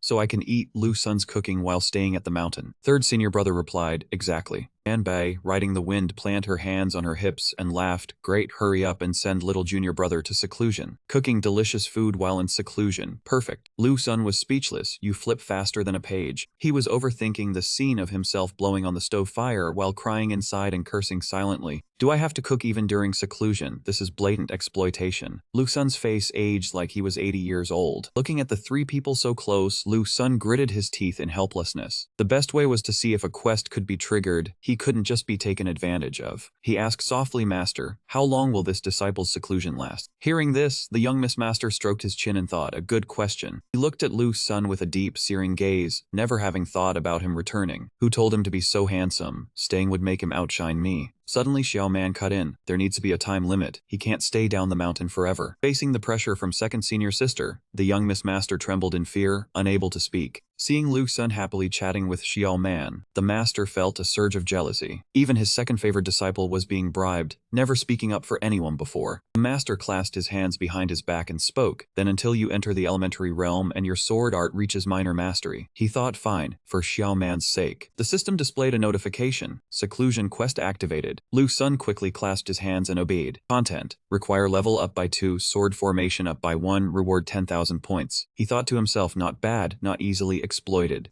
3rd senior brother enthusiastically slung his arm around Luke Sun. Let's go, I'll find you a comfortable spot. Luke Sun reluctantly replied, sorry for the trouble, senior brother. Suddenly Lin Chan tugged on Luke Sun's sleeve. Her face flushed red, stammering unable to speak. Lin Chan thought the disciple wanted to go with his master, but lacked the courage. Seeing Lin Chan's difficulty, Luke Sun turned to ask 3rd senior brother for permission to say goodbye to the disciple. Third senior brother said magnanimously, of course, we're going into seclusion, not to prison. Then he casually knocked Luke Sun on the head, making him jump. Ouch. Third senior brother, like a nanny, carried the two kids off. Let's go. Up high, Lin Chan was extremely astonished, seeing that third senior brother's flying wasn't as fast as it seemed. Luke Sun looked at the Gyeongsiang Lake in bewilderment. Third senior brother's flying method was really rough and stretched. In the blink of an eye, they had landed at the edge of the forest. The violent crash sent dust flying everywhere. Lu Sun and Lin Chan sat on the ground coughing, and third senior brother scratched his head embarrassedly and apologized, saying he had not flown for a long time and could not control his strength. Then third senior brother looked towards the mountain in front and continued, so choose that place as the secluded cave for the little junior brother. Lu Sun looked on blankly, suddenly feeling a bad premonition. Could it be that mountain was made of rock again? Without another word, third senior brother immediately activated his skill. A golden force quickly gathered, and he spoke, "This is the self-creation secret technique," and he shouted, 2 bedrooms and 1 living room. Then third senior brother fiercely struck out his palm towards the rocky mountain, shattering it into many pieces. In the blink of an eye, a crude room was formed. Lu Sun behind could only open his mouth in admiration, while Lin Chan was stunned speechless, not expecting a single palm strike to open a cave dwelling. Third senior brother then said,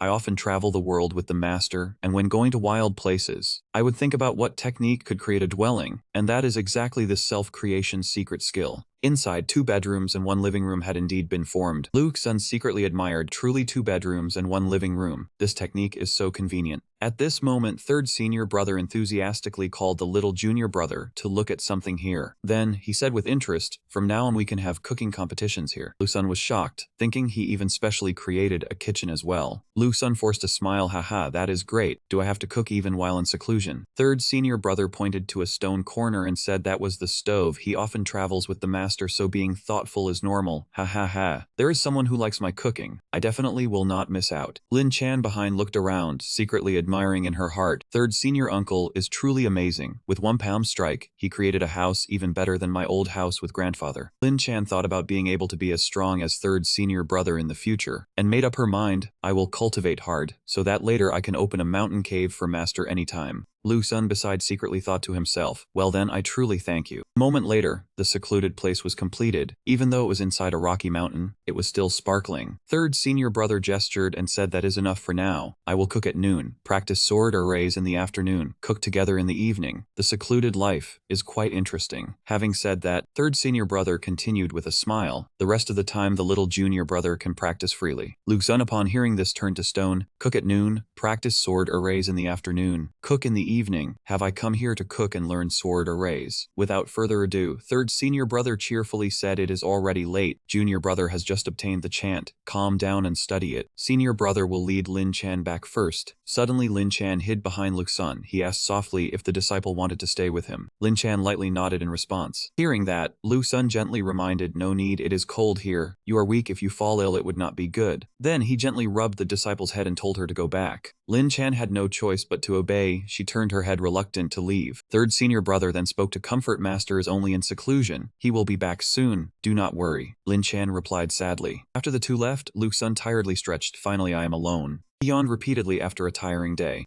Then Lu Sun pulled out an item with a sinister expression. Well then, the orange grade technique training diary officially begins. Seeing the system notification, he immediately grinned from ear to ear. The system asked Lu Sun if he wanted to learn. He immediately replied yes. Another notification appeared, learning the technique requires consuming 10,000 experience points. Do you wish to continue? Reading this, Lu Sun's smile completely vanished. 10,000 points, exactly the cost of an orange grade technique. 2 black, before level 50 it was clearly purple. A blue grade technique in the heavenly dust only needs 3,000 experience points to learn. A purple one only needs 5,000 points. Currently having 10,000 points out of a total of 21,740. Lu Sun had no choice but to grit his teeth and press continue. The system displayed vital energy art level 10 perfected. Unnamed technique level 0, you may name it. Lu Sun muttered to himself in frustration. Can I name this technique myself? Forget it, not important, level it up, and then think about it. Then he reached out and clicked on the unnamed technique to level it up. The system displayed a notification. Your experience is insufficient, need 50,000 points. Currently you have 11,740. Lu Sun felt like he had a bucket of cold water poured on him. 50,000 points right from the start. What kind of concept is? Damn it. He frowned, his brain quickly calculating. My comprehension is 1. Practicing vital energy art, 1 great cycle gets 20 points, but after level 10, 1 great cycle gets 50 points. Luke Sun pondered, meaning to accumulate 50,000 points needs 1,000 days. 3 years of seclusion. This number made him feel no different from a locked-up dog. He irritably calculated further. Leveling up to level 11 also needs 40,000, currently at level 10, 40,000 experience on top of 11,740. Lu Sun held his head and screamed in tears upon realizing the truth, meaning I have to be in seclusion for at least 5 years from now. Thinking about the sinister appearance of the effeminate master, Lu Sun gradually realized that from the very beginning, the master wanted to imprison him for 5 years. So he is such a sissy. Lu Sun clenched his fists, crying without a sound, truly grateful. Then he made up his mind, a flame of determination blazing up. No, I cannot admit defeat. Lu Sun opened the technique and thought that if the vital energy art experience accumulates slowly, then he could only rely on this unnamed technique. After all, it is not yet orange grade. It should not take too many of my points. Then he confidently closed his eyes to cultivate. With the system's help, he was not afraid, simple and easy to understand, circulate the vital energy art. Lu Sun's tears and blood poured down like rain, dark circles clearly showing like a panda. He actually hypnotized himself that compared to the vital energy art, it was only a little more painful. 1 great cycle ended, Lu Sun's body had visibly slimmed down, his face sunken in. He trembled violently and thought, damn it, I almost thought I was done for. Then Lu Sun collapsed, his soul leaving his body while calculating. If the vital energy art is level 1 in pain, then this thing is level 5. I want to name it Meridian Cleansing. He flashed an expectant look. The system displayed a notification. Technique Operation Settlement Reward. Lu Sun cheerfully thought, with such pain, even if my comprehension is 1, you should give me a lot of experience points. At this moment, he saw his experience points had increased by 50. The meager number of 50 extinguished his anticipation. He angrily yelled, every day I have to cook 3 main dishes and 1 soup, and endure desperate pain. I am not playing anymore. This is not transmigration. The shout echoed through the mountain forest. This is clearly coming here to be a servant. Outside, a frog looked extremely annoyed. Ribbit, ribbit. Hopped past Lu Sun and then mocked, cluck idiot. Lu Sun put his hands on his hips and snorted bitterly. No, how can I admit defeat? You want experience points, right? I will accumulate them for you to see. A buzzing beetle flew towards Lu Sun. He quickly activated his skill, taking down the innocent beetle in 1 move. The system issued a notification, experience points +1. Lu Sun even pretended to blow on his force. He lowered his head in deep thought. As a player who helped others cultivate the bone puppet stage of the Heavenly Dust competition, he naturally knew the secrets behind it. For example, small creatures in the Heavenly Dust all gave experience points. Lu Sun raised his hand to channel his internal energy, his eyes full of determination. Knave little bugs gathered together, discovering a delicious prey. He thought that even a mosquito's leg was still meat, so he launched an attack to take them down. Lu Sun figured he only needed to take down 50 bugs to get experience points. The system continuously reported, experience points +1. His eyes lit up, and he said with delight, today I am the nemesis of these pests. Obediently hand over your experience points. Night of training passed, and the cave was clean with no bugs left. Even the innocent cricket nimbly dodged his attacks. Lu Sun gritted his teeth in frustration. It was just a small cricket. He lunged forward, his gaze losing its humanity, and shouted, why are you so fast?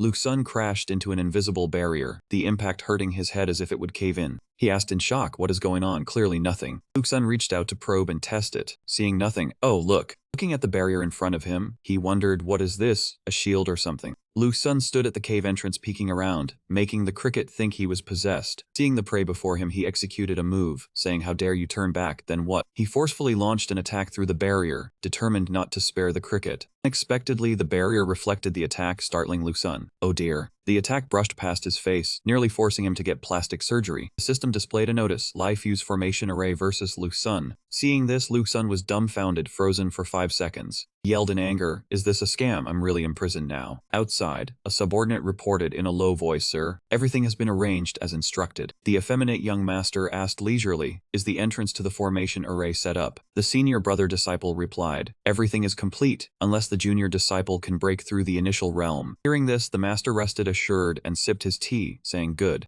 Looks are useless. Obediently stay imprisoned. At this moment, Lu Sun lay sprawled on the bed, his body thin and frail, his voice trembling. I can't take it anymore, I give up. He brushed aside the plan and said, forget it, let me check the forum. Lu-sun spotted a quest. What is this? He clicked on it, and the system displayed Phase 2 reputation points. He needed 5,000, and he already had 4,763. The reward was 50,000 experience points plus 1 attribute point. Lu-sun's eyes bulged. 50,000 points. Am I about to complete it? He jumped up in confusion. When did I accept this? I don't remember. Could Phase 2 have activated automatically? Lu-sun smiled smugly. It seems heaven does not seal off the path for those with hope. The next morning, Lin Chan gently traversed the forest, holding a box of pastries. He thought worriedly, Master has been training since early morning, so diligent I must also work hard. Hearing the commotion, Lu-sun opened his eyes and asked, are you here so early? From a distance, Lin Chan obediently bowed in greeting. She laid out the pastries and took out chopsticks for her master. Lu-sun interrupted, isn't this too early? Cooking porridge takes time. Lin Chan smiled and replied, In her heart, she thought for master, even earlier would be fine. Lu-sun said happily, then let's have breakfast together. Hearing this, Lin Chan happily responded. The master and disciple sat side by side on the stone steps, silently enjoying the meal, with Lin Chan having much on her mind. After eating, she softly looked at Lu-sun, her heart in turmoil. Master said he didn't like eating alone, so she prepared 2 sets of bowls and chopsticks. Yet back then, he lived alone in this cave. She hesitantly touched Lu-sun's hand, making him turn his attention to her. Though shy, Lin Chan still wrote on his hand, asking Master, are you lonely here alone? Lu-sun looked at her with fondness and said gently, foolish disciple, Master is in seclusion waiting to break through a realm. This is not loneliness, but growth. Upon hearing his comforting words, Lin Chan seemed dissatisfied. She continued writing on his palm. Lu-sun wondered inwardly, what does she want to write now? Lin Chan, harboring worry, asked, then Master, can you quickly break through the realm? She expressed frankly, little Chan will miss Master. Lu-sun felt immensely happy and grateful. He smiled. Turning to the young girl, he rubbed her head to soothe her, saying, Master feels the same. Dawn broke. The sunlight shone brilliantly. After finishing the meal, the master and disciple bid farewell, and Lin Chan left so he could focus on training. Lu-sun immediately returned to cultivation. He closed his eyes, thoughts lingering, little Chan has gone back. I must also work hard. 50 experience points are still experience points. After completing 1 grand cycle, Lu-sun's body could not withstand it. He coughed blood and his complexion turned pale. He gained 50 points but was completely exhausted. He coughed continuously and complained resentfully. It feels like being slashed with a knife and only getting compensated 5 cents. Clutching the magic tool tightly, Lu-sun trembled in doubt. This method is becoming more and more of a loss. Painful, few points, slow effect. At that moment, the face and enigmatic smile of the effeminate young master appeared in his memory. Lu-sun broke into a cold sweat looking at the magic tool, suspecting if he had been set up. No longer overthinking, he summoned his sword to review what he had learned. At that moment, the system notified, skills, stamina, accumulated sword force, draw sword, sure kill, win sword. Receiving the notification, Lu-sun's eyes widened. He discovered, wait, stamina is spiritual power. Recalling the effeminate young master's words, if you practice this technique, your spiritual energy will be greater. He felt like he had found a way out. The experience point consumption is 5 times greater, so that means. Lu-sun's expression brightened considerably. He looked at the sword in his hand with hope. My spiritual energy is 5 times that of an ordinary person, so this sword will also accumulate 5 times as much. Lu-sun pondered over the concrete plan, imagining the scene after reaching a certain realm, when spiritual energy would flow out like a small stream before cultivating the nameless technique. After cultivating the nameless technique, the spiritual energy would flow out as powerfully as a large water column. He was complacent, thinking that from now on, whatever he fired out would be 5 times stronger, truly showing signs of being infected. Having understood his hang-up and found the solution, Lu-sun pleasantly gripped his sword tightly. Indeed, this is the technique most suited to me. Remembering his first meeting with Master Mr., that unfathomable deep person, the fan clearly noted, he silently felt grateful. Could he have already calculated this for me? From the very beginning, that person had taught according to my level. Clenching his fist, filled with determination, Lu-sun said, I understand now. Before I break through, I will not go outside. Not long after he began cultivating, a voice called from outside the cave, little junior brother, third senior brother has arrived. Laifu carried all sorts of cooking ingredients, vegetables, pots and pans piled high as a mountain, shouting noisily at the door. Seeing this, Lu-sun was startled, bewildered as to why there were so many cooking items. After Laifu laid out the items and wiped his sweat, he smiled and said, today, we train in cooking, no cultivation. Lu-sun was dejected, thinking his plan had been exposed. Last night all the items were related to cooking. Being a junior, cooking can also be learned. Lu-sun put on an apron, resolute, fine, I'll do it well anyway. Who knows, maybe Master will like it and give me 2 more technique scrolls. Thinking of the benefits, he couldn't hide his smile. The two set up the tools. Lai Fu rolled up his sleeves, excitedly saying, "Today we'll make stir-fried pork with potatoes, not inferior to a chef." Lu Sun outwardly admired, saying this was a basic dish. Surely third senior brother had mastered it. Inwardly, he was smug. "I'm a professional. Making this dish doesn't need all this fuss." Lai Fu pointed at himself confidently. "Little junior brother underestimates me. Every dish is an important creation. Third senior brother really does make a mountain out of a molehill." Lu Sun broke out in a cold sweat, asking back in doubt, "A creation?" Lai Fu confidently mixed a pile of strange ingredients into the wok. "Looking mysterious, ordinary stir-fried pork with potatoes. Just add herbs, ketchup, celery, fish mint, plenty of vinegar, and some fish blood. It will be a miraculous secret recipe, stir-fried pork with potatoes." A bizarre dish appeared, but the chef didn't realize it. Lai Fu proudly boasted, "This is my creation." Looking at the dish, Lu Sun's face turned pale. He said sarcastically, "A creation? This is clearly poison."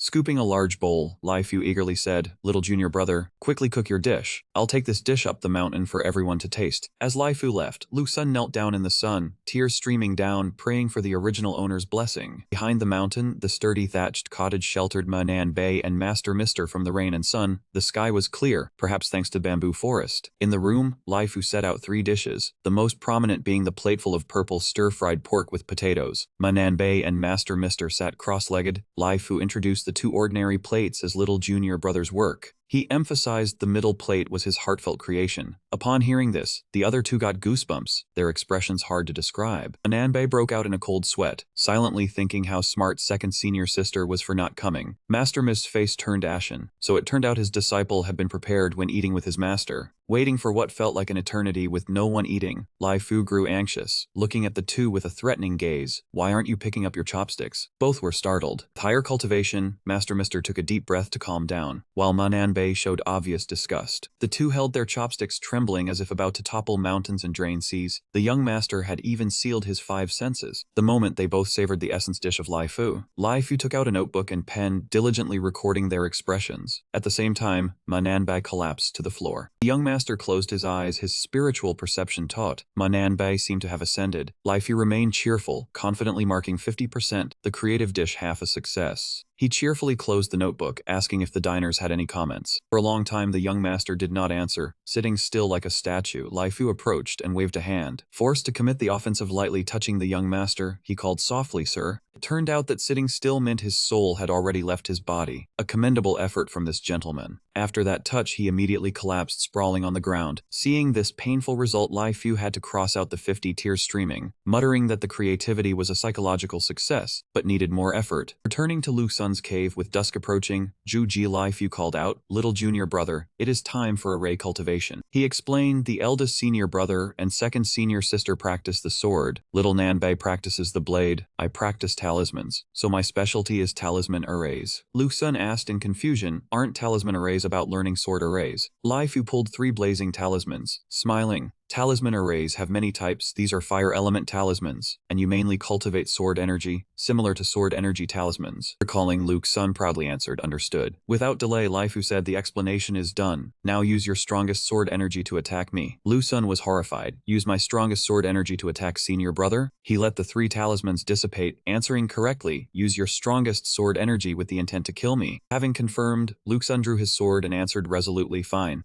As he launched the strike, he told himself, "Third senior brother said this must have a reason, so just follow along." Lai Fu calmly received the strike, blocking all 3 moves in a row. The talisman array easily dissolved and halted every attack. Holding the sword energy in his hand, Lai Fu commented, "The sword energy has no attribute, but it seems to have spirit." Lu Sun was amazed. "My sword energy was blocked. This is the first time someone has done it." Crushing the sword energy barehanded, Lai Fu said, "A pity it has no attribute attached." Seeing this, Lu Sun panicked, directly crushed it. Lai Fu rubbed his chin, pondering, "Little junior brother is currently cultivating the 5 elements art. Upon breaking through the first level, you can change the sword energy's attribute. So which sword array should you cultivate?" Lu Sun was determined, freely changing the sword energy's attribute. Thinking about mastering 5 types of sword energy, Lu Sun proudly said, "If that is the case, no one can control me." Lai Fu said, "If it is the 5 elements sword energy, then be decisive." He eagerly began studying the 5 elements formation. Lu Sun stood still, his gaze casual yet tinged with contemplation, staring at the 5 elements formation. Beneath the starry night sky, he crouched down, drawn by a mysterious object. He whispered, "I have a memory of this thing." His voice echoed from a distant past, and before him was something that made him produce a strange sound. Suddenly, Lu Sun burst into laughter, the sound echoing through the night. A cunning expression appeared on his face, his eyes bright and mischievous. It turned out the mysterious object was just a small turtle, its entire body trembling, its tiny face flushed red. He still maintained a sly demeanor. He ruthlessly pulled the sword from the turtle's shell. With a triumphant look, he yelled, "Activated!" Immediately, a notification appeared. "Congratulations on killing a small black turtle." Another notification appeared. "Congratulations on obtaining the gray 5 elements formation." This made his face light up. However, the system reminded him, the gray 5 elements formation requires 5 people to activate simultaneously, raising attack power, defense, agility, movement skill, and stamina by 1 point each. At that moment, an arm reached out, emitting a rusty metallic sound, holding a lump of excrement. Lu Sun, standing nearby, darkened his face and held his breath against the alluring scent of the bizarre item. One by one, other arms reached out, each carrying a foul-smelling item. A voice rang out, "Eat goat dung." Lu Sun curled his lip in arrogant disdain, thinking to himself, "Isn't this just garbage from killing level 1 small monsters?" Moreover, to activate it, 5 people must be present at the same time, which was the lowest tier. An image of 5 men appeared, each with a distinct personality, symbolizing the stats the formation promised. He continued, "If the formation requires 5 people to activate together, but the effect is low, this is clearly a poison formation." Returning to the present, Lu Sun clasped his hands, his eyes sparkling with hope, and said in a hopeful tone, "Senior brother, can we make a change?" Lai Fu looked suspicious, reached into his coat, and took out a purple scroll, staring at Lu Sun as he asked, "Are you sure?" He confidently replied, "Of course." Suddenly, the scroll lit up so brightly that Lu Sun had to shield his eyes with his hand. He was stunned to realize the color was purple. Notification appeared. "Do you wish to learn the ancient 5 elements formation, purple tier?" He looked at the panel and couldn't help but wonder. Strange, the names are similar but completely different. The ancient times in my memory, the materials from my past life never mentioned this. Lu Sun stood in the center of a strange yellow formation diagram, his posture arrogant, with a radiant aura around him. With a determined look, he curled his lip and muttered to himself, "It seems I have to be the pioneer once again." As the words left his mouth, a deep, majestic melody rang out.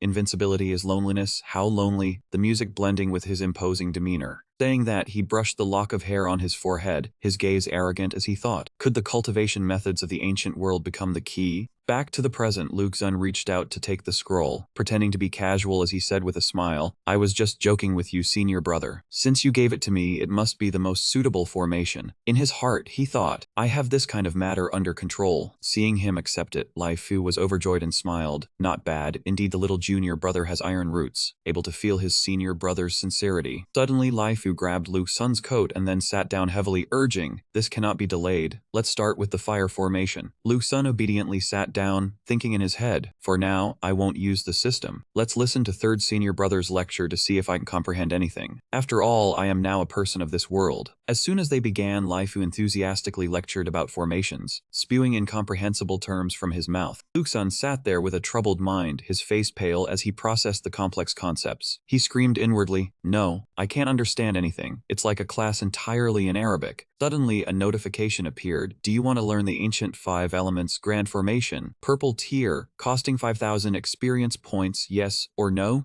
Without hesitation, he pressed yes, then justified to himself, "There are things you can't rely on yourself for. To have the power to show off and not use it, wouldn't that be stupid?" Immediately, Lu Sun felt a surge of power and blurted out, "The memories of the 5 elements formation have been poured into my brain." He sat up, squinting at the notification panel, experience points, 7,038. Looking at the meager remaining amount, he consoled himself, 7,038 is the experience I got from killing demons in the cave. Oh well, as long as I complete the reputation points mission, everything still has hope. Sorrow welled up from deep within, his heart aching. He sat hugging his chest and silently cried, then turned to ask the system how much more was needed. The system quickly displayed, reputation points for Phase 2 mission. Need to reach 5,000 points. Currently at 4927. Lu Sun's face instantly brightened, the pain vanished, his eyes sparkling with delight, and he thought, so after all this time, it's finally enough. At this time, at Lashian sect, everyone gathered to listen to Ji Li's story, all thanks to the spreading words of Ji Li and Rong Yan. This time, I and the little master master uncle went down the mountain to travel, and he ranked second in clearing the ground trial pillar. The pink-haired girl excitedly shouted. Wow, really? Under the admiring gazes, Rong Yan smiled. I heard the ground trial pillar of King Ling City is very difficult. The person ranked first seems to be the second master uncle who has never shown himself. An admiring voice rang out. I heard at the ground trial pillar, the little master uncle consecutively broke through 2 barriers. Truly a talented youth. They happily exclaimed, their eyes sparkling with admiration, everyone's cheeks turning red. A girl couldn't help but scream, wow, no wonder he is the little master uncle. Seeing the girls so infatuated, Geely couldn't help but shout, he already has someone. Ignoring her anger, the girls still showed their admiration, speaking in unison. I wonder if the little master uncle would mind adding one more person. That's right. 3 days later, Lai Fu still had a smile on his face, pointing at a plant sprouting from the ground as he explained, the Earth formation does not choose a location. Once arranged, all Earth elemental forces here will. Suddenly, Lu Xun let out a laugh, startling Lai Fu, who was in the middle of his eloquent speech, into looking over with surprise. Seeing him laughing until his body shook, Lai Fu asked in confusion, what's wrong, little junior brother? Lu Xun stopped laughing, his face still radiant, and tried to be serious as he replied, nothing. It's just that third senior brother's lecture is too good. Every time I hear about an additional formation, I can deduce things, which deepens my understanding. Hearing this, Lai Fu felt embarrassed and praised. Little junior brother, your comprehension is very good. The 5 elements have mutual generation and overcoming, knowing how to complement each other. This point is very good. His eyes turned sharp as he stared at him. In fact, I didn't listen at all. The reason I laughed is because the system notified me that the Phase 2 reputation points mission has reached 5,000 points. It is currently 5,001, mission complete. Do you want to claim the reward? Deep in his heart, he laughed triumphantly. My time for a turnaround has come. Third senior brother Lai Fu set down the basket of food, making a clattering sound. All done, all right? Senior brother picked up the basket and waved goodbye. Little junior brother, rest assured and study the formation. I'm going to deliver work to Tiansheng and the others. See you tomorrow, little junior brother. Lu Xun held the spoon high in his hand, satisfied. Finally, he's gone. I can claim the reputation mission. The panel appeared. You have completed the Phase 2 reputation points mission. Do you wish to claim the reward? Content 50,000 experience points. 1 random attribute point. Yes or no? Lu Xun's eyes sparkled brightly like a child's. A random attribute point, a reward more precious than 50,000 experience points. As long as it's not trade talent or work talent, I'll accept it. He immediately struck a cool pose to press claim reward. The system awarded Lu Xun a golden object. Congratulations, you have received 50,000 experience points. Congratulations, you have won 1 spiritual power. He looked at the gift, spiritual power, huh? He held it up to the sky to look at it. A rare special attribute that can increase spiritual sense and perception, reducing the chance of being brainwashed by multi-level marketing organizations. Lu Xun eagerly tried it out. Let's see how spiritual power helps my spiritual sense level up. Afterwards, Lu Xun's spiritual sense was immediately deployed. He tried casting his gaze far into the distance and saw 2 demon sect disciples secretly dating, laughing and playing in the woods. A little spiritual power could already extend so far. He tried to stretch it a bit further to see where the limit was, but then his head started hurting. The alien seductress looked around the forest furtively, seeming very urgent. Probably no one else was here. She glanced around and thought to herself, it was convenient to relieve herself here. There was probably no one around. Just then, Lu Xun's spiritual sense inadvertently swept over her again. He rolled his eyes, blood dripping from his nose. Damn it, why was she here and what was she doing? The system immediately alerted, a 404 FBI warning. The page you visited does not exist. Lu Xun slammed the wall heavily, panting. He had finally reached the limit his spiritual sense could extend. He rubbed his head, it hurt as if struck by a staff. The system stat block showed willpower 10 capped, luck 1, cannot be increased, comprehension 1, sword Dao aptitude, spirit power 1. Lu Xun wondered about the presence of the alien seductress near the demon sect. Why would this dual-natured dark-skinned woman be at the foot of the mountain? Could it be to hunt him down? After all, there was a bitter grievance between him and her over-torn clothes. Lu Xun waved his hand, dismissing the thought. Forget it, he would not think about her. What will come will come. He still had 50,000 experience points. That was the highlight of today. He sat down, pressed the game panel, chose level up, break through the barrier. His Lu Xun was about to break through to the first realm. The scene shifted to the back mountain. Third senior brother Lai Fu and little Shu Zhai master were sitting and enjoying tea. Third senior brother reported as instructed. The little junior brother was cultivating formations, but his progress was very slow. Senior brother was worried about Lu Xun. At this rate, the little junior brother would have to stay in the mountain cave for several more years. Did they really have to treat him this way? It was a fantasy for him to break through to the first realm on his own and cultivate special techniques. Little Shujai master thought otherwise. He lightly blew on his teacup. Is that so? Lai Fu was dejected. Little junior brother senior brother has tried his best. Just rest assured and stay in the mountain cave for a few years. Just then, a beam of light shone straight down on Lu Sun's location, catching third senior brother's attention. Huh, what is that? Third senior brother's eyes went wide like boiled eggs. Am I seeing things? That is the little junior brother's spot. That light is from a breakthrough. Has he already broken through the first realm? The master, as if having foreseen it, calmly said, indeed. Breaking through is not difficult for him, but the real test begins now. Lai Fu wondered, the test starts now? What test? Over here, Lu Sun slowly opened his eyes after breaking through to the first realm. He was now at a new level. Lu Sun level 11, unnamed technique level 1, spirit energy cultivation level 10 max. So this was the feeling of the first realm? He stretched out his hand and made a few motions. The body enhancement of the first realm was completely different from the previous beginning realm, aside from releasing sword energy. He felt he could now kill 10 of his pre-transmigration self with a single palm strike. Lu Sun looked around, starting to feel mischievous. But there was nothing here to train on. Might as well use that thing to train, see if his current strength could break third senior brother's barrier. Lu Sun pointed his sword energy directly, shouted, "Go." The white screen in front of the cave instantly shattered, sunlight streaming in. Lu Sun was stunned. Is this broken? Was he free? Third senior brother Lai Fu stood up in panic. Not good, the little junior brother has broken the formation. He's about to come out. Disciple must go stop him. I didn't expect him to have comprehended sword intent. Little Shujai master immediately stopped him. Do not go. Third senior brother had to sit back down. What was the master thinking after all? Over here, Lu Sun sat for half an hour peering in and out of the entrance, not sure if he should walk out. He was still wondering, did he really break it? Was third senior brother's formation only that much? Lu Sun suddenly realized, I see, third senior brother's formation was specially set for beginning realm peak. He thought it would take me a few years to break through, so this formation was for me to solve upon breaking through. Lu Sun was delighted, so that meant he could return to little Shujai? He was about to step outside, but as he took half a step forward, the game panel warned, Seclusion Quest. Require character level to reach level 2. Upgrade sword formation to level 1. Reward 10,000 experience points. Reminder, leaving the mountain cave counts as quest failure. Lu Sun rubbed his chin and thought, that was right, he came here to go into seclusion. If his formation didn't improve, it would be a waste of effort, and this quest experience was not given for free. He waved his hand, so be it then. He yawned lazily. He would just stay here then. There was nothing bad about staying here compared to going outside. The master with his refined fan was waiting. If the master thought his mindset was bad, then he was completely done for. Lu Sun sat down, took off his outer robe. According to the novels from his previous life, the higher one's cultivation, the clearer they could see one's character. He could not fall into that trap. Having thought that, Lu Sun immediately lay back down, comfortably closed his eyes. Good night. Over here, third senior brother was still worried about Lu Sun. Master, are you really not going to check? If the little junior brother, the master knew perfectly well that Lu Sun would not leave that place a single step, so he told third senior brother not to worry. He had his own calculations in his heart. Tomorrow he would still go move the formation barrier as usual until he succeeded in his research. Third senior brother, hearing this, respectfully bowed his head. Little Shujai master looked at the freshly poured tea. That annoying brat was indeed different from others. The next morning, as soon as Lu Sun opened his eyes,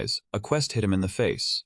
Another quest? Fame Quest Phase 3, require gaining 10,000 points. Currently have 5,232 points. Reward 150,000 experience points and 1 random attribute point. Lu Sun rubbed his eyes. 10,000 fame points, 150,000 experience points and 1 special attribute point. It didn't look bad. He sprang up and stretched, but this fame point, when it reached a certain value, would become very hard to increase. However, this could not trouble him, and besides, his current goal was no longer to complete this quest. Lin Chan, the main character of this world, the disciple he had just taken in, yet there was not a single system quest related to her. If this got out, who would believe it? At this moment, third senior brother Lai Fu led Lin Chan to greet Lu Sun. Little junior brother, good morning. Lu Sun was surprised. Why was third senior brother here with little Chan today? Third senior brother said happily, the new year was approaching. The master ordered me to take little Chan to the hidden mountain. Going to the hidden mountain now? Wasn't little Chan's realm still very low? Third senior brother said excitedly. Based on her current cultivation speed, she was already a genius among geniuses. Lu Sun opened the system to check. Lin Chan level 4, spirit energy cultivation level 4. He pretended to be cold and indifferent. Very good. Already level 4. Only cultivating for a few days. If those poor players who hadn't broken through level 2 by the end of the content saw this, they would probably vomit blood and die. He looked at his dream team. Lin Yi might be the main character, but she was no less capable than others. Currently, Xiaoran had probably already reached level 20. This proves that my little Tian has truly amazing comprehension. Cultivating quickly, right? Lu Sun happily rubbed Lin Yi's head to encourage her. Go to Hidden Mountain with your third senior uncle. Remember to choose a weapon that suits you. Follow the choice in your heart. Lin Yi felt immensely warm. She replied seriously. The system immediately activated a main quest for Lu Sun, which was a guidance quest for Lin Yi. The quest content was to guide Lin Yi's cultivation, granting her benefits and advice to level up quickly. The rewards were divided into 4 tiers, C, B, A, and S. Lu Sun was particularly delighted. Great, indeed worthy of being the world's protagonist. He waved at the two of them. Don't worry, Hidden Mountain is a good place. Don't be afraid. Lu Sun sat at the table, giggling to himself. This was the first time a main quest had appeared. Although the rewards were vague, this was clearly a plan to train the main character, and I am the one executing it. Lu Sun had to put on his sunglasses to look cooler first. This also means I, Lu Sun, am like the most important benefactor in Lin Yi's life. The image of Lu Sun that appeared was always him being the main character in the lives of his disciples, of Yen Li, of Rong Yen. Lu Sun suddenly cursed. Damn it, is this a ghost haunting? Can I at least have the image of a wealthy backer? I can't become my disciple's wife. Hidden Mountain was a beautiful place, with birds flying under the azure sky and layers upon layers of mountains. Lin Yi looked at the landscape before her. This was the hidden mountain her master had spoken of, the place with the sword her master wanted her to retrieve. The two of them landed on the ground. An old man slowly walked out and bowed to the third senior brother and Lin Yi. The third senior brother introduced her. Uncle Gui, she is the new disciple of the youngest junior brother, named Lin Yi. Uncle Gui took his staff and slowly extended it in front of Lin Yi. Lin Yi was nervous. Is this senior going to hit me on the head? The speed was too slow. Lin Yi timidly reached her hand toward the staff. Do you want me to touch it? She gently touched the staff in Uncle Guy's hand. The moment Lin Yi touched it, he immediately unleashed a sword strike. The sword aura surged so fast she felt dazzled. Lin Yi's hair flew wildly. She was immensely impressed. The sword technique was so fast she couldn't see it clearly. The third senior brother instructed. Little Lin Yi, remember what you just saw. It will be helpful later. Uncle Guy is the first senior brother single sword teacher. He taught this drawing technique. You will understand later. Lin Yi replied to the third senior brother, silently admiring him in her heart. The movement was slow, but the swordsmanship was fast. Everyone in the demon sect was formidable. Uncle Guy touched her shoulder and pointed in one direction. Lin Yi, like Lu Sun, was granted 1 point of luck. Uncle Guy's meaning was that she could start climbing the mountain now. On this side, the group within the sect was sitting, watching Lin Yi through a small screen. Yu Hishan stroked his beard. Junior sister Lin Yi is about to go to Hidden Mountain. How about we make a bet? Yu Hishan and Ma Chuan produced 2 patches of silver. The little junior uncle and his disciple have given us many surprises. This time I bet she will draw the master's close-range sword aura. Yu Ban and Luo Wanshu also brought silver to join. We bet Lin Yi will definitely draw the close-range sword aura. After all, she is a born sword embryo. Wanshu agreed. Moreover, she has 9 ripples. Other than her, there hasn't been a better choice for a century. Only Sectmaster Shen Yan also put in money, but he thought differently. I think Lin Yi will definitely not get the close-range sword aura this time. I bet she won't get it. Yu Hishan laughed heartily. Then it seems we are going to win this time. Sectmaster Shen Yan explained. The close-range sword aura has been with the master for so many years that it has already developed a sword spirit. It absolutely will not choose a female disciple as its master. It has its own pride. At this moment, the elder was sitting, sipping tea and watching Lin Yi through a small TV. This little disciple grandson, someone else's sword has already been prepared for you in Hidden Mountain. The elder looked at Lin Yi, his heart deeply moved. The more I look at this disciple grandson, the more she suits my liking. She is 100 times better than her master. The jealousy of men is truly frightening. At this moment, Lin Yi's master was lying in the cave, hugging his round belly. I ate too much porridge today. Everyone has a small TV to watch, but this transmigrator can't see anything. Lu Sun looked out into the outside world. Little Lin Yi, even though your master can't see anything, my spirit is always with you. You must obtain a weapon that aligns with your heart. On this side, Lin Yi was once again determined to obtain a sword to give to Lu Sun. I will definitely get the sword my master has never obtained. Even though master never said anything, he always carried that scabbard with him. So where is the sword for that scabbard? It must be in this hidden mountain. If master sees the sword I give him, he will surely be overjoyed. As Lin Yi climbed higher up the steps, she encountered more swords. From here on, there were already many swords. Suddenly, several dozen swords there shook violently, terrifying Lin Yi immensely. Oh, why are they shaking? Could it be a ghost haunting?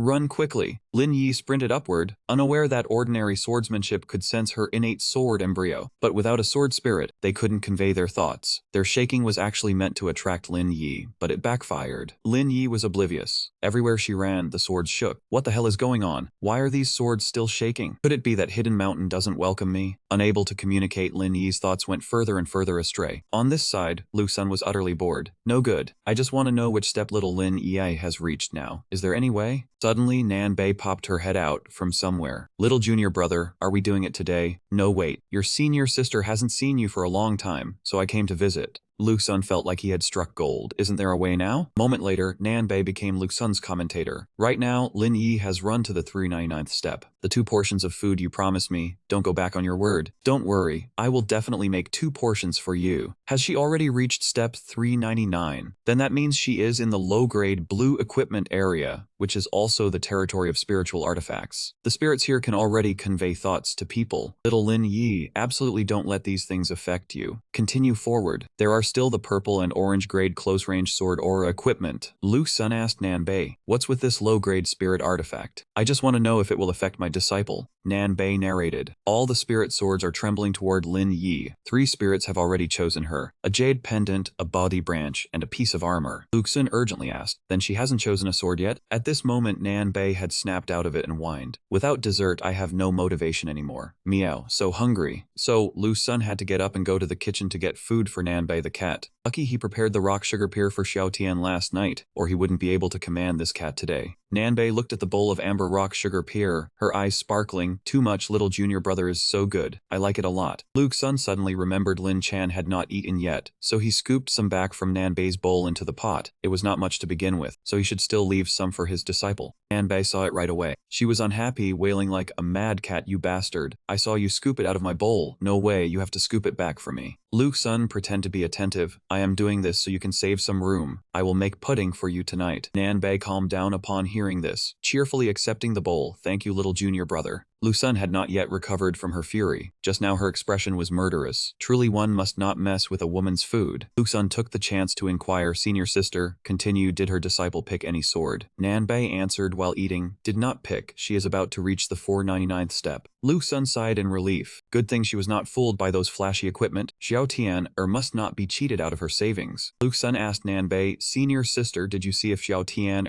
could obtain the closed sword energy? Nan Bei answered bluntly, cannot, her mind happy over the delicious rock sugar pear bowl. This rock sugar pear is so good. Lu Sun was puzzled. Why Lin Chan is a natural-born swordwoman with 9 ripples? Nan Bei was dazed. Is it not the same even if she is old? Lu Sun broke into a sweat. But I am fake. Nan Bei said, even though you and I entered the sect late and never met the grand senior brother, over the years we have understood some of his seclusion matters, and the closed sword energy is one of the reasons. Lu Sun was interested. Oh, just one question and I get to hear such a big story. The grand senior brother and the close sword energy are secrets few know, making him want to ask more. Nan Bei narrated, little junior brother is like the grand senior brother, both cultivate the sword nurturing art, but I think it is best not to cultivate it to great perfection. Lu Sun asked why. The sword nurturing art nurtures your sword. The stronger the sword, the stronger the bond within, the greater the power unleashed. But in the end, the sword is like your clone. Its personality is the same as the sword spirit. Lu Sun pondered, if Mr. cultivated the sword, would the sword not be as flashy as him? My sword energy constantly changes towards being longer and thicker. Could my inner self be so indulgent and unrestrained? The word unrestrained pierced Lu Sun's heart. How could it be? I absolutely do not admit it. Nan Bei continued, the grand senior brother cultivated the sword nurturing art to an unbelievable strength, even as strong as himself, coupled with both their arrogant personalities. Unless one has equal strength, the closed sword energy would not choose. Lu Sun nodded. So that is how it is. If so, it indeed would not choose Xiao Tian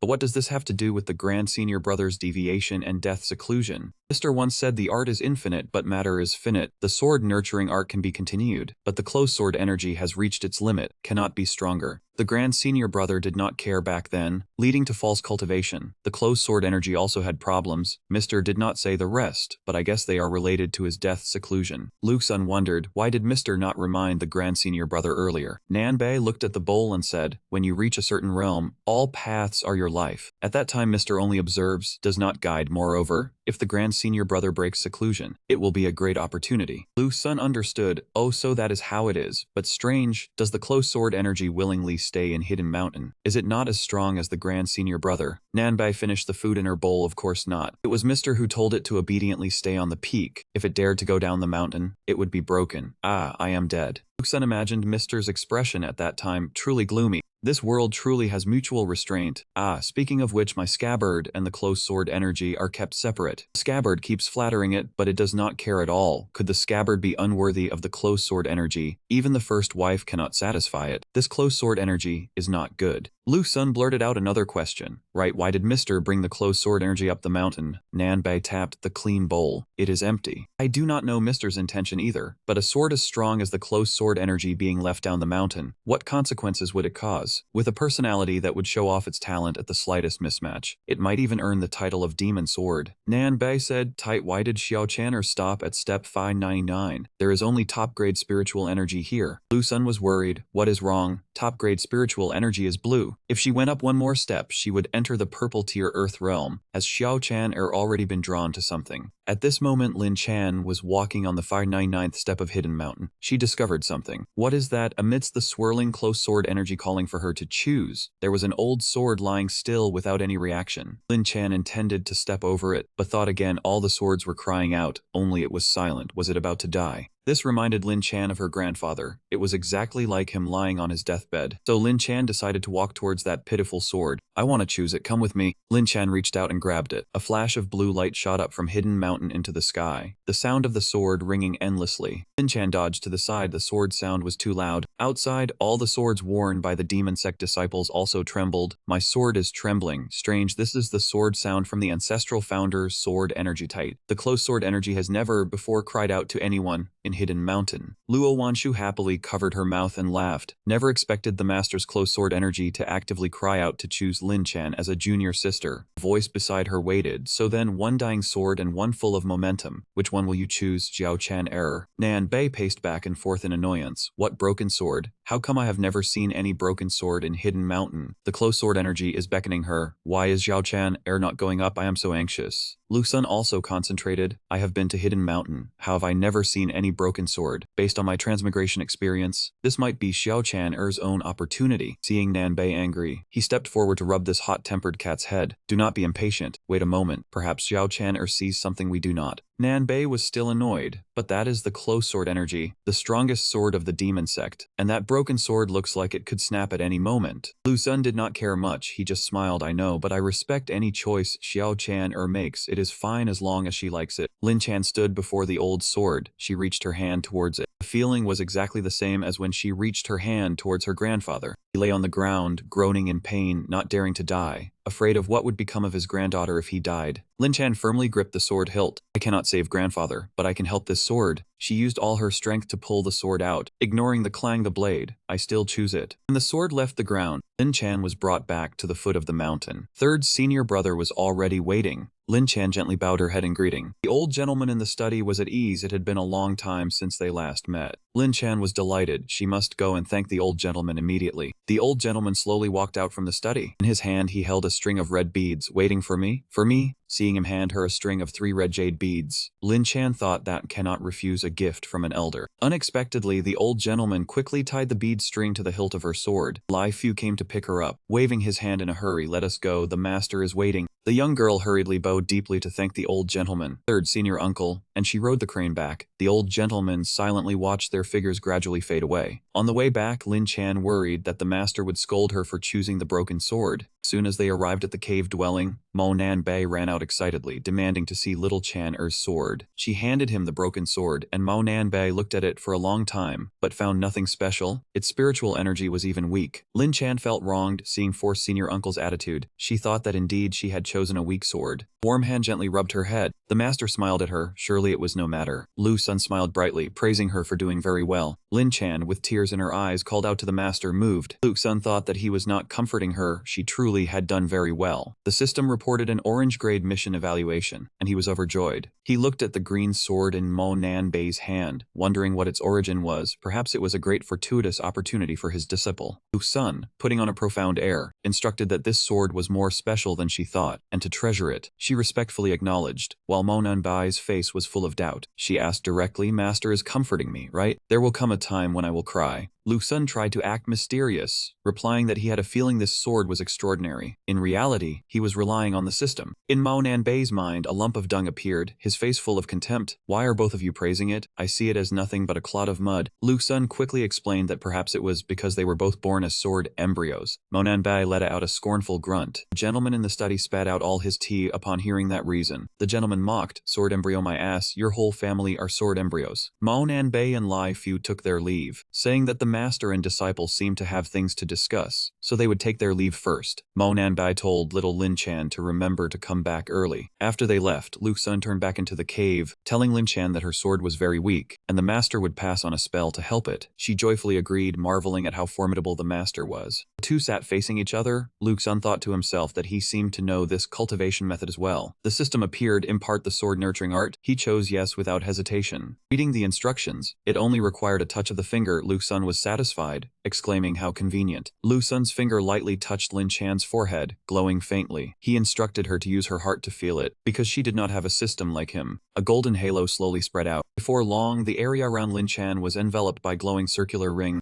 Lu Sun was satisfied seeing the notification of successful instruction, an orange grade evaluation. The new rewards could be claimed, and he silently praised his disciple's good aptitude, making him happy as a master. He stood up and told Lin Chan to try circulating the spell on her own. She immediately replied yes. The system sent two notifications. The mission to hide the mountain and retrieve the sword, and the instruction of the cultivation method had both achieved orange grade. Rewards were claimable. Lu Sun was thrilled, receiving two generous rewards without lifting a finger. He chose to claim the reward for the instruction mission first. The system displayed the orange grade reward. He immediately clicked to claim. A notification appeared. Received 30,000 experience points. 1 purple grade basic skill upgrade card, and 3 blue grade intermediate upgrade cards. Lu Sun screamed internally. The points were not much, but these upgrade cards were very useful. He could use them on the 5 elements formation immediately. Checking the skill, the level the Lure Ancient 5 elements grand formation required 10,000 points to level up. The level 1 Eagle Claw skill required 500 points. He was slightly disappointed. Using a purple card would be a waste, and the blue cards were even more useless. Lu Sun decided not to use them for now, waiting until the grand formation reached level 2. Before using them to upgrade to level 3, he smugly praised himself for being too smart and handsome. He checked the reward for the mission to hide the mountain and retrieve the sword, excitedly wondering what was special about the broken sword. The system displayed an orange grade evaluation, affecting the rewards. Lu Sun's eyes bulged and his mouth hung open.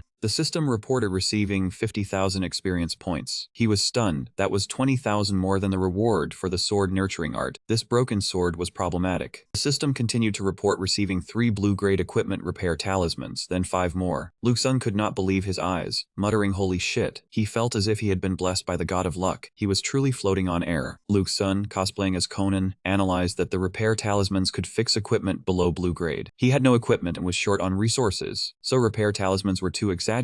Looking at his disciple who was meditating and cultivating, a faint green halo surrounding her, Lu Sun knew the broken sword was a blue-grade superior item. The system displayed the sword's name as 3 question marks. Its rank was blue-grade superior. He speculated that after repair, it might break through to the next tier. At this moment, Lin Chan also finished her cultivation, slowly opening her eyes. Lu Sun continued his analysis. Equipment below blue grade could be repaired much faster. Seeing that the disciple had finished training, he wondered and asked why he did not continue cultivating. Lin Chan hid the broken sword behind her, approaching her master. The male lead understood and said, so that is it, you go back first. But he felt strange about her shyness. She slowly untied the string that her father had tied to the sword hilt for her earlier. While Lu Sun was scheming to increase the game's difficulty, she slowly wrote on his hand. He sensed the words, "This is what the old man from the mountain gave me." He seriously sensed it. It was what Third Martial Uncle said. It could block 3 full-force attacks from cultivators below the 6th realm. She continued writing, "Disciple wants to give it to master." The two sat facing each other in the cave. The cold atmosphere suddenly became warm. Lu Sun's face clearly showed joy. As for Lin Chan, she also felt some anticipation. He leaned down and patted her head, accepted the bead string and said, "Alright, I will accept it." Lin Chan hummed softly, joy clearly showing on her face. She thought her master's realm was not high. These 3 beads would probably protect him in a crisis. Master's life is more important than mine. Suddenly he said, "Little Channer, open your hand," which confused her. Then he placed the 3 ox beads he had taken off into her hand. Lin Chan let out a cry, showing surprise. Lu Sun smiled and explained. The first time receiving a gift from a disciple, he was very happy. He accepted the string, and he gifted these beads back to her. He continued, go back quickly. Do not worry about me. Master is much stronger than you imagine, and has a golden finger in the game world. He watched the embarrassed female disciple run away, happily thinking he had gained a good apprentice. His bond with this world was growing deeper. He thought, I once raised a younger sister, so I have some skills in dealing with young girls. Some are single due to strength, some due to skill. Suddenly felt a longing for her. He recalled the nights in the modern world. If the time matched, he would be enjoying an ordinary dinner with his sister right now. At that time, his sister would pick up food for him. Then she would smile as she watched him eat like he was starving. He sighed. That meal was truly delicious. Looking at the current cave, he sighed, but now I have to move on to a new life. The male lead clenched his fist, thinking enthusiastically. First, upgrade the ancient 5 elements grand formation. I currently have over 80,000 experience points. The panel showed the ancient 5 elements grand formation at level 0, so Lu Sun pressed upgrade. A brilliant pillar of light shot straight into the sky from the cave, very dazzling in the night. Lin Chan saw this and thought in surprise, that is Master's place. Inside the cave, fire blazed fiercely around where Lu Sun was cultivating. He opened his eyes, deciding to try out the fire element sword formation. He raised his hand to channel power into the formation, knowing that even just the fire element sword formation of the 5 elements grand formation could do this. If fully developed, it could summon the heavenly fire cauldron. Sure enough, a majestic fire phoenix appeared before his eyes. Oh my god, I did it! Lu Sun proudly looked at the fire phoenix, thinking that protagonists in novels all have to make a commotion. He smirked slyly. I, Lu Sun, am no exception. Living in this world, one must know how to show off. He shouted go, and the fire phoenix crowed into the sky, then flew up. Besides being beautiful, the bird also had a noisy beak, crowing loudly wherever it went. At the little lady's pavilion, the young lady also saw the golden pillar of light emitted by Lu Sun. Life was pouring tea and asked in surprise how the little junior brother cultivated so fast. Meanwhile, the master was still lying idly, as if he had predicted it. He calmly drank his tea, while Lai Fu speculated whether besides swordsmanship, the disciple had high talent in formations. The master calmly stated, from a certain perspective, your little junior brother could be a genius. Then he added, but from another perspective, he is a waste. The abrupt shift confused Lai Fu. Wondered, is there such a thing? Master, can you explain in detail? He waved his hand and replied, how can I tell you this, causing him to freeze. Soon as he finished speaking, Nan Bei excitedly kicked the door and ran out, shouting while running, little junior brother has broken through his seclusion. I am going to welcome him. She ran so fast that the other two could not react in time. Dandy Tian Sheng, seeing his hair messed up by the wind, irritably fixed it, wondering why 4th and 5th were so close. Inside the cave, Lu Sun stood before a white line. It was a claw mark that everyone knew. Took a deep breath, and confidently walked out, thumping his chest and saying, now the entire demon sect knows I have broken through seclusion. Everyone, I, Lu Sun, am back. Suddenly a loud voice rang out, little junior brother, I have come to take you back to cook. He almost tripped, angrily cursing, why ruin the scenery? Nan Bei sat on Lu Sun's shoulder, lamenting that ever since he went into seclusion, they were almost poisoned to death by 3rd senior brother. He asked in surprise, poisoned? The two walked on a quiet path, fireflies twinkling. Nan Bei said ever since he went into seclusion, the food was halved while the people increased by 2, not enough. She remembered those devilish creative dishes, which became a painful memory. She wailed, hungry enough to eat them, but now it was almost New Year. Is that reasonable? Lu Sun laughed heartily, understanding everything in his heart. He wondered, so everyone has been waiting for me, the cook, to return. Remembering something, he asked Nan Bei what the master thought of him leaving seclusion. She recalled the master holding a teacup, smiling mysteriously as if giving thanks. At the door, he was both enjoying the wind and drinking hot tea. Very strange. Lu Sun silently thought, could he have calculated the day I would leave seclusion? The little lady's pavilion, the master was lying on a chair and saw them return, so he asked, out of seclusion? He said, come down and have a cup of hot tea. Lu Sun politely bowed. Nan Bei jumped down and yelled, I want a drink too. I want a drink too. Just as she took a sip, she spat it out. Hey, it is too bitter. Lu Sun still smiled gracefully, praising the tea as good. Nan Bei's mouth fell open, feeling her life was upside down. Are you okay? Are you alright? The master saw that smile and turned his head, changing the subject by saying the weather was so nice today. He felt uncomfortable.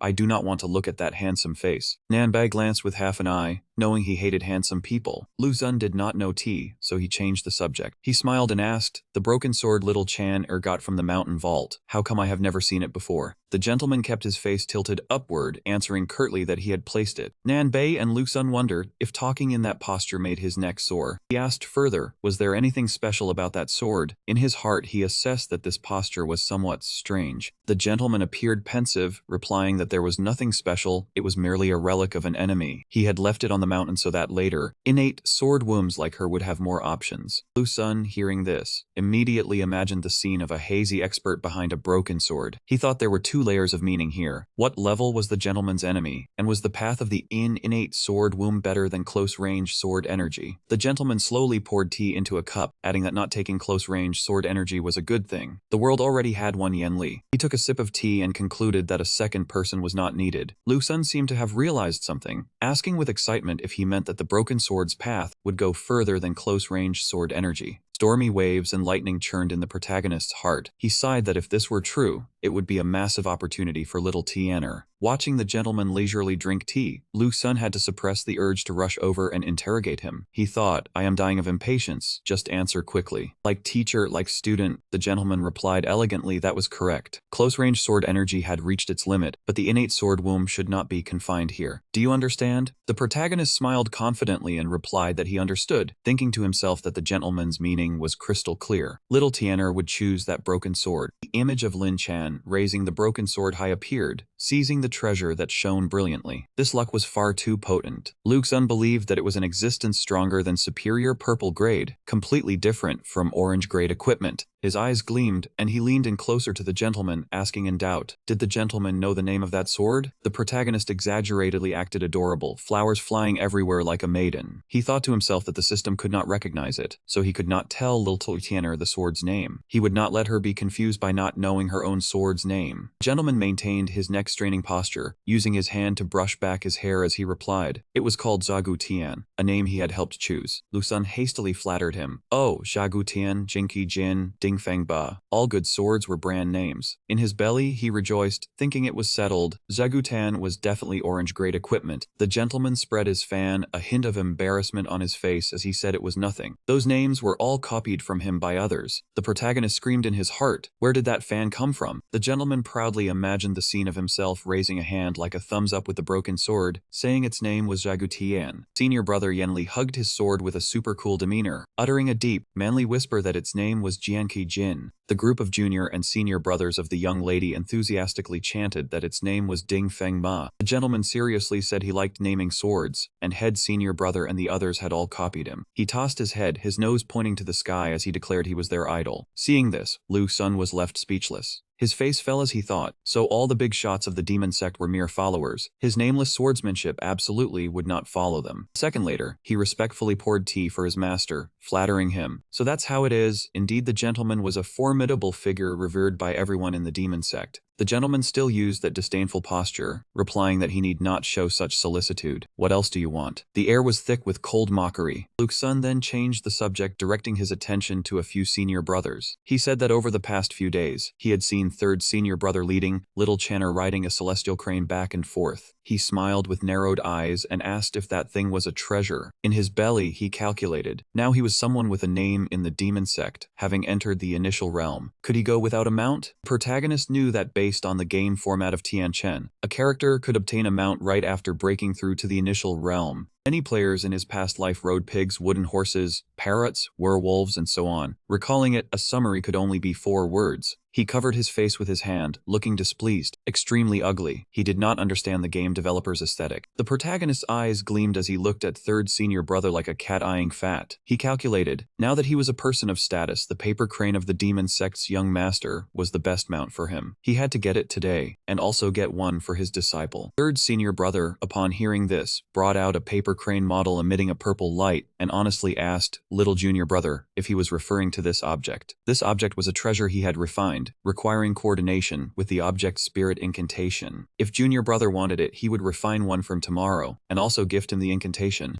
Lu Sun immediately put on a super cute acting role with sparkling eyes and replied, "That is too kind, thank you third senior brother." But in his heart, he felt no awkwardness at all. The sly protagonist thought, "Ridiculous, do you think that this lord would stop there? Sorry third senior brother, I do not just want one paper crane, I want a bunch." He then approached Lai Fu and asked curiously if the paper crane was hard to refine. Lai Fu honestly replied it was not hard, nor did it take much time. In his heart, he marveled at how good-natured little junior brother was, even worrying about him. Luan smiled very sincerely and said if this paper crane was not hard to refine, why not take the opportunity to teach him the refining method as well? This was a clear case of giving an inch and taking a mile. And Bei had already returned to his original form of an orange cat, lazily sitting on Luke Sun's head while licking his paw and jeering, "Learning artifact forging takes a lot of time. Just letting third senior brother forge a few for you is enough." The protagonist's internal rage had already cursed Nanbei's entire family line 749 times, frantically screaming who said it was for him to use. He wanted to use it to get rich off those inferior players. "With my cultivation speed of 50 experience points per week, I can't keep up at all. If I take out this cool flying treasure, those guys would ascend directly, right?" Just then, Lai Fu happily patted him on the shoulder, encouraging little junior brother's enthusiasm for learning, saying the senior brother was very pleased. Tomorrow, he would go collect materials for him, and then teach him the forging method so he could try making one. Lu Sun was surprised, thinking to himself. He agreed so happily again. Such an easy gain? He hurriedly replied to Lai Fu it was great. Inside, third senior brother was moved to tears of joy. Finally, someone recognized his research. Little junior brother not only liked the food he cooked but also the flying treasures he forged. Having a kindred spirit like this in life left no regrets. He quickly turned his back to Luke Sun, covering his mouth with his hand and trying to hide tears of joy. In his heart, he was determined to repay this kindred spirit, and tomorrow he had to invent more new dishes for him to enjoy. The villain rarely had moments of leisure, and Lu Sun did not know the future terror awaiting him. Immediately, a terrifying idea flashed in Lai Fu's mind. It was decided he would use banana peanuts and fish oil to create a new dish. Meanwhile, the poor protagonist watched his senior brother walk away, beaming with joy. He thought cunningly that he would soon be flying, easily obtaining a flying tool. He felt very satisfied, completely unaware of the approaching danger. Immediately after, a shocking scream of pain rang out, scaring even the birds passing by into a panic. Coming out of the toilet, Lu Sun stumbled with weak hands and feet. He said weakly that the production method and materials did not come for nothing. After eating a few things invented by third senior brother, he seriously doubted that if it were not for his cultivation physique, he would have already. He thought of his Ghanaian brother's viral TikTok coffin dance. As the protagonist closing his eyes saying amen to receive a lunchbox, he wondered if he was already in a coffin. While he trembled, barely able to stand, Lin Chan came carrying breakfast and called out softly to him, "Master." The protagonist clenched his fists, his body drenched in cold sweat. He silently cursed that, with a stomachache like this, he did not want to eat at all. But if he did not eat, little Tianer would be sad, and the image of a perfect master would crumble. What should he do? He looked at the earnest plea clearly written in his disciple's eyes, his inner self waging a fierce battle. What to do? What to do? What to do? When trouble arises, wit appears. A sudden idea struck Lu Sun's mind. He silently cheered, "Got it." Lu Sun adjusted his profound demeanor, raised his hand to cover his mouth, coughed lightly, and said to her, "Little Tianer, your master inquired with the gentleman yesterday. That sword of yours is called Chagutian, meaning the sky of the babbler." Lin Chan let out a sound of joy. She thought, Jagushan, are those the words? What a pleasant name. He continued, "You do not know how to write those characters, right? Come on, I'll write them for you." In his heart, Lu Sun was greedily inhaling oxygen, letting out a soft sigh of relief. Unworthy of himself, even his excuses were flawlessly stitched together. Lin Chan carried the bowl of kanji, trotting behind her master into the room. He used ink to write on a piece of paper, explaining that this was the protagonist read aloud Zha Gutian. The three characters Zha Gutian were written beautifully on the paper, and Lin Chan let out an excited sound of joy. Just at that moment, Lai Fu entered through the door carrying a large bundle, saying, "Junior brother, I have brought the materials you need." Lu Sun quickly stepped forward to catch it and replied, "Thank you, third senior brother." This young man's heart had long been boiling. What gratitude, all of this was traded with his life. Third senior brother tossed the bundle of items aside and excitedly told him to come quickly. He would teach him the art of object manipulation and forging. He raised his hand to Lu Sun's forehead, a ring of light slowly spreading out. Lai Fu smiled and said not to be polite. The male lead happily opened his eyes. The system notified him he had learned how to make paper cranes, with a success rate of 90% and proficiency level 1. He felt secretly satisfied, enduring stomach pain all night was not in vain. Lai Fu raised his thumb, pointed at the large bundle of items on the ground, and earnestly instructed his junior brother that inside were all crafting materials and paper. He had prepared a lot for him to use freely. Lu Sun's face turned pale as he held back his complaints, bending down to pick up the bundle. Suddenly, his stomach let out a gurgling sound. He cried out loudly, "Ah, thank you, third senior brother," then hugged the bundle and ran straight out the door, leaving Lai Fu and Lin Chan stunned. Third senior brother looked completely innocent, wondering if his junior brother had eaten something bad. Lu Sun's shout echoed all around. Inside the toilet, the male lead held the bundle tightly, trembling from pain and anger, thinking it would be a disservice to himself if he didn't squeeze third senior brother dry. His stomach gurgled again. 3 days later, Lu Sun sat crafting paper cranes, golden light radiating through the space. Before him appeared the shadow of a complete green paper crane.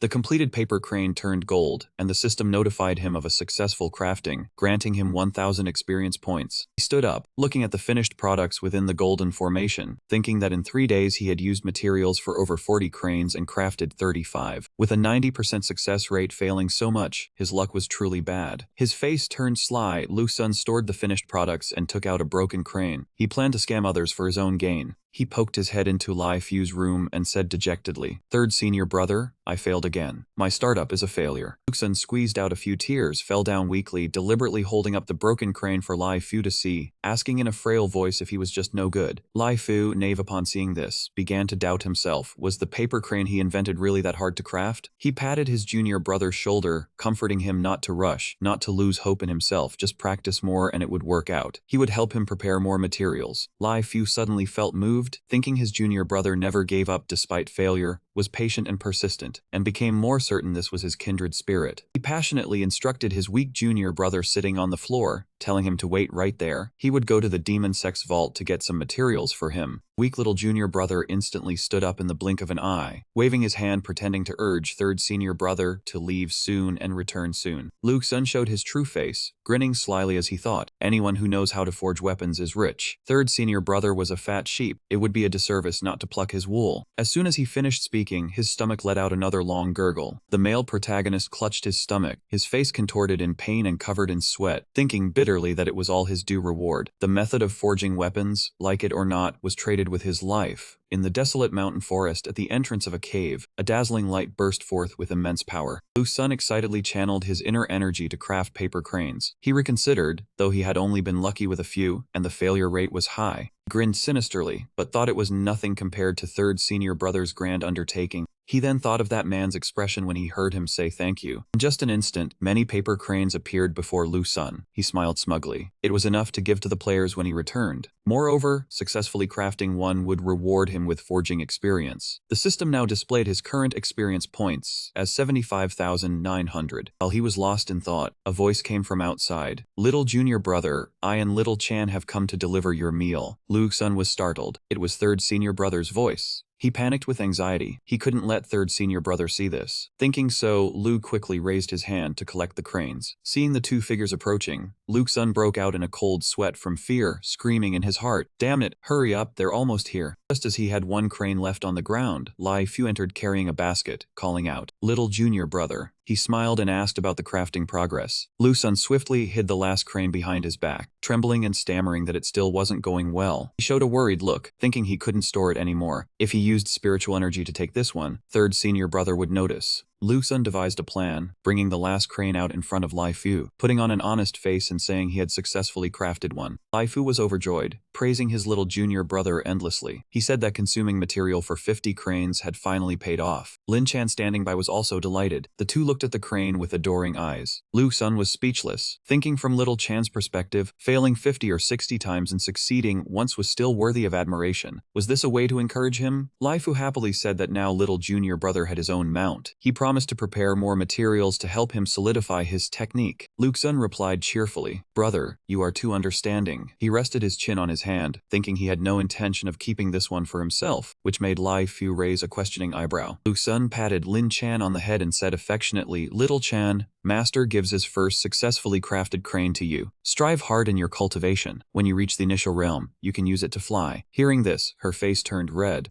Lin Chan reached out her hand to receive the crane from her master. She was absolutely delighted. Yes, master. She silently vowed in her heart to cultivate diligently. The deep bond between master and disciple moved Lai Fu. He muttered with tears in his eyes, then decided to bring more materials to his little junior brother tonight. He took out the food from the basket and invited the two to eat. Lai Fu said he had made 2 creative dishes today and wanted to hear their opinions. Hearing this, Lu Sun and Lin Chan's faces turned pale, and they broke out in a cold sweat. Lu Sun trembled in fear, thinking if it weren't for this poison testing segment, third senior brother would be the best tool person. Lin Chan beside him swallowed hard, looking at the 2 luxury dishes emitting a strange smell on the table, and Lai Fu's enthusiasm. Lu Sun sighed wearily. All of it was traded with his life. Lai Fu excitedly urged the two to try his new creations and see how they were. Both fell into silence, their trembling hands slowly moving forward. Lu Sun and Lin Chan reluctantly put some into their mouths. Lai Fu stood beside them excitedly, his eyes sparkling as he asked, "How is it?" Lin Chan fainted on the spot without a word, leaving him extremely startled. Unlike her scattered soul, Lu Sun appeared excited, constantly praising the food as delicious, making Lai Fu think it was true. He struggled to lift the entire pot of food and eat it all. Lai Fu danced and sang joyfully, believing he had found a rare kindred spirit in life. Lu Sun ate while crying inside, consoling himself. It's all for the materials, it's all for the materials. After a while, he finished the terrible pile of food. Lai Fu patted him on the back, gave his instructions, and then left, promising to bring new materials. Lu Sun's body trembled, his face green, as he struggled to stay calm and replied, "All right, thank you for your hard work, third senior brother." He waved enthusiastically, while Lai Fu was so happy he couldn't close his mouth. Lin Chan weakly stood up after her poisoning, looking at him with admiration. She wrote word by word on his hand, "Master, you are truly amazing." That thing was sour and bitter, with a strange smell. Lu Sun's face was also about to turn green as he broke out in a cold sweat and quickly stopped her. "Ah, don't write anymore. If you keep writing, I'll throw up." He quickly regained his composure and changed the subject. "Right, did you bring the fraud Gutian? Take it out for your master to see." He thought to himself, finally having some alone time with little Chan. "I can try to see if that blue equipment restoration charm works." Lin Chan took out the fraud Gutian, her eyes questioning. And why did master suddenly ask about it? Lu Sun picked up the fraud Gutian and asked the system to inspect it. The system reported, "Fraud Gutian high grade, blue level, noted as damaged." He frowned and rubbed his chin in thought. Indeed, the system now distinguished on its own. Could a high-grade blue item be repaired with a charm? He cheerfully took out 2 charms, a blue equipment protection charm and a blue equipment restoration charm. "Before repairing, let's try restoring it first. I have 3 blue restoration charms. If it succeeds..." Lu Sun smugly imagined the scene of his disciple wielding the fraud Gu Tian with prestige. He calculated inwardly, restore first, then repair. Little Chan holding this sword, just thinking about it was exciting. But reality slapped him in the face. The system notified, fail, cannot be restored. Indeed, this damned system wouldn't let him gain an advantage easily. With a sullen face, he proceeded with another plan. Next, see if the repair charm can be used. Lu Sun quickly used the blue equipment repair charm. A stream of white light appeared, enveloping him and the fraud Gu Tian sword. Lin Chan stood beside him, eyes shining with admiration, so amazing, but reality was cruel again. The system displayed a failure notification. Fail cannot be restored. Lu Sun stared fixedly at the sword. The repair charm was slowly fading. He frowned and sighed. Such a hassle. The quality of fraud Gutian is indeed not just blue equipment. He returned the sword to Lin Chan, his voice comforting. Just now master tried to repair the sword, but it seems not easy. She looked at him blankly.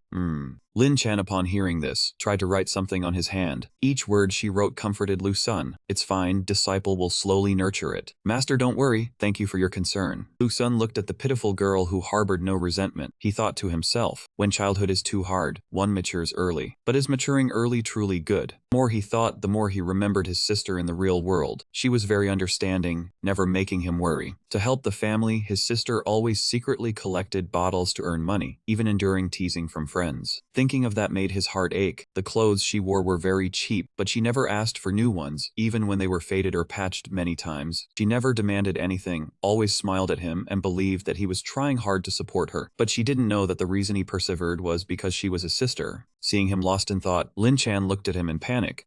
Master." Lu Sun collected himself and instructed her. "Master is fine. Go cultivate. The new year is in a few days. clasped his hands behind his back, his expression thoughtful. This was the first time celebrating the new year at the demon sect. By now it was late at night, everyone was continuously decorating red lanterns all over the demon sect. The voice of Shujai Jiansheng urged, "The calendar is off, straighten it a bit more, Lu Sun, hurry up and then go cook." He struggled little by little, his face tired and stiff. Meanwhile Nanbei below was cheering joyfully, "Snow, snow!" Shujai Jiansheng stood to the side, pretending to be refined, reciting poems ethereally. The lone lamp on the river night shines on the flying rigging. Outside the hut drifting snow fills the mat. The cold white snow flutters like a shattered heart. The warmth of the world intoxicates people like drunkards. He read to himself with self-satisfaction. Nanbei frowned in disgust. "I don't understand it, but I don't like that kind of poem. I'm far from heartbroken." Lu Sun at this moment leaped down gracefully from above, reciting the next line. "The white grass is broken by the rolling wind. In the 8th month of the hue sky, snow flies." Shujai Jiansheng felt a bit jealous upon hearing this, afraid the male lead would steal his spotlight. He curled his lips and thought secretly, "Damn it, these words are truly wondrous. I want to see how many verses you can recite." Lu Sun poured his soul into the next lines, his voice resonant. "Suddenly like a night of spring wind comes, thousands of trees and tens of thousands of pear blossoms bloom." Soon as he finished, Nanbei clapped in full praise. That made Shujai Jiansheng even more jealous. He frowned and asked Lu Sun, "Any more?" Lu Sun replied modestly, "That's all, my talent is limited. I only managed to recite 2 lines. He thought to himself that if he continued he would expose himself. Lai Fu reminded him from the side, "Little junior brother, it's time to cook the New Year's Eve dinner." Lu Sun cheerfully agreed. Shujai Jiansheng maintained his refined demeanor, reciting the poem. "Suddenly like a night of spring wind returns, thousands of trees and tens of thousands of pear blossoms bloom." But in his heart, he cursed, "Wonderful, you little bastard, so you know how to write poetry." Jiansheng glanced at Lu Sun happily joining everyone else. He curled his lip, "Good-looking and knows poetry. Suddenly I hate him even more." The main hall was bustling now, everyone exchanging New Year wishes. Happy New Year, Sect Master." Bang Yuban spoke heroically. "I hope in the new year the demon sect recruits more talented disciples." Yu Hishan rubbed his nose and followed up, "I hope in the new year I win every bet I make." Soon as he finished, seeing everyone looking at him strangely, he chuckled and corrected himself. "Hey, just a simple wish." He asked Shen Yan, "On the occasion of the new year, I heard the sect master bought new clothes for the whole sect." Shen Yan replied contentedly, "A small matter." Everyone cheered excitedly. "That's a big deal then." Everyone was chatting. Indeed rare. That miser actually opened his purse. Shen Yan was so embarrassed he started sweating on his forehead. The other disciples happily defended him. "Don't say that. Although the sect master is stingy, he doesn't hold back when he acts. This robe is really warm." Someone even praised, "Cultivators don't feel cold. Mainly it's about looking cool." One disciple had flushed cheeks and drooled from the mouth. "That's right, as a woman it also shows off the figure." Hearing this, someone turned back in confusion. "How can a robe show off the figure?" Beautiful Ji Li was once again in the sights of several male disciples. A man teased her with junior sister Ji Li's figure. Little Marshall uncle must be infatuated. He pulled her as he spoke, making her scream, "Ah, stop it." Ji Li's face was bright red, her chest heaving under the robe. She suddenly thought of what he said. Would it really make him infatuated? But, he's so far away, how could he see me? That pervert's eyes were still fixed on her chest with satisfaction. Ji Li thought sadly, "I wonder if he'll come visit me on New Year's Eve today."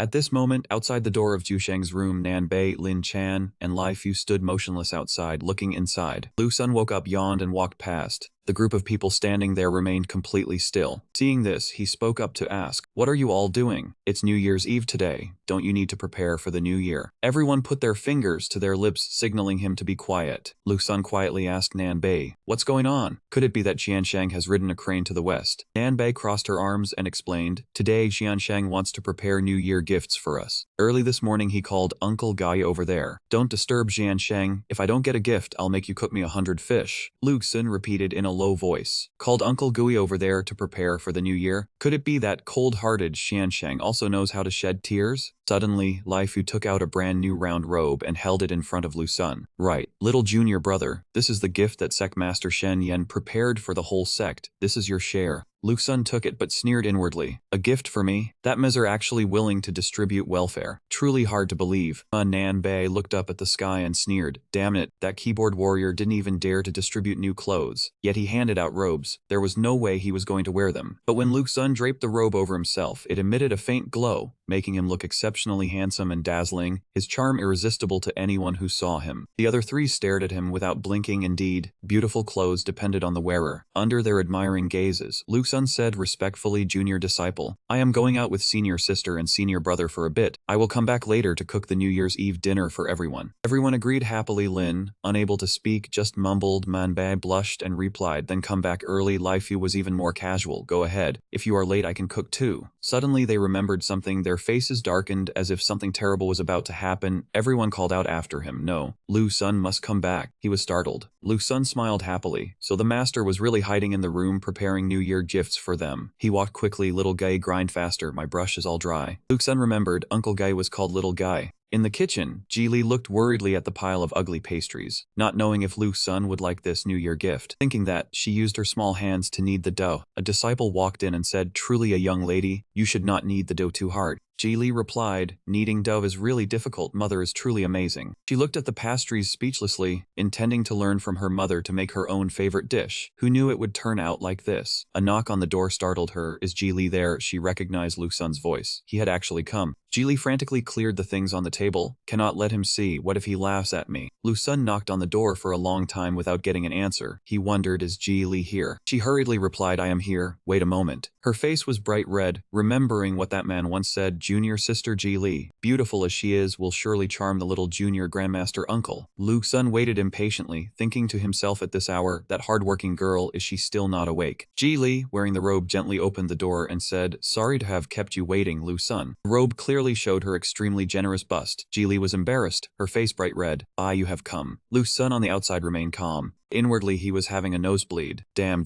it, who could stand this? He smiled, his inner self boiling and telling himself, "No, calm down, you know her nature, she covets your body. Do not fall for the trap." Seeing him stand still, Ji Li asked shyly, "Why are you not saying anything? Is it not pretty?" Suddenly Lu Sun could not control himself, had a nosebleed. Breaking his composure on the spot, he gave a thumbs up and praised, "Very pretty." Ji Li smiled brightly like a flower, stepped forward, "Thank you." Close distance made Lu Sun's face even redder. He silently marveled, suddenly feeling she was quite good. Ji Li remembered the pastries. She hesitated. Today is New Year's Eve. She stopped mid-sentence, worried that gift might upset him. But Lu Sun happily took out a red envelope and handed it to her. "Oh right, New Year gift. Almost forgot. This is a gift from my hometown, called Lakeside." Ji Li received it, her face beaming with a radiant smile as she replied, "The packaging is so pretty. I really like it." Lu Sun infatuatedly looked at the girl before him, thinking that inside the envelope was a ring of the word object and 3,000 spirit stones. She consumed a lot of resources. She very much needed spirit stones. Done with the matter, Lu Sun quickly turned his back to leave, also saying, "If there is nothing else I will go back first. Today I still have to cook the New Year's Eve dinner for the whole village." Ji Li was startled. Lu Sun was worried that if Lai Fu cooked the meal it would be unimaginable. Thinking about the night third senior brother invented that strange dish, his face darkened even more. Ji Li stood there flustered, struggling internally. Is it really okay? She clenched her hands, determined fiercely, even if ridiculed, she must let him know her feelings. Ji Li called out loudly, "Wait." Lu Sun turned around and asked curiously, "What is it?" She mustered the courage to hand him a gift carefully wrapped in red paper. "A New Year gift for you," murmuring in her heart, "Laugh if you want." She lowered her head, tremblingly waiting for his reaction. "Huh? Why no laughter?" Contrary to her thoughts, Lu Sun said warmly, "Thank you, Ji Li." He casually opened it and took a bite, eating while telling an old story. "The first time I met you, you also shared half a pastry with me, very meaningful." Then he praised,